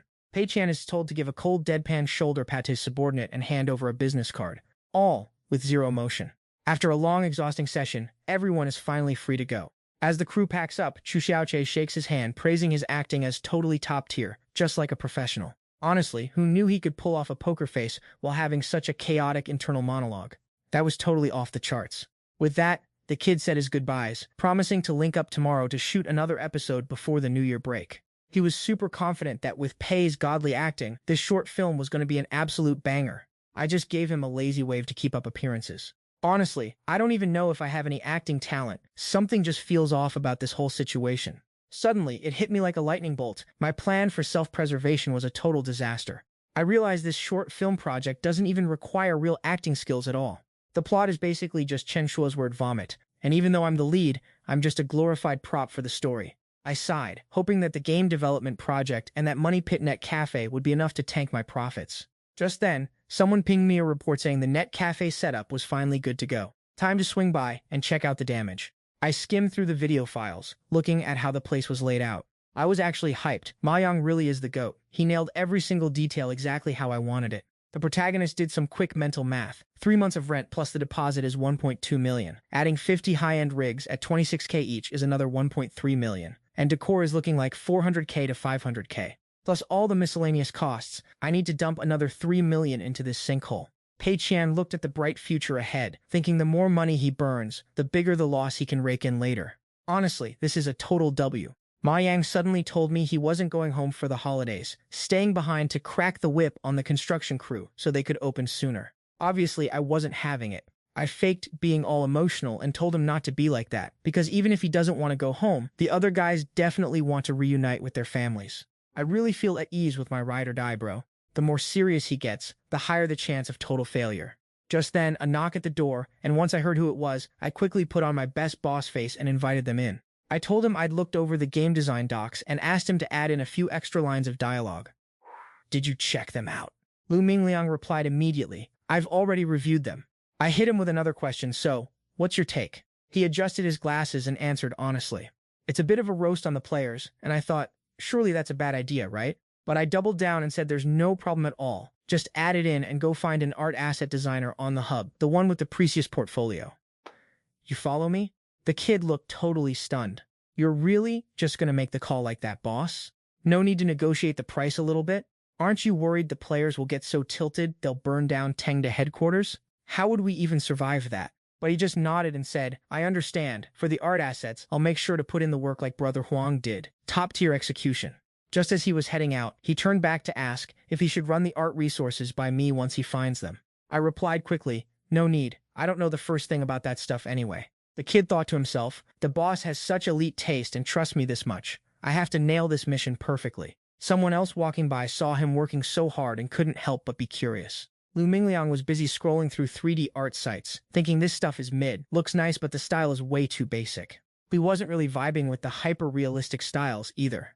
After a while, he found an art style he liked and realized the artist was the same guy who did the work for Ghost General. He figured since this guy already worked with the boss and knows his style, he's definitely the top pick. Meanwhile, the protagonist was dressed in some basic threads, out on the street flagging down a taxi. Company stuff is all squared away, and I've officially started my 7-day vacation. But I still haven't told my parents about the business. If I don't say anything, I'll have no way to explain where I got 50,000 for the startup cost. Plus, my dad is super stubborn and has a major chip on his shoulder regarding the gaming industry. If he finds out I opened a game company, I don't even want to think about what happens next. By now, the cab pulled up to a mid-tier apartment complex where I live. Hearing the door open, Mom peeks out and asks if her boy is finally home. The old man chimes in, asking if that's actually him. Our boy strolls in, waving at his folks like, I'm home, guys. He gets no reply, so he looks around and finds his dad glued to an ancient, dusty TV. The screen is microscopic, and the picture quality is absolute trash. He sits down next to his dad and hits him with the real talk. Isn't it time to upgrade this TV, Dad?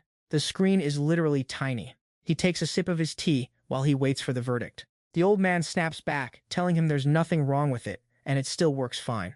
They barely watch TV anyway, but they can definitely hear the washing machine throwing a tantrum in the background. He suggests that the washing machine is also due for a retirement party. Maybe just swap it for a newer model? But Dad insists the parts are too expensive and it's still doing its job, right? Besides, where would they even put a new one if they got it? Our boy says he can just sell the old junk, and don't worry about the cash, he's got it covered. Dad narrows his eyes at him, sensing some serious sus energy. Ever since this kid got home, he's been splurging left and right. Where is this money even coming from? Suddenly, Mom yells from the kitchen. Son, go wash up, change your clothes, and get over here for dinner. Dad isn't letting him off the hook yet, standing there giving him the ultimate skeptical side-eye. Sweating bullets, our boy tosses out a flimsy excuse about acting in a short film for school. He claims the director paid him a cool 30,000 yuan for the gig. Luckily, he had his anti-parent strategy prepped, but the old man just scoffs with major disrespect. You made 30,000 yuan from one short video? You trying to scam me? You're lucky you didn't have to pay them 30,000 yuan for the privilege. Our boy hits back, asking if a face as handsome as his doesn't deserve that kind of paycheck. But the old man still isn't buying the story. Unless he sees proof, he's not convinced. Our boy scratches his head, saying it hasn't even hit social media yet. Mom yells again from the kitchen, telling them to stop yapping and get to the dinner table. Our boy shouts back that he's coming. The meal is simple, but the vibes at home are wholesome as heck. After they finish, Mom starts peeling apples. The whole family hangs out in the living room for dessert. Mom can't help but ask when that video of his is actually going live. He starts scrolling on his phone, giving a low-effort reply. Mom asks how he's supposed to know when he's the one who made it. She's impatient and tells him to just message the director and find out. Obviously, our boy follows orders. As soon as he sends the text, he gets a ping back saying it dropped yesterday on the Mon Review channel under the Daily Life of CEO Bui comedy section. He's low-key impressed by how fast these guys work. He jumps up to grab his laptop, telling his parents it's already online. All three of them crowd around the screen to check it out. He's shocked to see that the video already racked up over 200,000 views in just one day. Dad crosses his arms, looking totally confused at the title Daily Life of CEO Bui. Our boy quickly improvises, explaining that it's the show's title, and he's playing a big-shot CEO. Dad bursts out laughing, saying he looks way too soft to be a high-ranking corporate boss. On screen, he's doing the classic checking a luxury watch move. But before he can finish his line, the video ends, leaving the parents wanting more. Is that really all there is? He suggested he should try reloading the page. After watching all the videos posted, he told his parents, "You guys are done. I'm heading back to my room." His parents were outside praising him, saying, "Look at our son acting. He's so convincing. It's like he actually founded that company himself." But his old man scoffed, "That looked fake as hell. What big-shot CEO has a face as stiff as a board like that?" His mom wasn't having it, retorting, "Oh, because you've met so many CEOs in your life, right?" Back in his room, our boy sat in front of his monitor with a gloomy face, scrolling through the comments, and honestly, it was getting wilder by the second. People actually loved his stiff performance. Some even praised him for perfectly nailing the role of an obnoxious, clueless, rich kid. He was becoming the quintessential caricature of a nouveau riche brat, mocking the absurdity of this toxic industry. Others were simping for CEO pay, saying his cold, dead-eyed expression was perfect for the role, and that lazy slouch on the sofa was pure big boss energy. "This is the movie star level talent we need to follow," they claimed. He told himself to stay calm. Even with all those views, without ads, this video wouldn't trend long-term. It was the 22nd, also a New Year's Day. The MC walked into the office looking absolutely miserable. The reason he was so pressed was that those three videos had already smashed through 500,000 views each. Then he heard the production crew hyping up Chu Xiaoche. "Boss, the video's going viral. You gotta treat us to a meal." Some people were even begging for a small role in the next short film. Standing in front of everyone, Chu Xiaoche promised them that the screen time would keep increasing for everyone as they grew. "But don't forget to stay focused on the work, or Boss Pei is going to settle the score with us later." The MC's expression turned even more cursed. He tried to keep it together, reassuring himself it was fine. As long as there were no ads, it wouldn't matter if it blew up. Suddenly, someone spotted him and shouted, "Boss Pei!" and the whole squad started cheering. Everyone immediately lined up to greet him. The MC approached, giving a half-hearted wave, and asked, "So, you guys are filming episode 4 today?" Xiao Chu replied, "Yeah, we've got a segment about a business partnership today." Hearing the words business partnership, the MC froze. His brain instantly alarm-belled. He immediately told Xiao Chu to head to his office so they could discuss it. The guy obviously didn't object. Cut to Pei's office. Chu Xiaoche excitedly reported that they'd received their first ever ad sponsorship offer. He was beaming, telling the MC that their short films were finally starting to generate actual cash. The MC's hand gripped his teacup so hard it shook. They'd only been up for a few days, and they were already monetizing? Chu explained the sponsor wanted them to wear their brand's clothes and have a side character plug their product in the script. He nodded along, asking how much they'd negotiated. Chu Xiaoche tossed out the figure, 5,000 yuan. It wasn't a huge haul, but for a startup, it was a solid start. "What do you think, boss?" Peichin was internally screaming, "They're paying that much?" Digging through his past life memories, he clearly remembered that in 2011, factory director Ao's shorts only got 1,000 yuan for sponsorships. Compared to that, 5,000 felt low, but Chu was right. It was just the beginning of the money-making grind. His face darkened as he set his tea down, interlaced his fingers, and prepared his lecture. "We aren't taking it." The young man looked totally bewildered, asking him why. Chu Xiaoche scratched his head, confused, begging the boss to enlighten him on why they'd turned down money. The MC started spewing corporate buzzwords about having a long-term vision for a startup. Chu listened intensely, nodding like he was soaking up some divine wisdom. The MC went full gaslight mode, telling him, sure, 5,000 yuan sounds like a sweet deal. But adding that ad would make the whole video feel forced and cringy.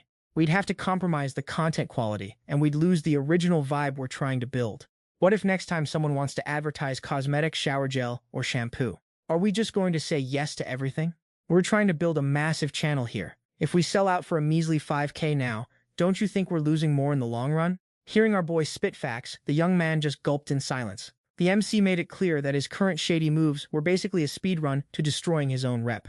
Listening to Pei Qian, the guy's brain started mapping out a whole new strategy, realizing Boss Pei was looking at this from a completely different dimension. The kid was only worried about a measly 5,000 bucks, while our boy was playing 4D chess, focusing on the actual quality of the short film series. Dropping more knowledge, he insisted that a real player chasing clout and glory would never sacrifice their long-term reputation for a tiny bit of pocket change. You catching my drift? The young man nodded like a bobblehead, acting like he'd finally seen the light. Inside, our boy was low-key celebrating how easy it was to gaslight this kid into his way of thinking. Keeping that energy, he told them if they're going to listen to his lead, they need to set some god-tier standards for the ads. They absolutely must aim for the high-end tier, shelling out 100,000 for a single short ad spot. Plus, the video content has to be top-tier quality above all else. The actual ad placement should basically be an afterthought. The more the guy talked, the more confused Chu Xiaoche looked, totally lost in the sauce. And he didn't stop there. He kept pouring more wisdom into the guy's head. He explained they need to protect the viewer's experience while handling the investors, all while keeping the channel's rep pristine. Talk about hitting 3 birds with 1 stone, talk about efficiency. The kid pushed back, saying it's hard enough to get sponsors, let alone asking them to compromise just for the sake of video quality. Honestly, that sounds like a massive headache. Our boy patted his shoulder, radiating fake confidence, and told the kid he just needs to believe in himself more. By now, the guy was basically tearing up and replied, I get it now, Boss Pei, you can count on me. Finally, the young man walked out of the big boss's office. Boss Pei leaned back in his chair, feeling lazy and relieved. He'd successfully steered the guy's mindset, effectively cutting off 99% of the chances for the short film series to actually turn a profit. As soon as one NPC left, another walked in, so he gave the usual come-in sign. Seeing Lu Mingliang walk in, he asked what the tea was. The guy immediately started reporting on the voiceover situation for the narration. He'd already hunted down some famous local voice actors and recorded a few clips for our boy to rate. The guy sat down, pulled out his phone to play the samples, and muttered, not sure if any of these are going to work, though. Our boy snatched the phone, saying, let me hear what we've got. He was secretly hoping to find some god-awful lines that would make players delete the game immediately. Listening to one female voice, he thought to himself that any rich simp hearing this arrogant lady's lines would probably get hyped and drop money without even thinking. Then he heard another, a soft, seductive voice. That was an absolute no-go, way too distracting. The male voice sounded way too generic, zero excitement, boring as a brick. Finally, he hit a recording that he actually vibed with. He handed the phone back to Lu Mingliang and told him to lock in that specific voiceover. That voice was just built different. The reason, it sounded so petty and sharp it would cut right through the players' hearts and make them want to rage quit the game. Sweat started beading on the guy's forehead. He asked our boy, are you sure about this? Our boy threw the question right back at him. Is this guy charging an arm and a leg, or are we just wasting time?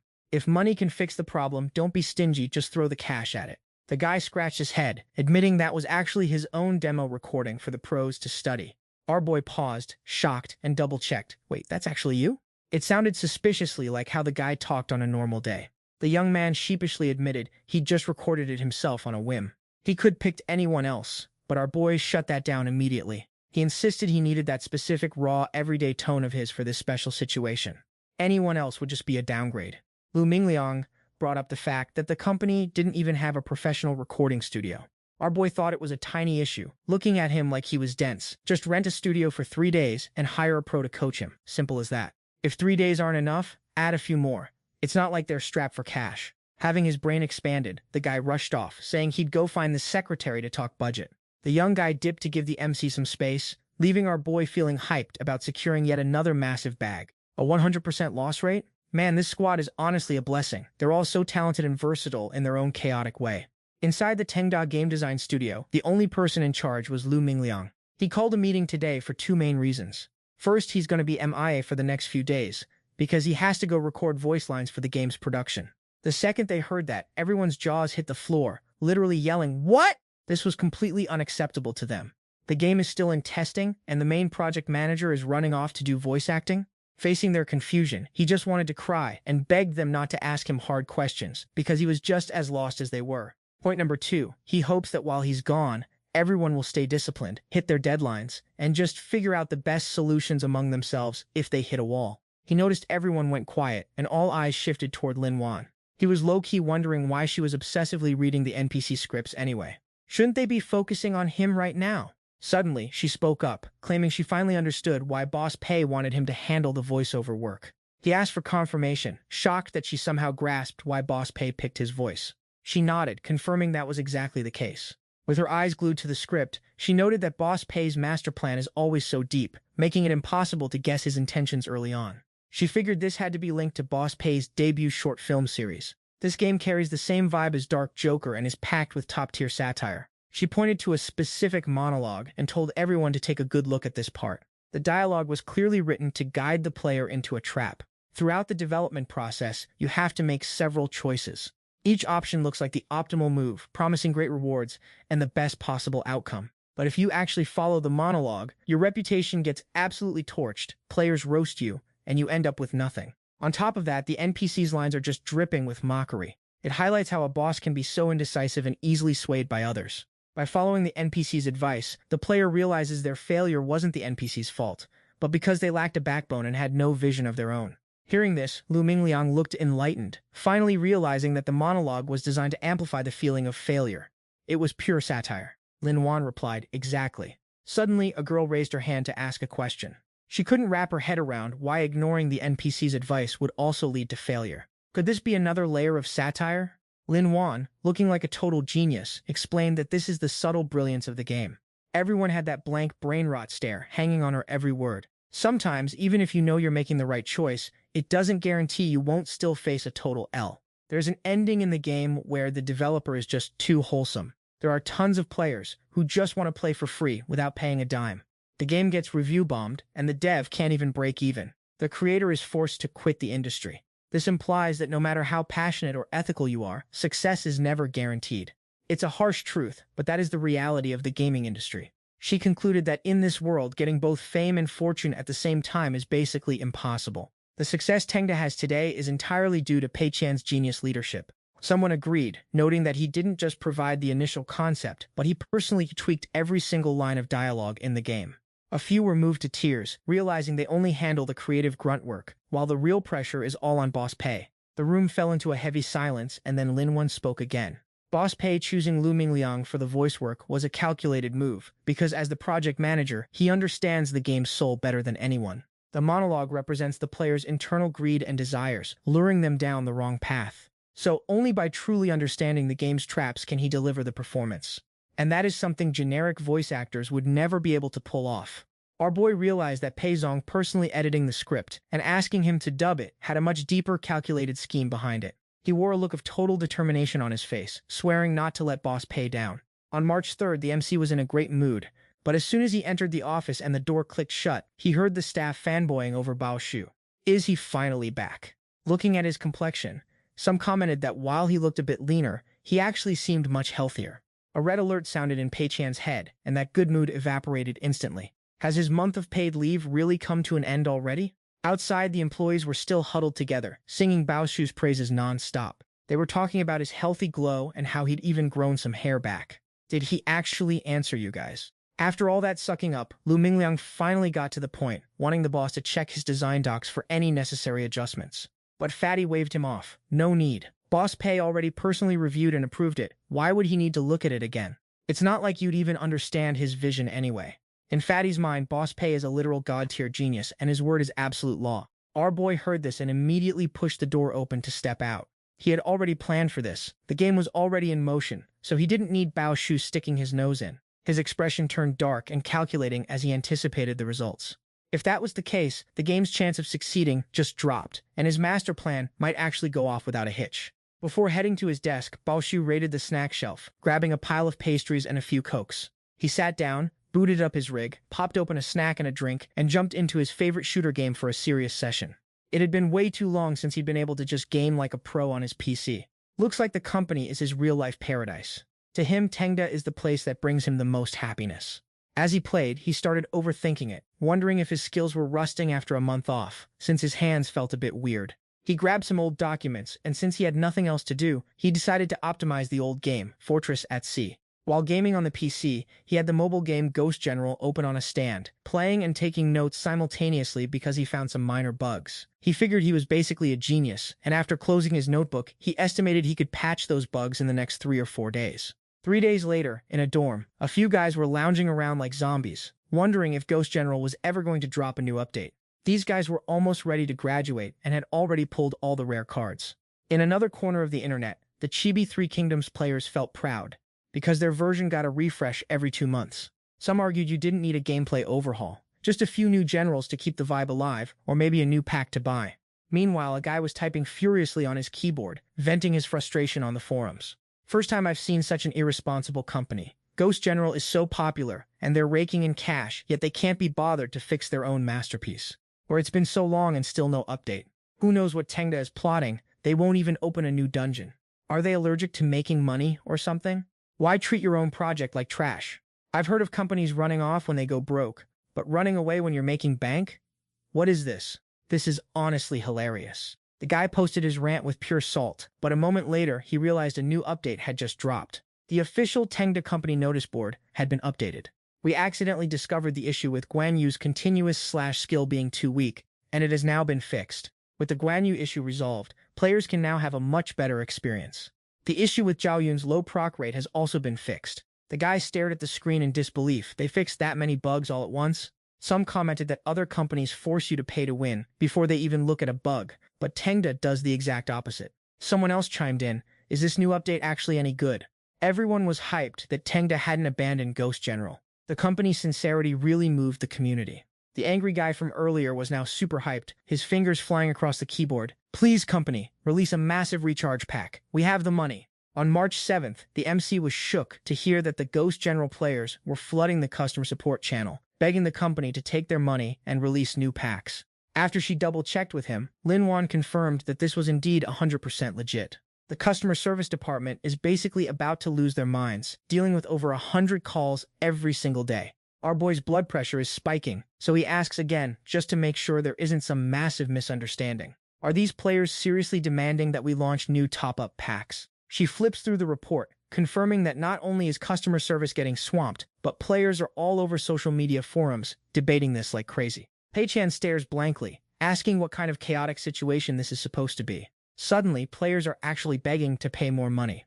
This makes absolutely no sense, bro. She explains that maybe a few people are worried that the Ghost General game is going to go bust, so they just want to throw some funding at it. His heart basically stops, and the color drains completely from his face. She asks him worriedly, Big Boss Pei, are you okay? Why do you look like you've seen a ghost? He taps his finger on the desk, giving a half-hearted, yeah, I'm fine. Then he orders her to go tell the customer service team to immediately promise that a new version update is already in the upcoming roadmap. He puts on a forced, helpless look, telling her to promise the players that the new version will drop sometime in May or June. Lin Wan looks totally confused, asking if there's even a project for a new version yet. Since when were we working on that? How come I haven't heard a single thing about it? He snaps back, telling her to stop twisting his words around. He says he's just going to put it in the proposal plan, not that he's actually started working on it yet. She awkwardly scratches her head, looking completely lost. Understood, boss. Once she leaves, he slumps into his chair, feeling like this world is completely upside down. From Lonely Desert to Ghost General, and then that sea fortress, nothing is following the usual logic. Po-chan is mentally checked out, cursing the cruel irony of his life. Why are the games he makes always so bizarrely successful? He lets out a sigh, remembering the system's rule that players shouldn't doubt or try to challenge the system's logic. It's like he can hear people mocking him. Ghost General is raking in all this cash. Why haven't you released an update yet? Some are even suspecting that Bro Pei is cooking up some secret master plan, since this whole thing defies all common sense. He's feeling desperate, thinking that if the Ghost General hype gets too big, it's going to attract all the wrong people in the industry. If that happens, the fact that Ghost General completely broke the rules of traditional card games is going to get exposed. He stands up, deciding that for now, he'll just launch the Game Designer game and then worry about updating Ghost General later. Just pick a cheap package to put out the fire and be done with it. With that in mind, he decides to personally go check on the Slacker Internet Cafe to make sure nothing weird is happening over there. He drags himself to the internet cafe. The place is dead silent and he stares at the logo. It's not even English, it's just nonsense.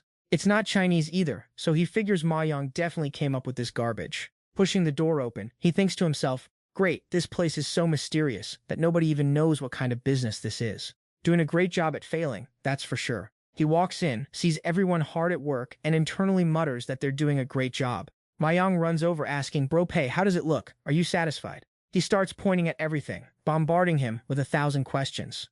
Boss, should we add more TVs over here? What about over there? Do you have any specific requirements? And this layout, is the arrangement of the desks and chairs looking good to you? Then he drags him over to a massive sky-high bookshelf. He asks what kind of magazines should be displayed on these shelves. Before he can answer, he suggests adding some web novels, comics, and maybe some kit-building guidebooks to make it look aesthetic. He even asks if he should stock the 4 great classical novels here to look fancy. Pei Qian can't take it anymore. He coughs a few times to make him stop and reminds him that these books aren't for his own reading. But then Ma Yang suddenly drops the phrase lonely, causing Pei Qian's face to go dark instantly. This clown's vocabulary is so bad that he has to emphasize, listen, we are aiming for an aura of high-end luxury here. Get it? Manga and novels are way too plebeian. This bookshelf needs to be stocked with some highbrow, trendy literature for me. Ma Yang scratched his head, looking clueless, as he suggested letting the boss just write down a list of titles so he could have someone go out and buy them. Finally, the bro managed to say something that actually made sense. Our boy started rattling off a list of titles like Ukraine, Tractor Dynamics, and guides for operating small-scale agricultural machinery. And what was that? Something about inventing a plow for the sake of the motherland. Or stories about tractor station chiefs and agricultural tech, plus manuals on how to maintain a hand-crank tiller. The sheer volume of tractor-related books felt like a weight on his soul, leaving him wondering why the hell they were displaying so much niche junk in a place like this. He frowned and explained, it's called being so trashy that it actually becomes classy, don't you get it? After going back and forth, he ordered Ma Yang to get online and find some high-end, artsy books for the youths. Pick the ones with the most confusing titles and try to buy as many as possible. Ma Yang nodded repeatedly, acting like it was no problem at all. With that settled, the guy suggested that Brother Kiem come into the kitchen for a tour. He led him inside to a fully kitted-out kitchen that had our protagonist looking around, impressed by all the fancy upgrades. Ma Yang reported that they hadn't found a head chef yet, but a bunch of big-name talent had already applied. He reminded him again that they absolutely had to hire the specific type of chef he ordered, someone who could cook top-tier, cozy home-style meals. You hear me? Ma Yang promised that he could rest easy since he was on the case. Honestly, whenever he delegated tasks to Ma Yang, he knew things were going to go downhill perfectly. Bui Kiem couldn't help but drop a few compliments. Without this guy, he truly wouldn't know who else to help him tank his business. Ma Yang scratched his head with a cute expression, saying he was too embarrassed by the praise, but the boss told him to just stay arrogant. Humility wasn't exactly the vibe they were going for. Just then, Ma Yang led him to the gaming room and carefully pulled out a chair for him. He suggested the boss give the setup a test drive. Our protagonist sat down and realized the seat was actually incredibly comfortable. You really do get what you pay for when you throw enough cash at a problem. Sitting in front of the monitor, Bui Kiem turned around and ordered him to place a clean towel at every station whenever a customer sat down, just like a high-end restaurant. Ma Yang gave him a blank look and asked if that wasn't being a bit too extra. The boss had to remind him that this was the most luxurious entertainment hub in the city, so they couldn't afford to be basic. Ma Yang nodded, acting like he finally caught the vision. He continued his lecture, emphasizing that their target audience was the elite, so the level of service had to match that high-roller energy. Get it? Plus, he pointed out that in these non-smoking rooms, the air would eventually get stale, so they needed to call in pros to upgrade the ventilation system and boost the air quality. Even though he only half understood, Ma Yang still obediently agreed to follow orders. Just then, Zhang Yuan walked over with a blue cocktail for the boss to taste test. Taking the glass, Bui Kiem downed it in one go and asked what it was called. How much does a single glass cost? He replied that it was called Aurora Zungo, priced at 50 yuan per glass. A 700-milliliter bottle of the base liquor costs 400 yuan, and one glass is about 30 milliliter. Then he asked, what's the cheapest cocktail on the menu? We replied it was 25 yuan, which is what standard bars charge, suggesting they could even discount it, but the boss immediately vetoed that and ordered him to hike the price by 10 yuan. He argued that their customers were high quality. Setting the price too low just makes it look like the clients are broke. The guy let out a loud, confused huh? In reality, the boss was sweating, worried that if the price was too mass market, the consumption rates would go through the roof. If he increased the volume of sales, how was he ever going to lose money? Imagine playing games for 2 hours and dropping 80 yuan on a single cocktail. That's enough money to last an entire day and night at a regular internet cafe. He figured with prices this high, the chance of the users losing money, and him winning, was basically guaranteed.